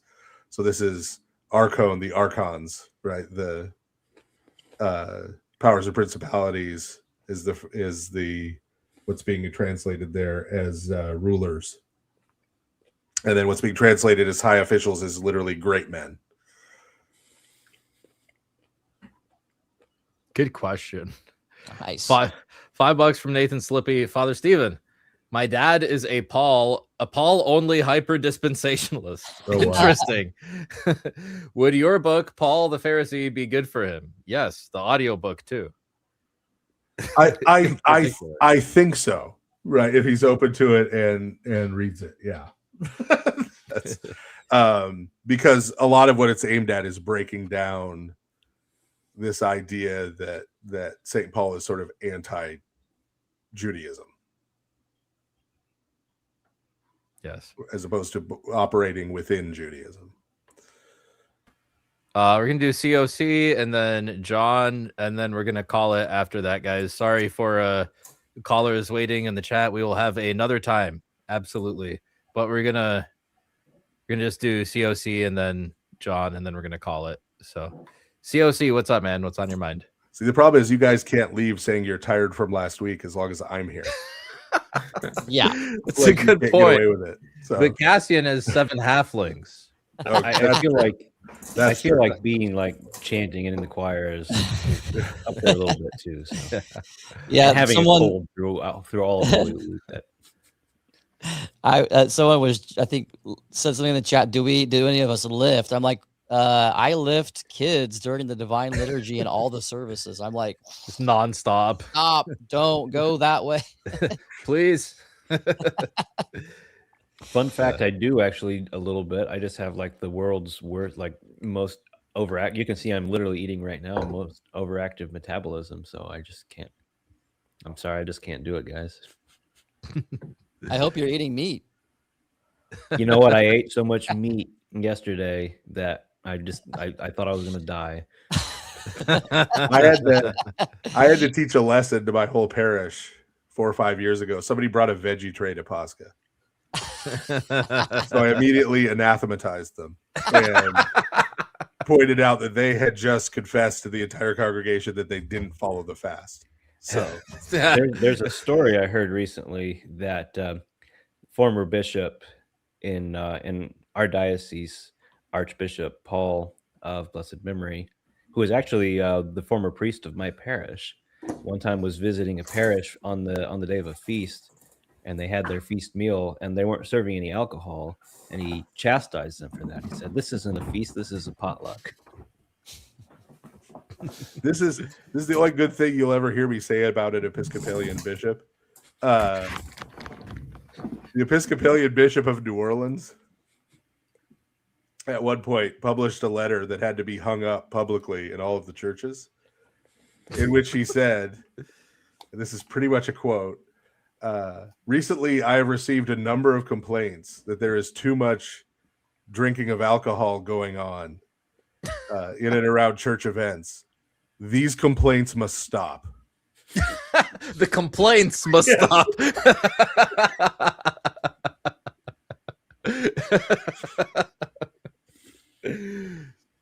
I love it. Based.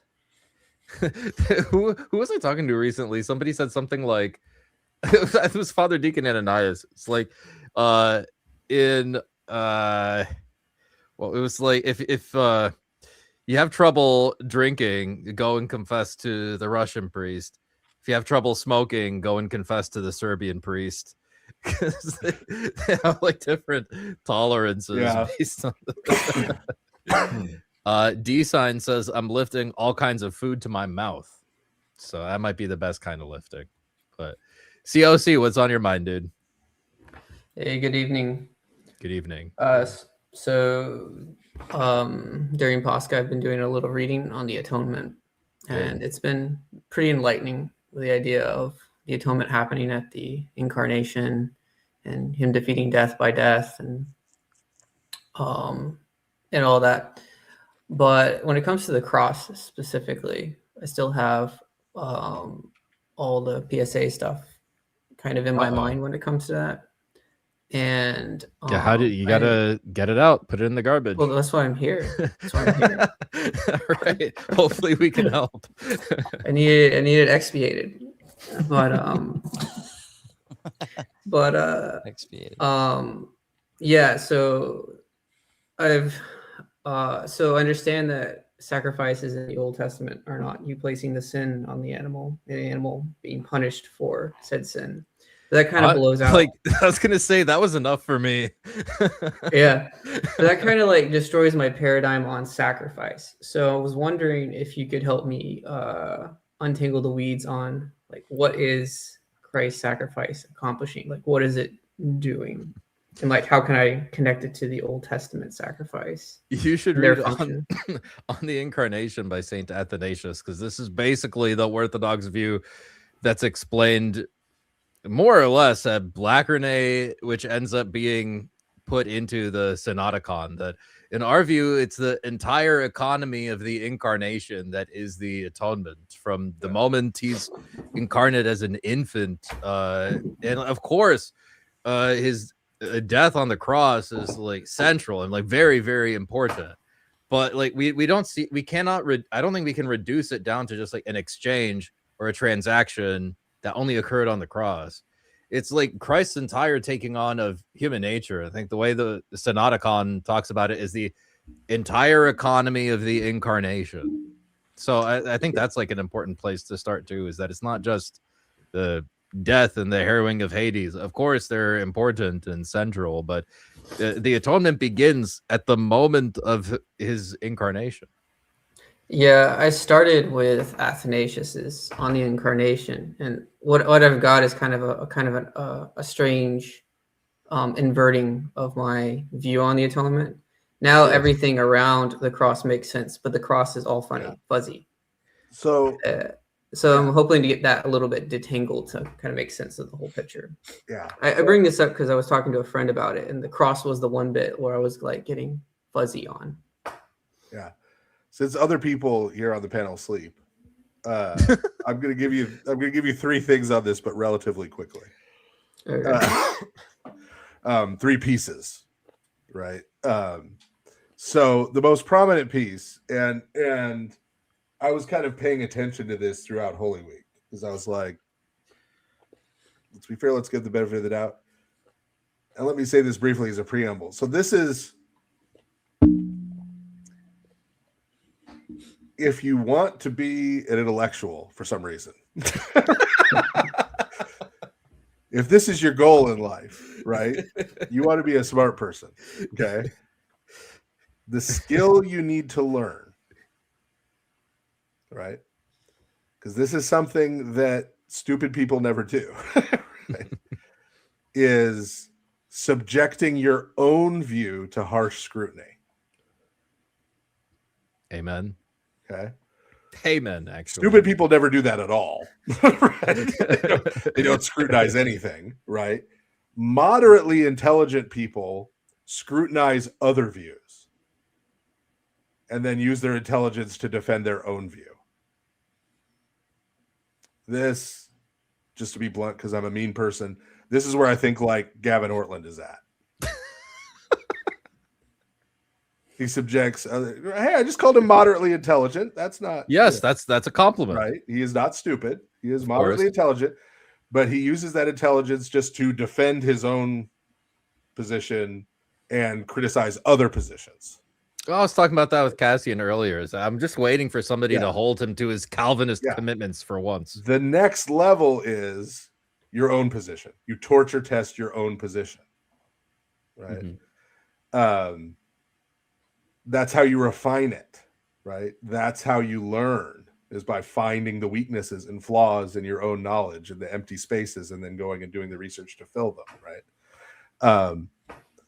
And so I was, without distracting myself from serving the services, I was trying to pay attention and say, okay, is there language and stuff about atonement and about Christ's crucifixion in the Holy Week services, right?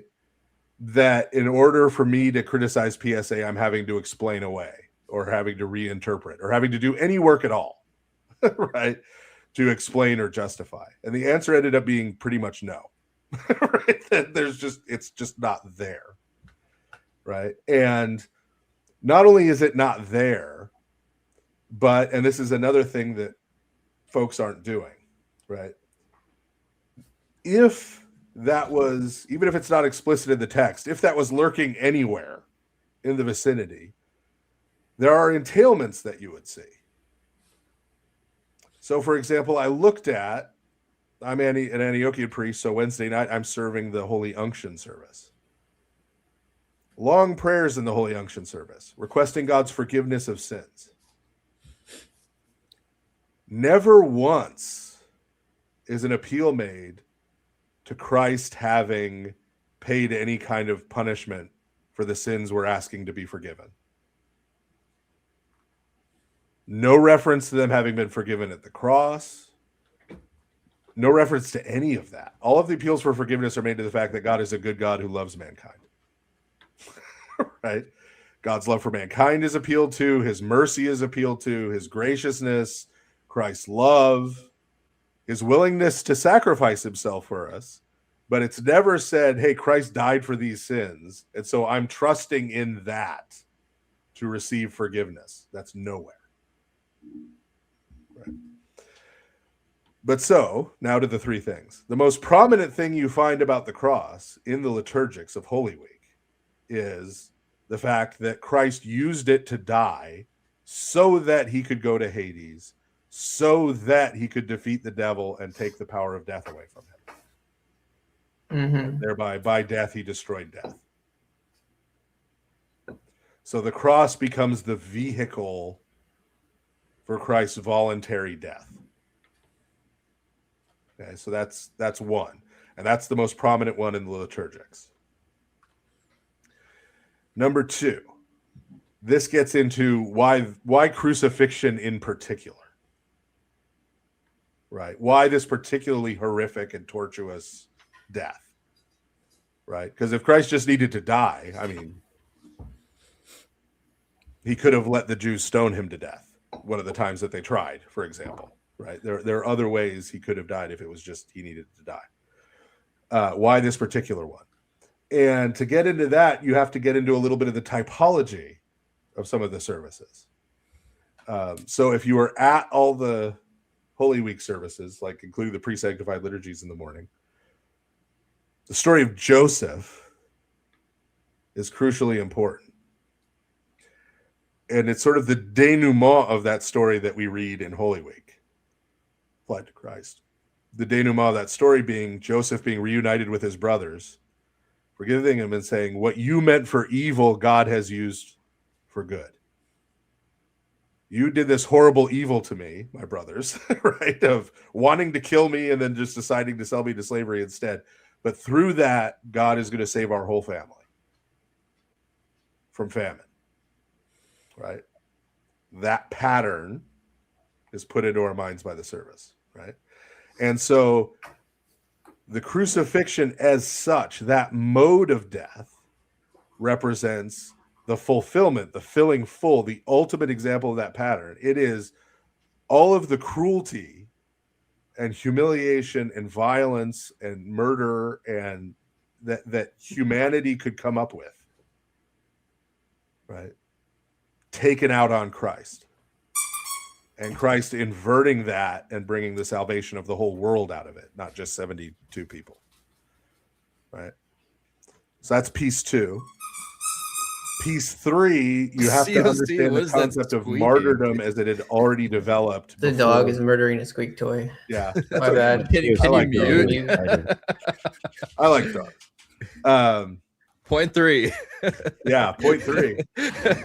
This has to do with the idea of martyrdom as it had developed up to the time of Christ. And you get a really good window into this if you read 2nd Maccabees, which is, if you were a Protestant, you probably never did, right? That's, but in 2nd Maccabees, there's the story of the 7 Maccabean martyrs, where a mother is forced to watch each of her children in turn be tortured to death for refusing to sin against the Torah, right? Refusing to reject God. And she's praying, and those prayers are recorded, and she's urging on, she's encouraging her children to remain steadfast, Right. So the reason they're having her watch is that the Greeks were assuming she would beg them to just go ahead and sin to save their lives. And she does the exact opposite. Right. She exhorts them to remain faithful to God, even through torture up to the point of death. But in her prayers and in the prayers of her children and Eleazar, and an older man who's also martyred, they repeatedly ask God to accept their deaths as a sacrifice. And not just any kind of sacrifice, but as a sacrifice on behalf of the sins of the people that brought about the Greek domination in the first place. Okay. So they understand the Greek domination as being the result of, right, their sin, because it's a continuation of the exile. That's the reason this persecution is happening. And even though they're suffering innocently and suffering based on their faithfulness, right, they ask that God would receive it as their lives as a sacrifice on behalf of the people. Again, there's a pattern established there. And buried somewhere in the bowels of my conversations with my Jewish friend Jacob, there's me pointing this out to him. I said, what would be the ultimate example of that? What would be the ultimate fulfillment of that? Would be if the Messiah, rather than coming and conquering the Romans, right, instead was killed by them and offered his life as a sacrifice, right, on behalf of the people and the world, right? And so Christ's death on the cross and his voluntary self-offering is the fulfillment of that, right? The fulfillment of that idea. And so then the martyrs later are imitating Christ, right? And you see that in right away with St. Stephen in Acts, when he mirrors the words of Christ and asks that God would forgive the people who are murdering him. So there's real quick, well, as quick as I can do, 3 pieces with Christ's death on the cross. Any follow-up, COC? No, I think that makes sense. I need time for it to like soak in and start connecting. But I think it also ties in well with the whole idea of Passover as well, where you're entering into communion. Christ's death on the cross is an offering that allows us to re-enter communion with God, or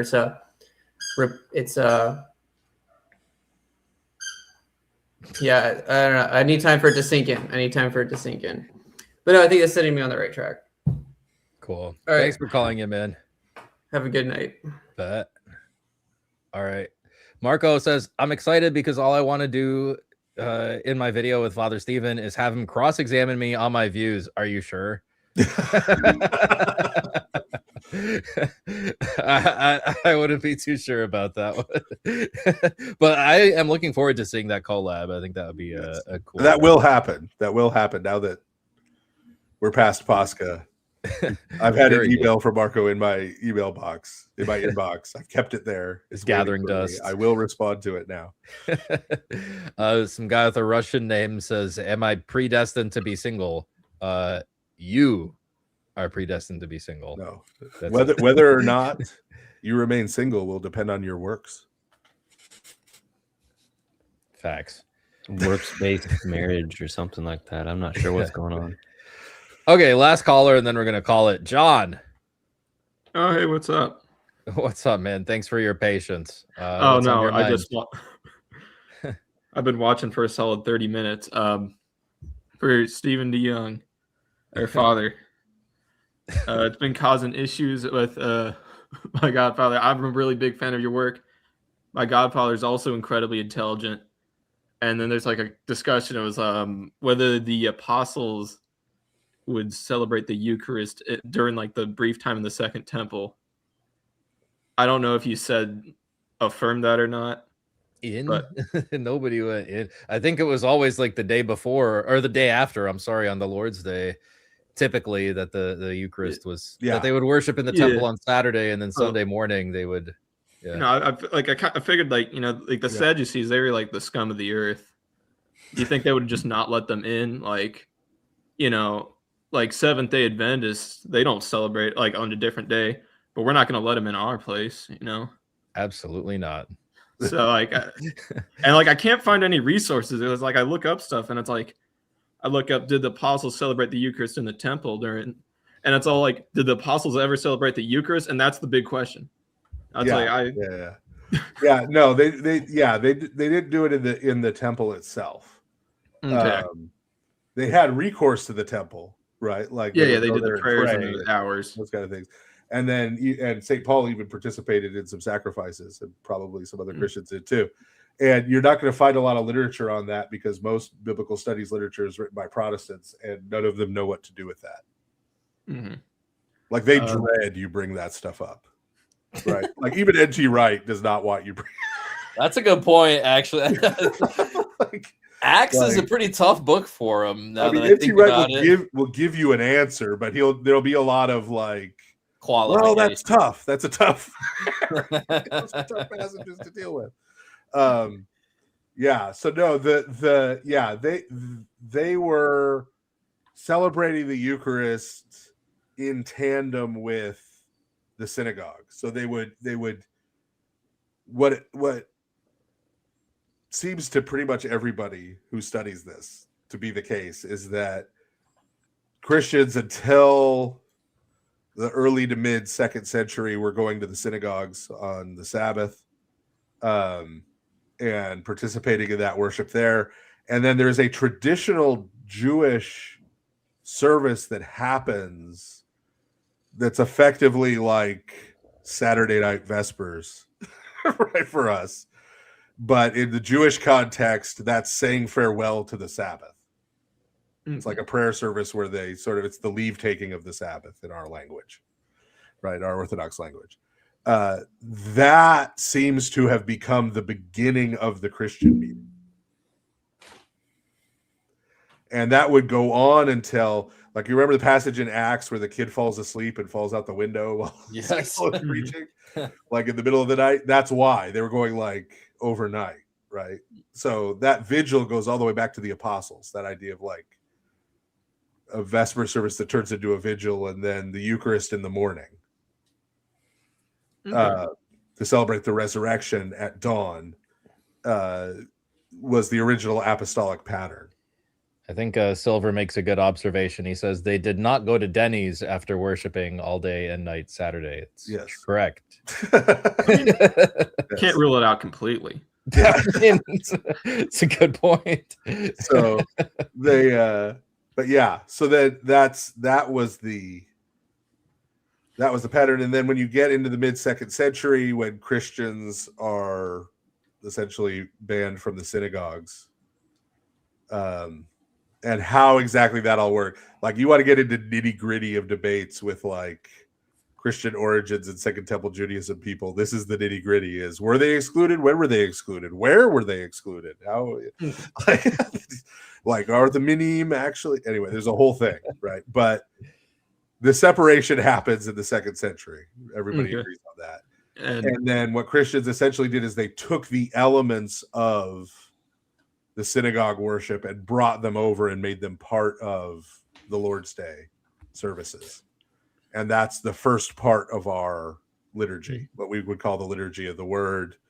Replace the entrance with the Torah scroll with the entrance with the gospel book, right, et cetera, et cetera. That's sort of the shape of it and how it shifts there. But yeah, the temple itself, they would not have had recourse to, and there's not a way. The Christian gathering was exclusive to Christians. Obviously, the synagogue, you've got all kinds of different Jews with different beliefs, et cetera, at the synagogue on the Sabbath. But then the Christian gathering was just the Christians, right? Just the baptized. Another question, it's kind of similar, or I guess not really, but second, Judaism, or like how the Torah works. It's like because like I remember hearing stuff like you'd say it's like a Christ incarnation. It cleanses it, like the leaven, it purifies it, makes it clean. Peter, rise and eat. Yeah. Well, I was wondering, it's like, it's kind of hard to find information on this, but it's like, Paul, Peter, all the Jewish Christians, could that be applied to the same way? Like, I mean, I had a Baconator on Haska. You're not Jewish. Based. Oh, yeah. God never commanded the Scandinavian peoples to not eat bacon, so I'm in the clear. Facts. But is it just like a distinction for the sake of being separate, or like, because it's fine with like other people to take, like, there's nothing inherently evil about pork, right? But it's cool for us, Gentiles, I suppose, to have it. Yeah, always was. Always was. Oh, Always yeah. has been. Yeah. Jews would all agree. But like for today, like I know, like, no, I'm about to start rambling. Do it. Final. You're the last one. Take advantage of it, man. Okay. Final. What?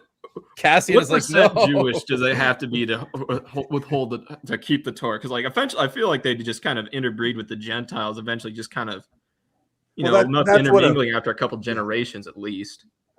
That's what effectively happened, right? So you have the de-Judification campaigns by the Romans and stuff, and so Jewish Christianity as such ceases to exist. It's like, I got a friend, like, he's technically Jewish, but he's blonde-haired, blue eyes, like 50. His mother's half Jewish. He is barely on the line, and he's calling me. He's whiter than me. Like, it doesn't. Yeah. Yeah. So it's not based on. It's definitely not based on DNA. They didn't know it existed. Yeah. Right? It's but it's not even based on like ethnicity, right? The idea is, and again, Judaism will agree, you have to have a certain number of Jewish men to have a synagogue. All right. And so the Torah isn't practiced individually. We have a very individualistic culture. Protestantism is a completely individualistic religion, right? And so we're used to thinking that way. And so people hear when I talk about those commandments, they think, oh, that means if individual A is Jewish, he has to do those things or he won't be saved, right? But that's got 83 Protestant presuppositions behind it, right? Right. And they got like no priests, no altars at all, zero. Right. So, like, I don't get like what. What I'm actually suggesting is, and I've had to clarify this a bunch, but I'll clarify it again happily, is that in the great and blessed event, which would be wonderful, that, for example, the chief rabbinate in Israel today all converted to Orthodox Christianity and joined the Jerusalem Patriarchate. Right? This is my big thing. I want to make the Jerusalem Patriarchate Jewish again, right? By having all the Jews convert to Orthodox Christianity. Right?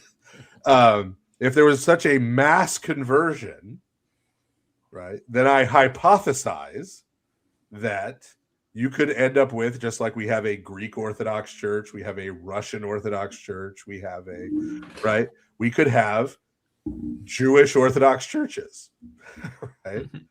And in those Jewish Orthodox churches, under the supervision of the bishops, just like we were talking about earlier, you have Greek culture and Orthodox Christianity come together.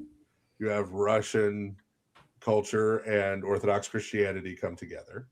You would have Judaism, right, as a cultural element, the nomos, which happens to be the Torah of the Jewish people, and Orthodox Christianity come together. That's just a much neater fit, though, right?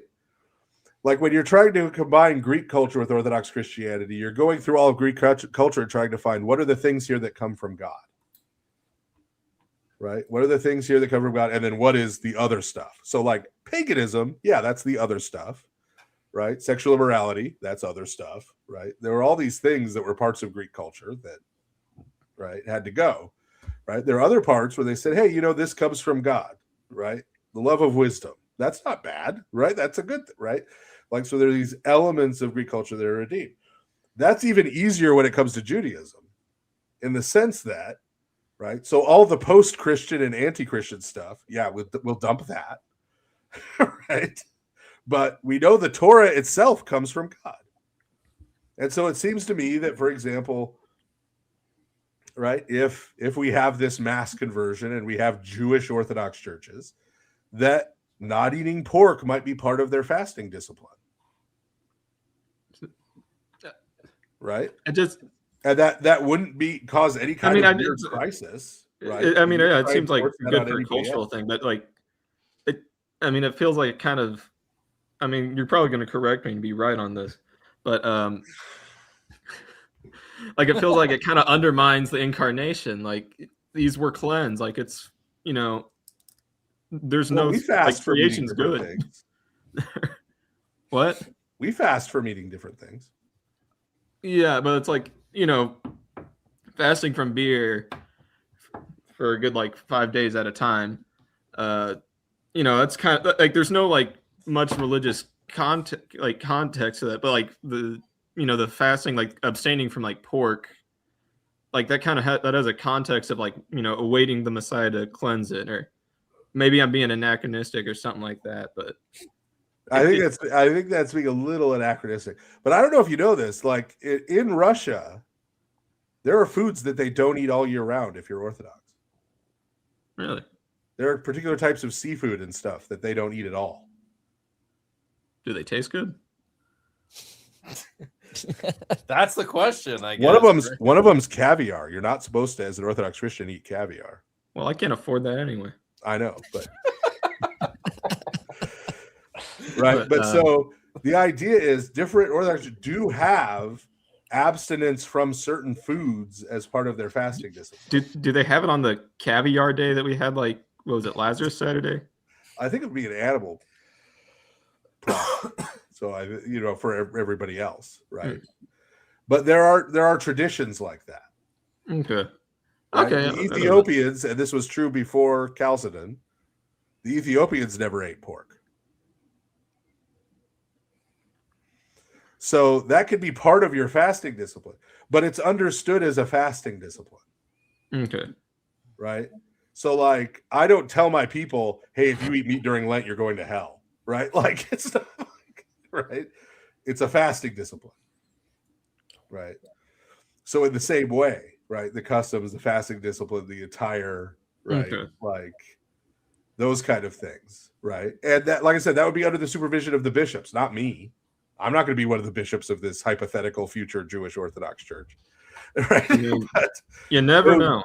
Yeah, those bishops would be the ones who would rule on that and who would have the authority to do that. Say, here are the things that are going to be binding on these Jewish Orthodox churches, and here are the things that aren't. Right. Okay. I think my final question. I've been a lot of sleepless nights over this. Do you think the St. Tikhon's basketball team is going to continue their victory streak against St. Vlad's? Yes. Okay, good. Because my godfather, he's joining there. They're trash on the court. They're trash off the court.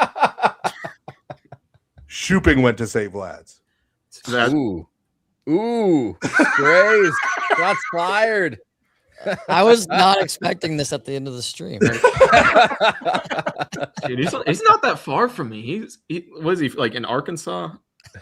It's like I was at St. Tikhon's for the first game, the first intramural basketball game, and one of my friends busted a guy's nose on St. Vlad's team. Oh, of course. So.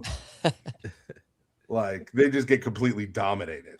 Is it just whoever has more Serbians on their team? I don't think we had any Serbians. I don't think we had a single Serb. Dang. I think it's whoever has the most guys from Indiana on their team. We're the basketball players here. So. I didn't realize you were from the poor man's Ohio. Wrong, so. I didn't. Yeah, David and I are both Indiana Hoosiers. Right. I'm from the sweet state of Missouri. It's going to be the future diocese of the Ozarks once we get things figured out. Based. But oh yeah, you guys got your like little conference coming in June 6th at it was like my old parish when I lived in Arkansas. Yeah, the Parish Life Conference. Yeah. Yeah. Father Andrew and I are both going to be there. Well, I got to check out, guys. Great to spend the evening with you all. All right, hold on. John, thanks for calling in, man. Yeah, have a good Appreciate one. it. Tell Father Paul I said hi. Will do. All right. Cassian, dude, thanks for coming on. Baylor, Father Stephen, of course, like always, thanks for coming on. Tomorrow, I'm going to be on Cleve's channel. Guys, check it out. Wednesday, I'm going to have Father Peter Hears on the channel, so look out for that. Cassian, plug your stuff, man. Yeah. Well, my camera's gone. Sorry, man. Yeah. No, yeah. Check out Barrel Age Faith. Many people probably watching the stream may already know it, but be great to have you on. Right now, I'm getting ready to launch the discussion on the first Christian hymnal out of Jerusalem, and it's basically the hymns of Pascha. So we're in the Pascha season, and these are it was translated by Dr. Stephen Shoemaker, and there's a lot of fun stuff in this. So I'll be doing streams on this book because it's a beautiful kept secret that he translated in the it was probably 3 or 4 years ago. So stay tuned for that. That's going to be a lot of fun. Cassian, thanks so much for coming on, man. I appreciate it. Oh, yeah, it was great being on. Thanks for having me on. Great to see you, Father Stephen, and David Baller. You know what? I get that a lot. I'm used to that. And then I'm also a country boy, and they're like the correct way to pronounce my name is Baylor, so I always got called Hey Baylor. There you go. Oh yeah, Hey Baylor. Which I did do a bit of, to be fair. You did not bail on this stream, so. Baylor, where can we find your stuff, man? I'm looking for an icon of my patron, Saint Alexander of Alexandria, and Father Stephen at one point duly authorized Saint Demetrius Staniloy as the patron of the channel. So I need one of each. Boom. Yeah, so you can check out. I have a YouTube channel as well, The Sacred Life. I don't think I'm logged in on this stream actually in my StreamYard account, so I can't post anything in the chat. But you can check that out, and I have links there. My I should just copy it in the. Maybe I can copy it in the private chat. I don't think I can put a link in the. Excuse me. Let me pull this up here. I don't have a great website right now. I'm actually talking with Nikolai. Yeah, he's the dude for that website. Well, there's my link. I put it in the private chat. I don't know if you have a way, Alex, you can put that up on the screen. Gregorius iconography. I can put it in the live chat. Yeah. I think if I try to do it, it'll just flag it as spam and not post it. That should be clickable on their end. So Gregorius iconography. My patron saint is Saint Gregory Palamas, so that's the name of my my iconography. So you can check that out, Alex. I would definitely be thrilled and honored for the opportunity to make some icons for you, paint some icons for you. That's awesome. I'll put them up here. Yeah, I'll check it out, man. Yeah, if you saw the icon of St. George behind Cassian when he was on, that's one. That's a really nice one. Yeah, that's one that I did. So yeah. We have another super chat for Father Stephen here. Pitch for Father Stephen. Religion of the Apostles shows the Apostles were in continuation with Second Temple Judaism. Now, Church of the Apostles shows the Orthodox Church is the same of the first 4 centuries. It's important that you stopped at 4 centuries because I lose interest in the world after 400 AD.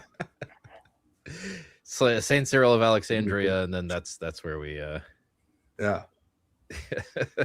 So my patron saint isn't even of any interest to Father Stephen. Man, all the stuff is there already. Well, yeah, we wouldn't want to say he said anything new, right? Like we wouldn't want to. Yeah, guys, obviously buy all of Father Stephen's books and his audiobooks. I've recently been going through his Apocrypha book, and I think that's very, very, very informative and a testament to the 12 patriarchs and a lot of those texts are like crucial to understanding what the apostles are saying. So, Father Stephen, there was actually one question I had for you. I'm going to keep you a little longer here if you don't mind. There was that thing about the toll houses where I was reading Father Seraphim. You remember? I was reading Father Seraphim Rose's book, and he's like, well, the same concept appears in Saint Athanasius and all of these other saints that like pre-schism saints. And you were saying, sure, but the idea of the toll houses proper is a newer thing. What is that about? So, help me understand. I'm not trapped here with you. You guys are trapped here with me. Okay. But Rorschach. No, so this is a nuanced point we need to make, right? So Father Seraphim Rose, we're talking particularly about his book. And so this was a bigger thing, I guess, back when I was coming into the church like 25 years ago. But at that time, the big online thing was toll houses. And you had people on one end, because you just get the extremes on the internet. That's how it works, right? So you had people on the one side who are like anathemizing each other over like the precise number of toll houses. And you're a heretic. What sin was each toll house and what order and this kind of thing. And the other side, you had people who were just like, toll houses is Gnosticism. Father Seraphim Rose is a Gnostic, right? And no nuance in between allowed on the internet. And so I did kind of a deep dive into it back at that time, right? And so some of the stuff, right? Some of the stuff that the anti-toll house people were dredging up was actually accurate. Some, right? And when you take that into account, you end up with a more nuanced view that's in between, right? Which makes it, of course, makes no one happy either, right? Like, I wanted toll houses. Like you're either not full-throatedly endorsing them, or you're soft pedaling the heresy of toll houses. The Father, my flesh wants me to have an extreme hardline position. Yes. So see, he doesn't even want to be seen with me talking about this. He doesn't want that heat. Doesn't need the smoke. I'll take it. I'll take the heat. But, so the specifically true stuff. Okay, this is just factual stuff. Number one, it is factually true that Father Seraphim was working from Russian translations of the saints in question because he didn't have the Greek facility. And if you look up the original Greek of a lot of those quotes, it is less clear that they're talking about toll houses. Right? It's not that they're saying something totally different.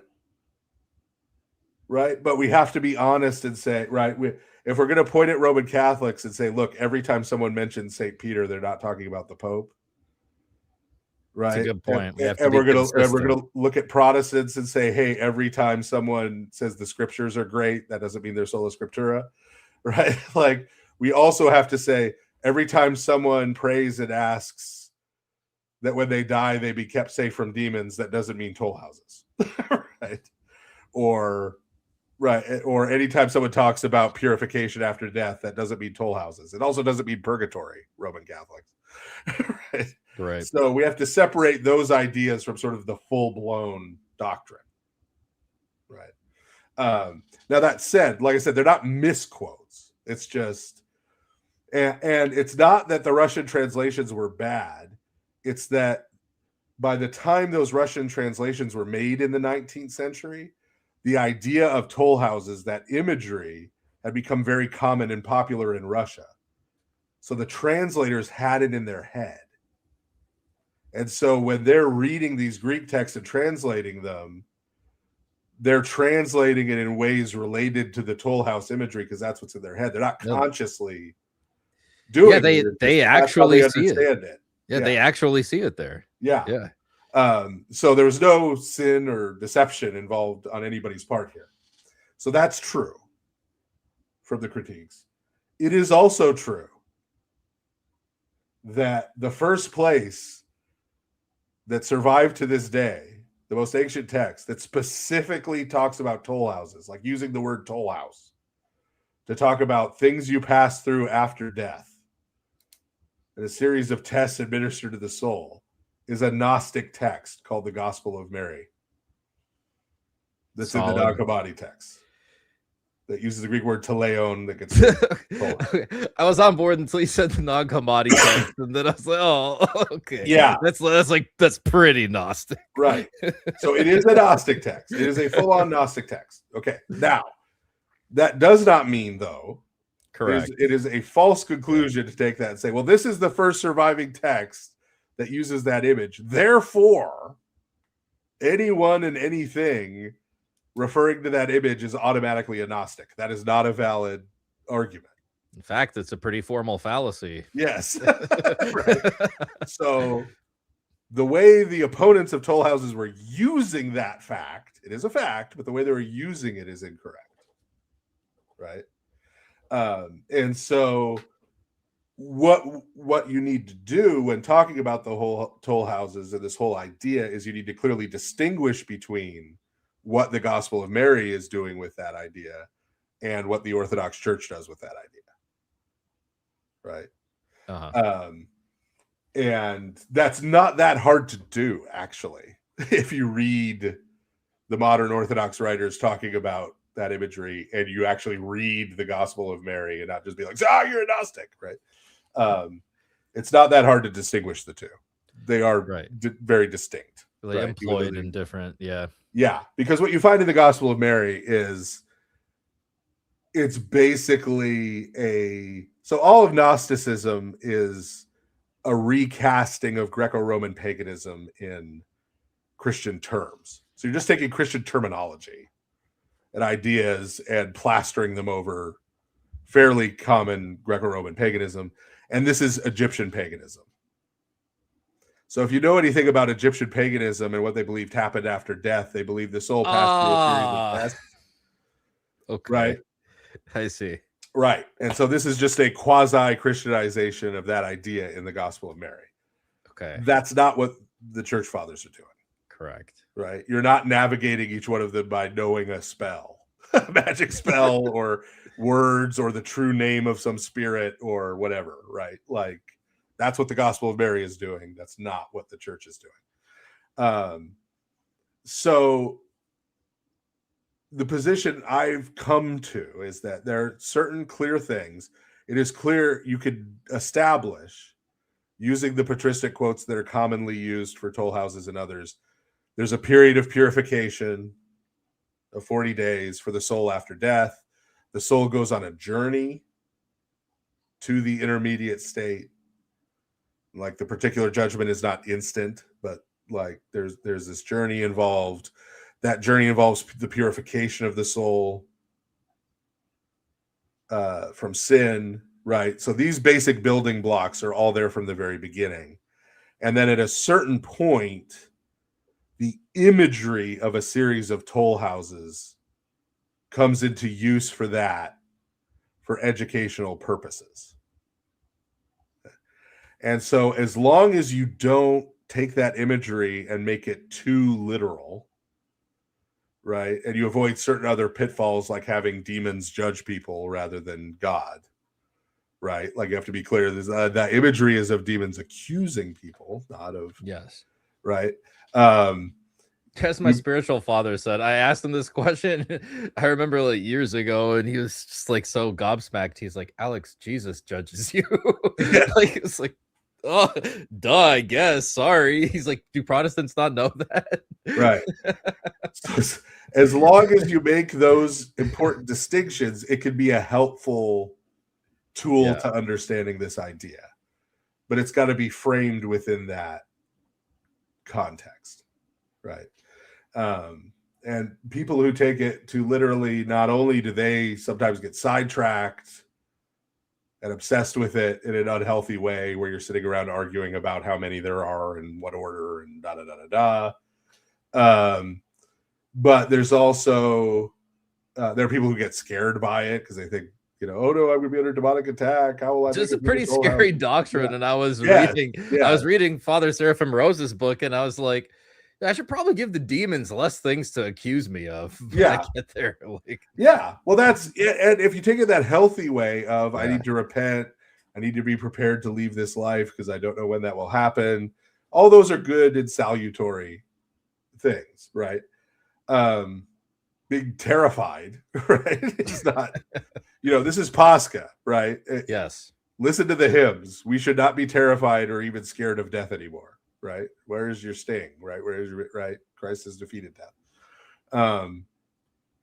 Right. But so it could be helpful in those ways, as long as, again, you don't start taking it super literally. You also then get, because there are people who take it really literally, you get Roman Catholics saying, well, that's basically purgatory and you believe in the same thing we do. And it's like, no. Nice try. Yeah. So there's a lot of things there where, if you know, you take it too literally, right? So this is the conversation I end up having with pretty much all my catechumens at some point, because they're reading stuff about Orthodoxy and they get into toll houses and they're like, what do I do with this? Yeah. You know, we have this similar discussion. Silver makes a good point. He says, we know the judge. That means the demons are hostile witnesses. That's, now that you put it in these terms, I feel much more comfortable, because you have a right to question hostile witnesses. Yes. I don't know. I understand they've been alive for centuries and they are probably much more clever than I am. However, I would like the opportunity to cross-examine them. That's a good point, Silver.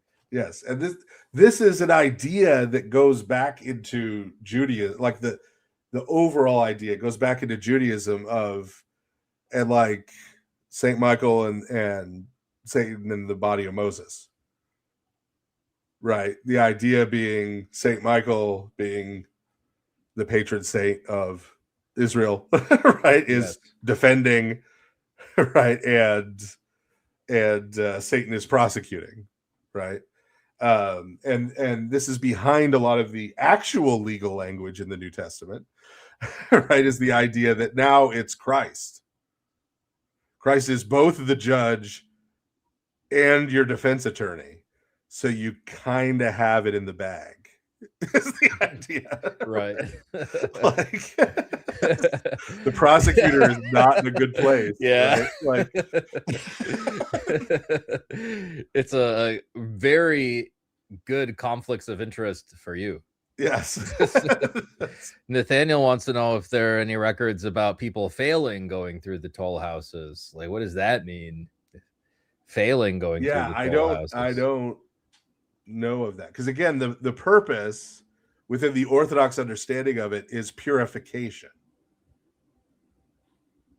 right? That you're leaving those sins behind, that your soul is being purified of those sins in its journey toward paradise, right? Yeah. Does our guardian angel stay with us? Yes. Based. Got a $20 super chat from Minor Man Sam 1. Thank you for the donation. Christos Anesti, Alithos Anesti.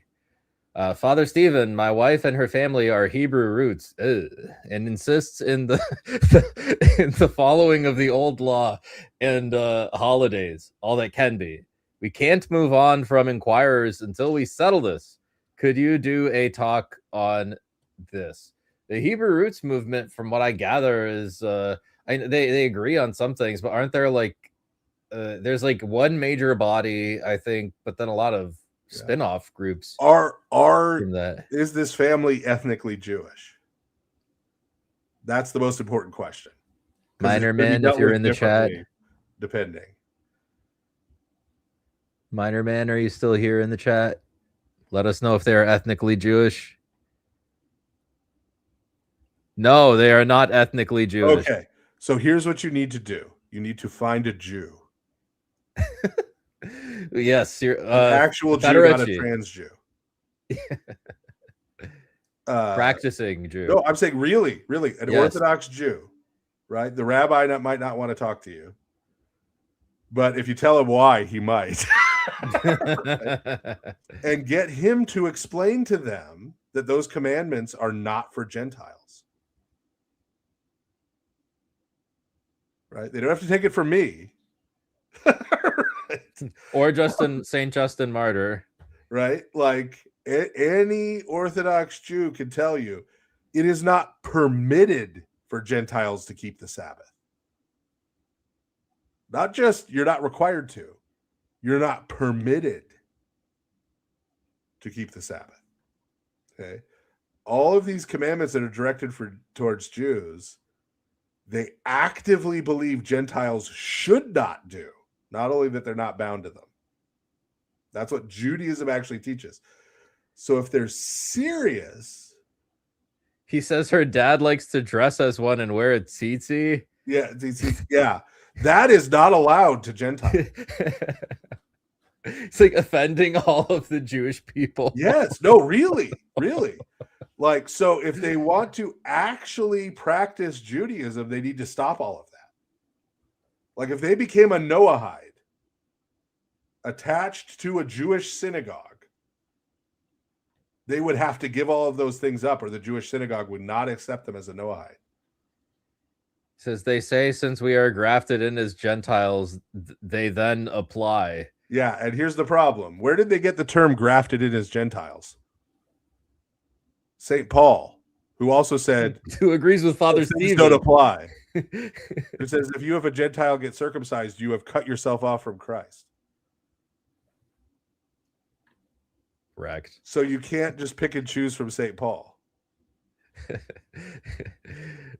Second actuality is entertained by this one. That's funny.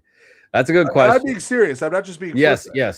Right? Like, to me, this is the thing with Hebrew roots people, right? Because anything I say to them, anything a lot of these people say to them, they're going to say, "Oh, you don't understand, Father Stephen. That's you your don't replacement get it. theology. That's you're an anti-Semite. You're blah blah blah blah blah." An actual Jewish person, right, who is deeply offended by them doing these things, right? Yeah. He will tell them that's not Judaism. That's not the Jewish practice, right? I think is honestly the best way, right, to sort of help them see that, like, no, what you're doing is neither Judaism nor Christianity. You have invented this weird hybrid thing. Yeah. That is frankly anathematized by both. Right? It's like being a union. Oh, I mean,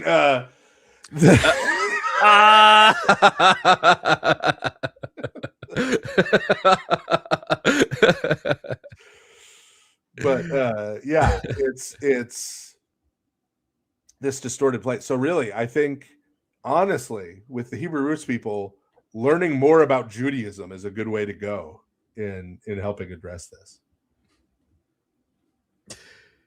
Yeah. Father Stephen, can you answer my question about the book Original Sin for the Orthodox Church? Have you read it? What do you think about it? And what would you say to those who advocate it as a good book? You know what? Is that Witkoff's book? I don't think it is, but let me double check. There was one Witkoff cited as also a good one, but I think it's that one, but let me check. Original Sin for the Orthodox Church.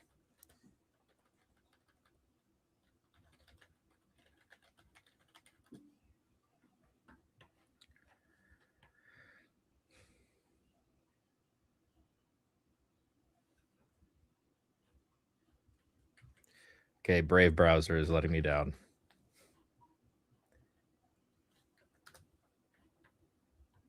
It is Witkoff's book, yes. Okay. So, like Donald Trump, I feel the need to be nice to anyone who's been nice to me.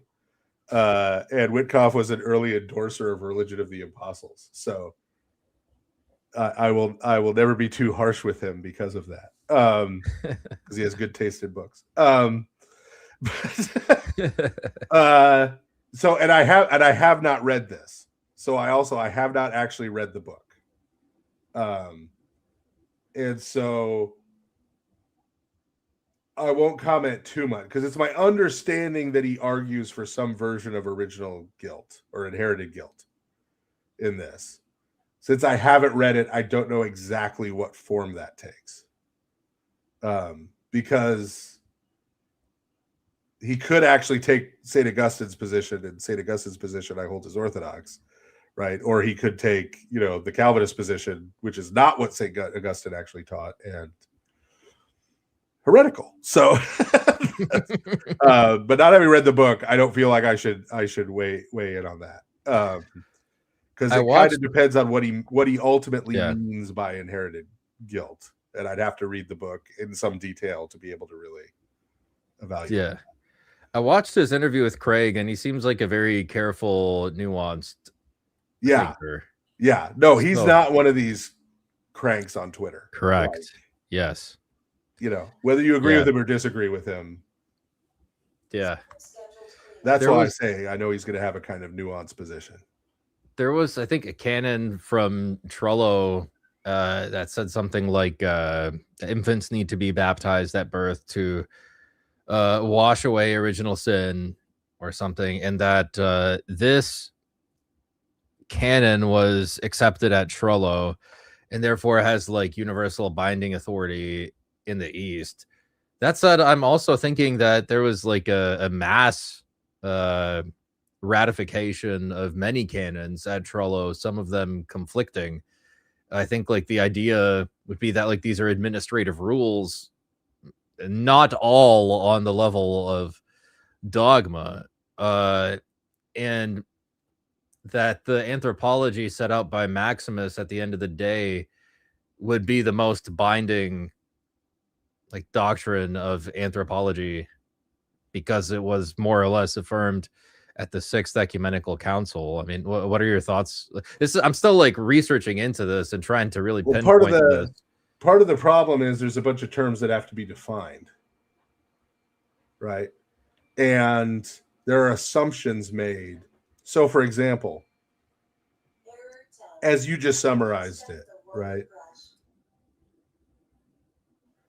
Sorry, that was our robot maid, Rosie. Right. So the way you summarize the statement, right? Infants need to be baptized to wash away original sin, right?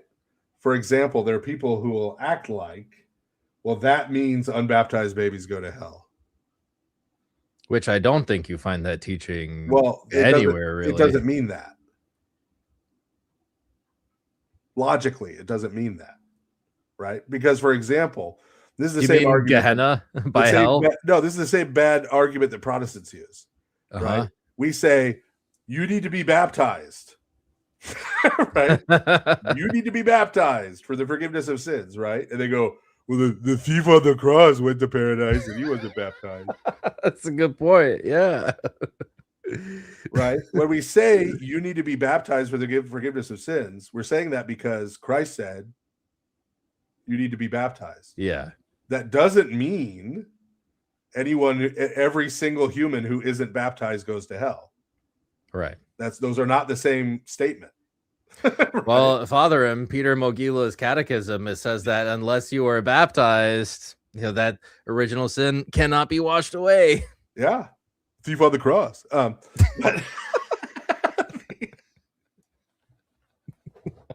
Right. So that's not correlative to you go to hell, right? Is what I'm saying, right? Yes. So that's first, right? So when saying this is why babies need to be baptized, or even this is why you should baptize a baby, right? Even as like when St. Augustine is responding to the question, a baby has not committed actual sins, so why do you baptize a baby for the remission of sins? And he says, well, original sin. That says nothing about the destiny of unbaptized babies. Absolutely zero. It's answering a different question, right? Yeah. So that can't be read in. But then also, what does it mean to remove or wash away original sin? There's a bunch of things that could mean other than penal guilt. Yeah. Right. So if we read St. Augustine as saying the super addendum bonum, right? The grace in which Adam participated in paradise was lost to him at the expulsion from paradise. And so all of his descendants are born lacking, because sin is a lack, right? Lacking that grace, right? And so a baby is born without that grace. They receive that grace in baptism, right? That's a perfectly orthodox reading of that statement, right? If you mean by that, babies are born judicially guilty and liable to eternal torment for what Adam did, right? And if you baptize them, then poof, right?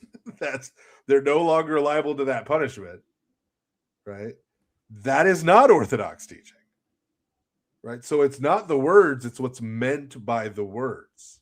Yeah. I've been trying to pinpoint a lot of these meanings too. Like, what do they mean by punishment? Because like Adam's punishment was not Gehenna.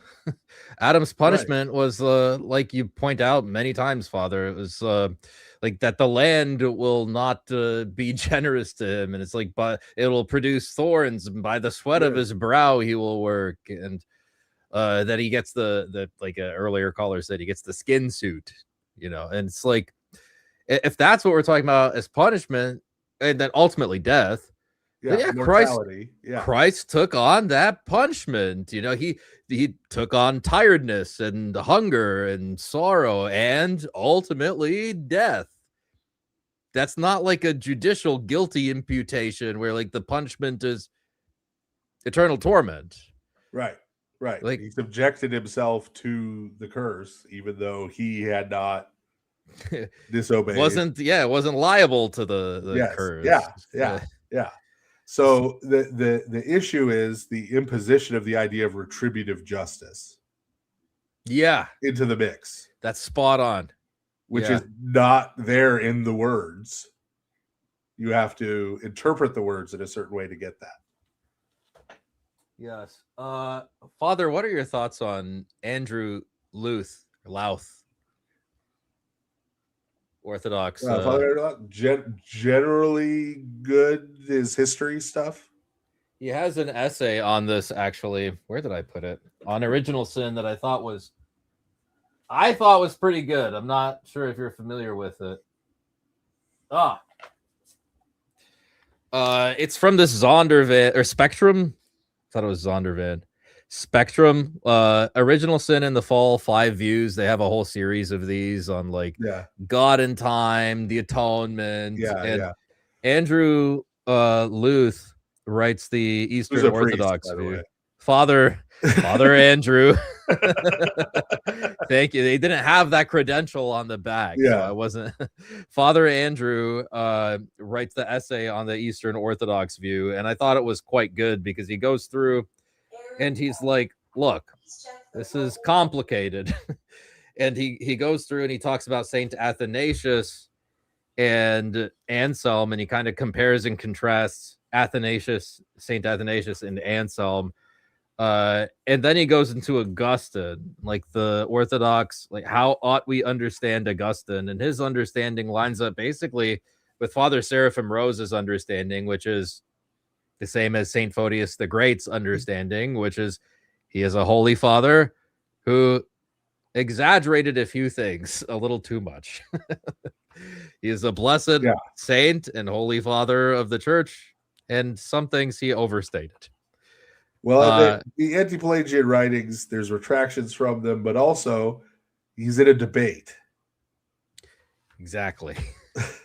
And when you're in a debate against one side, sometimes you move further, exaggerate a little bit to the other side, right? Like it's when somebody was asking me about the whole obedience thing on here, and I said, you know what? If your spiritual father tells you to murder someone, just go and do it.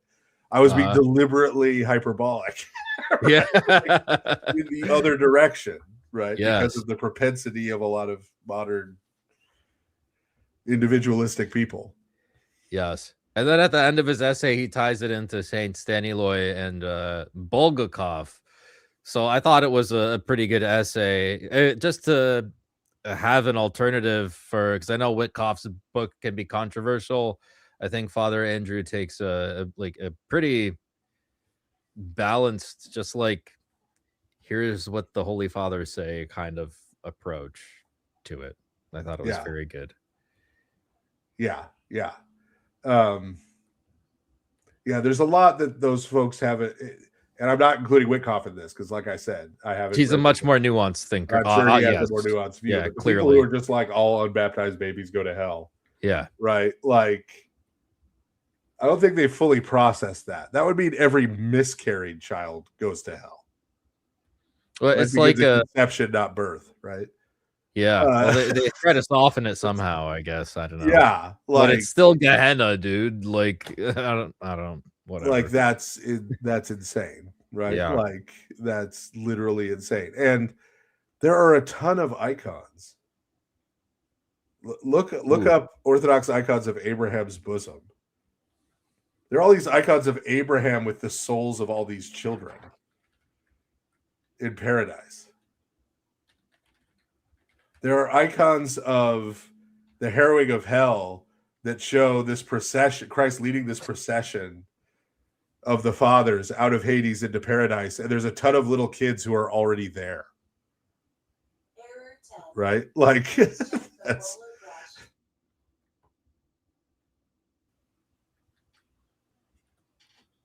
So, like,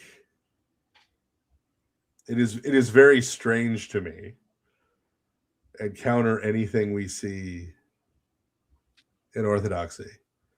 I've never heard of, and this is common practice in the Roman Catholic Church. Get ready for Roman Catholics in the comments to say I'm lying and making things up. And then this clip is going to go. This clip is going to be all over Twitter. But it is common practice in the Roman Catholic Church to try and find and baptize the conceptus in the case of a miscarriage. Really? I did not know that. That's very interesting. Like I said, get ready. Here we go. But that is common practice because of Roman Catholic teaching on this subject. There is no such practice within Orthodoxy. Go and read the prayers after a miscarriage. Okay. There is not a single allusion in it anywhere to the fate of the child.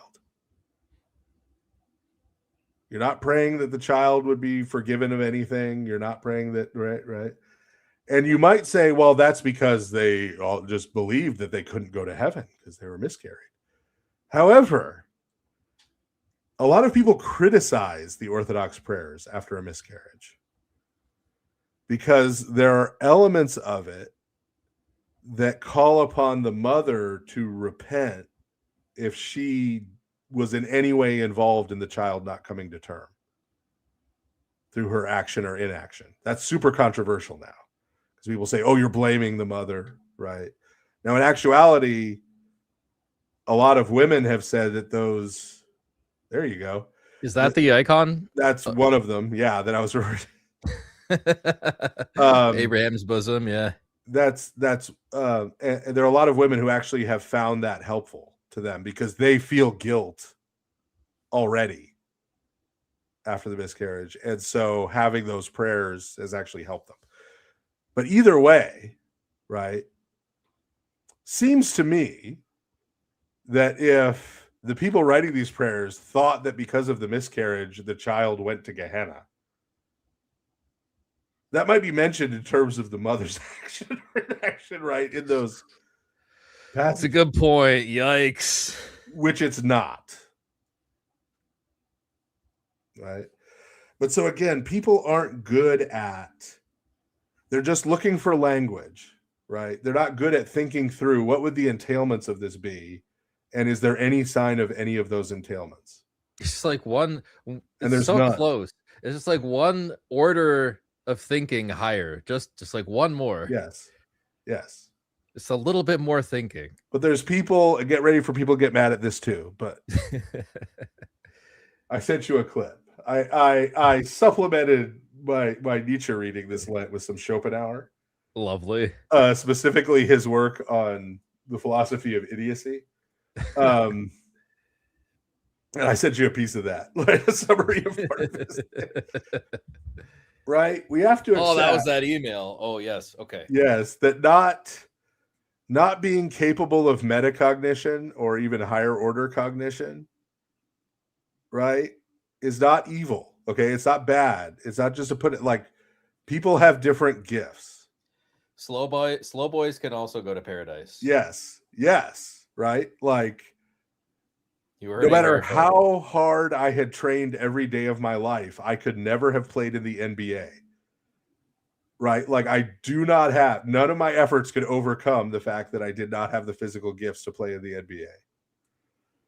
Right? Like I could have played high school basketball maybe if I tried real hard, maybe even college if I went to a small liberal arts college. But I would have had to work really hard, and I never would have gone to the NBA. I never would have been Alan Ogg, let alone Michael Jordan. Okay. Right. Some of this stuff is just, there are gifts you have and gifts you don't have. Right. I have no singing voice. Right. I've worked really hard over 17 years as a priest to become like unobjectionable, to be mid. Like that is the great achievement of all my work, because I don't have the gifts in that respect. There are other gifts I do have cognitively, and I try to do my best to use those in service of God. But there are people who don't have those gifts, right? And there are extreme cases where they don't realize they don't have those gifts and they think they do. That's a problem. Right. But we also just have to accept that there are some of these levels of cognition that some people can't do. And that's okay. And that's okay, except when they sort of don't realize it. Right? Yeah. Like if I thought I was Pavarotti, right, and I kept telling my head chanter to buzz off. No, I'm going to handle this like every difficult, like I'm going to sing the Cassian King this year. I would just ruin bridegroom matins for the whole parish. Right? So I try not to do that. Right? Like I say, you know what? Any piece that's remotely difficult, I'm like, hey, head chanter, right? Hey, choir director, you're really giving, you sing this, right? You got this one? Yeah. Like, you take this, right? You know, right? So and that's fine. So people just need to kind of realize that. So that's why when you say it's just one order of thought more, there are people who can't go to that next. Yeah. Fresh Palmeni says, Schopenhauer, I hardly know her.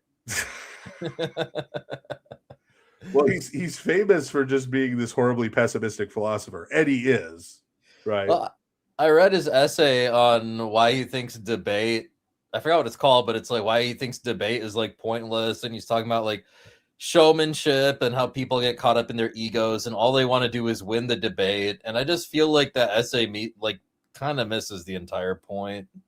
Well, it's his profound pessimism about people. Yeah.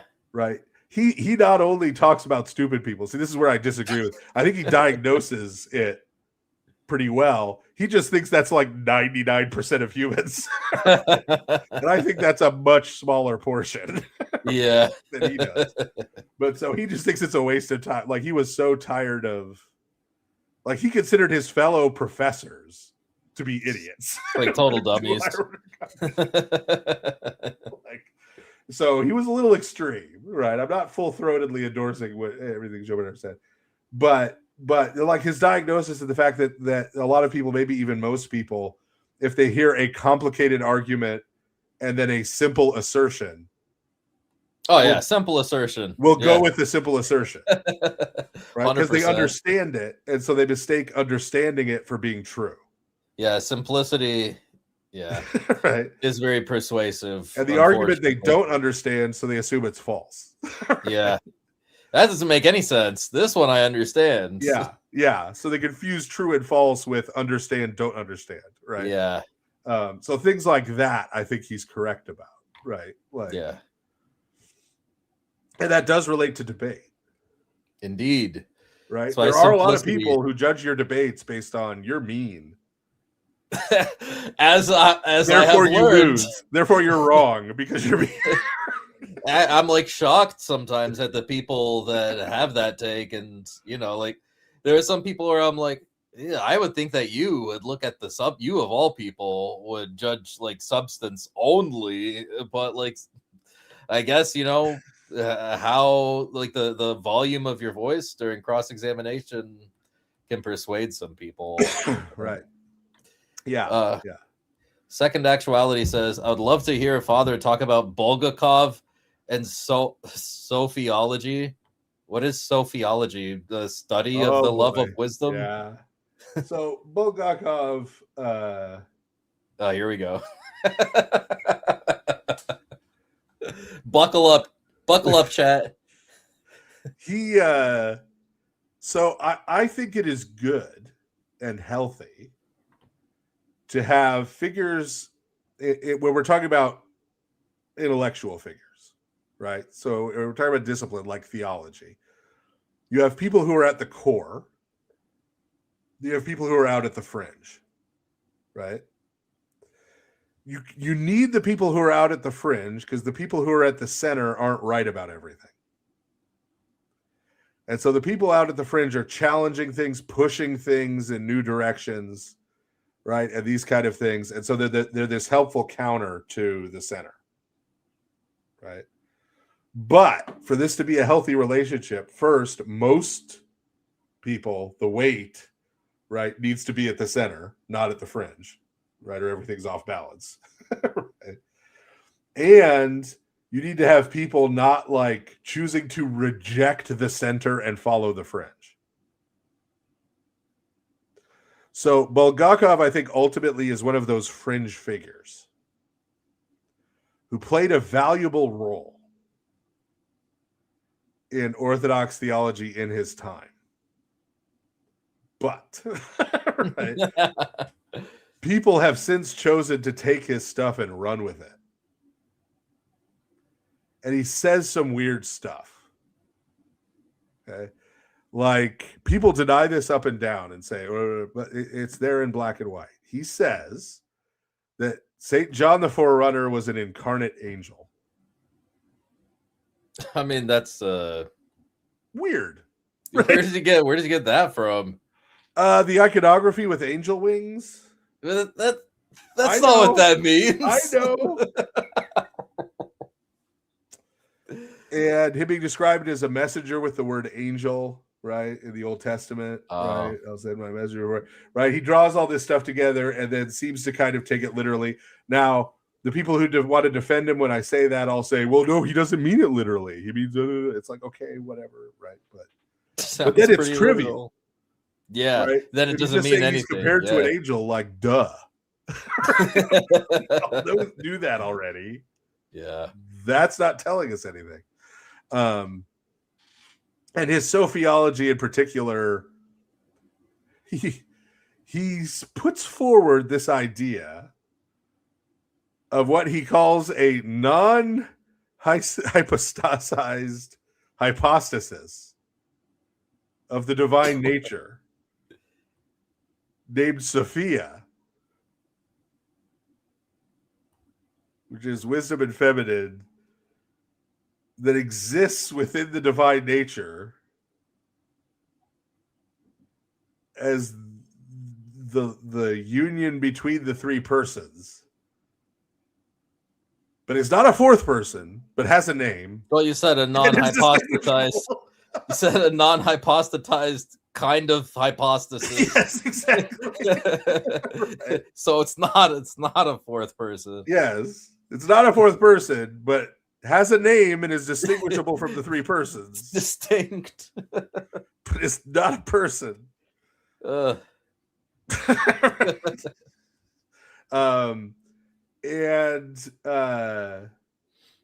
Proceeds to, and uses as evidence of this a lot of stuff in the Old Testament about wisdom that, frankly, the fathers, and even before the fathers, like Second Temple literature and stuff, have all interpreted as referring to Christ or the divine logos, right? Like in Proverbs.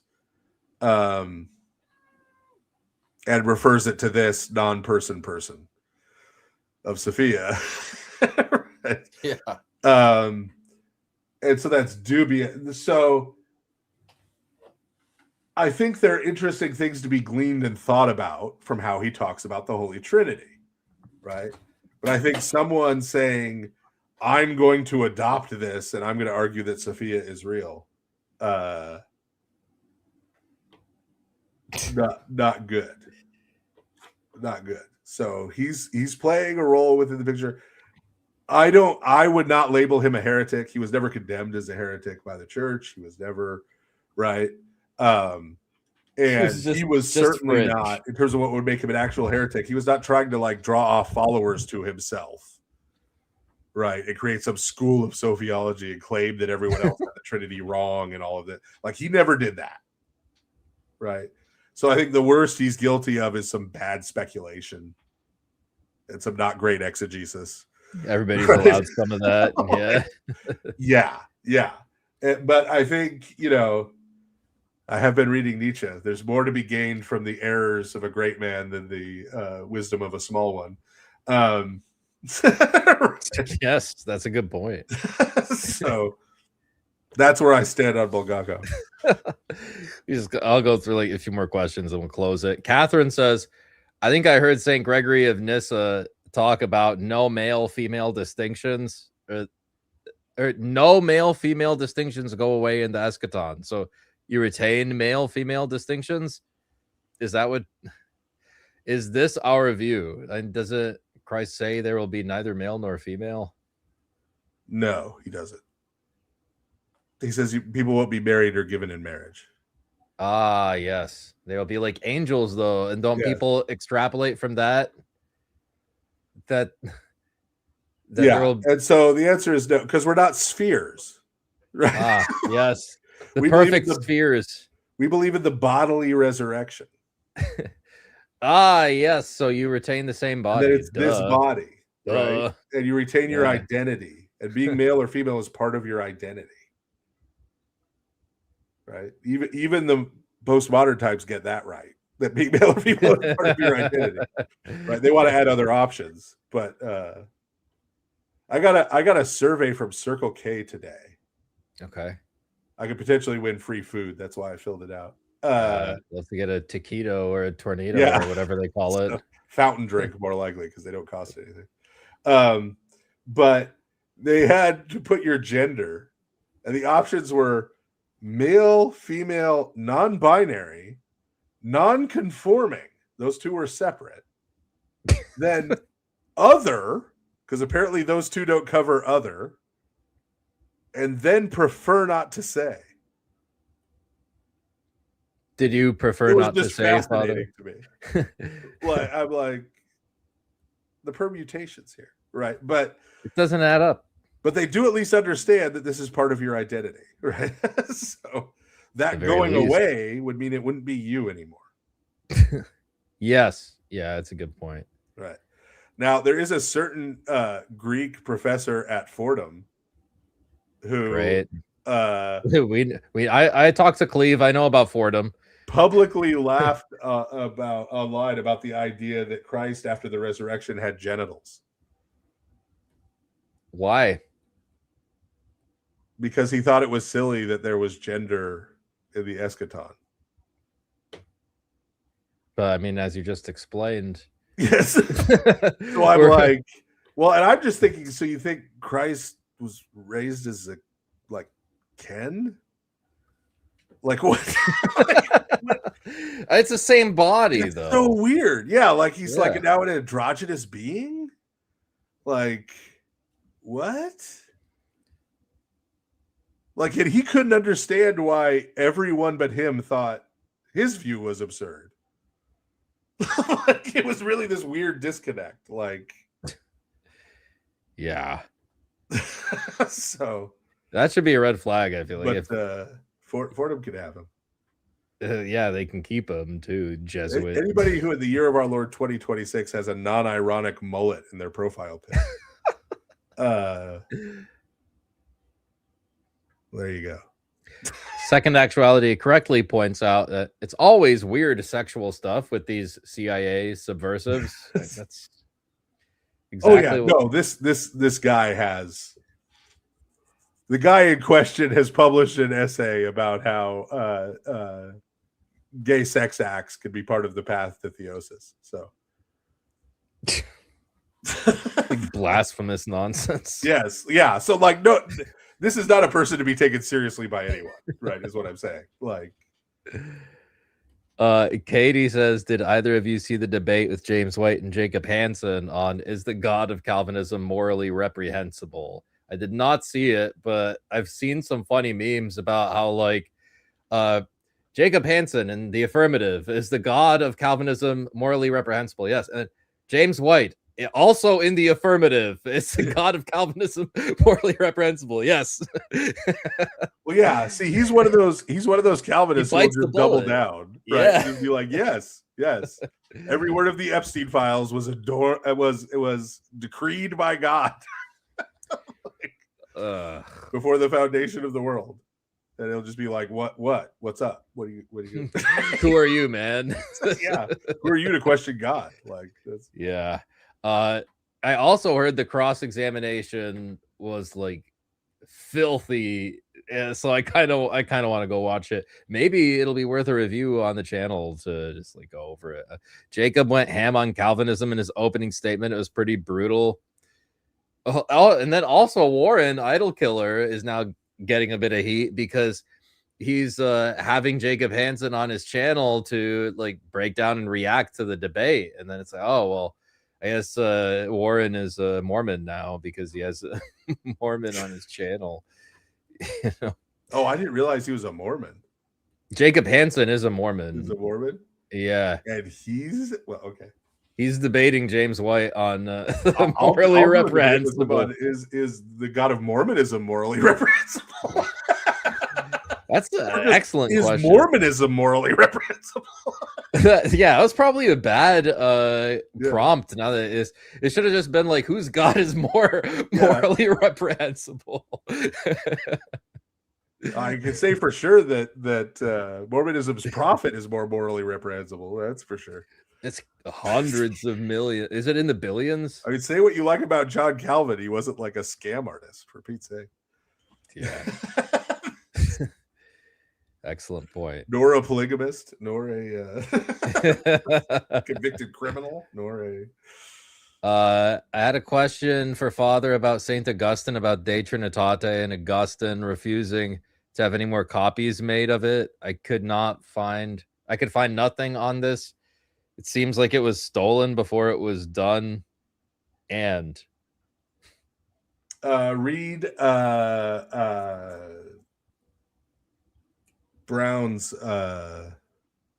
Brown's biography, St. Augustine. He talks about it in there. Also, just say something wrong about Augustine and tag Perry Robinson. he'll correct you pretty. Yeah. Why'd you block Perry Robinson, man? What was getting so much heat for that? It's because I was trying to draw out these Latinizers. I was using strong language, and then he's counter signaling me in the comments, and he was saying self-control is a fruit of the spirit, Alex.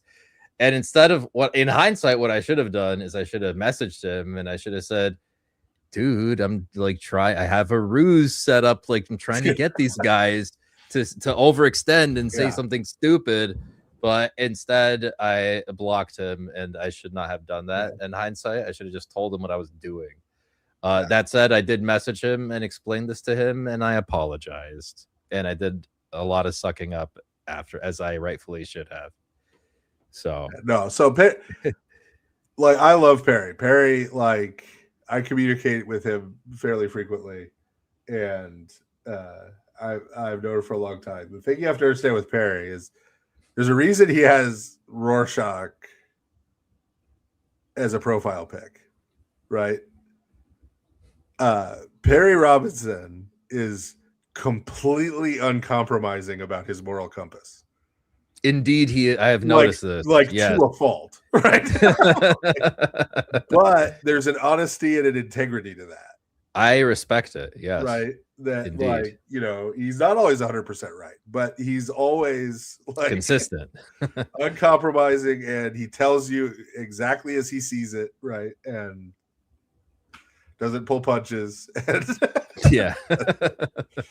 So, yeah. Also, total brainiac, one of the smartest people. Yeah, it knows his stuff. There. Yeah. Yeah.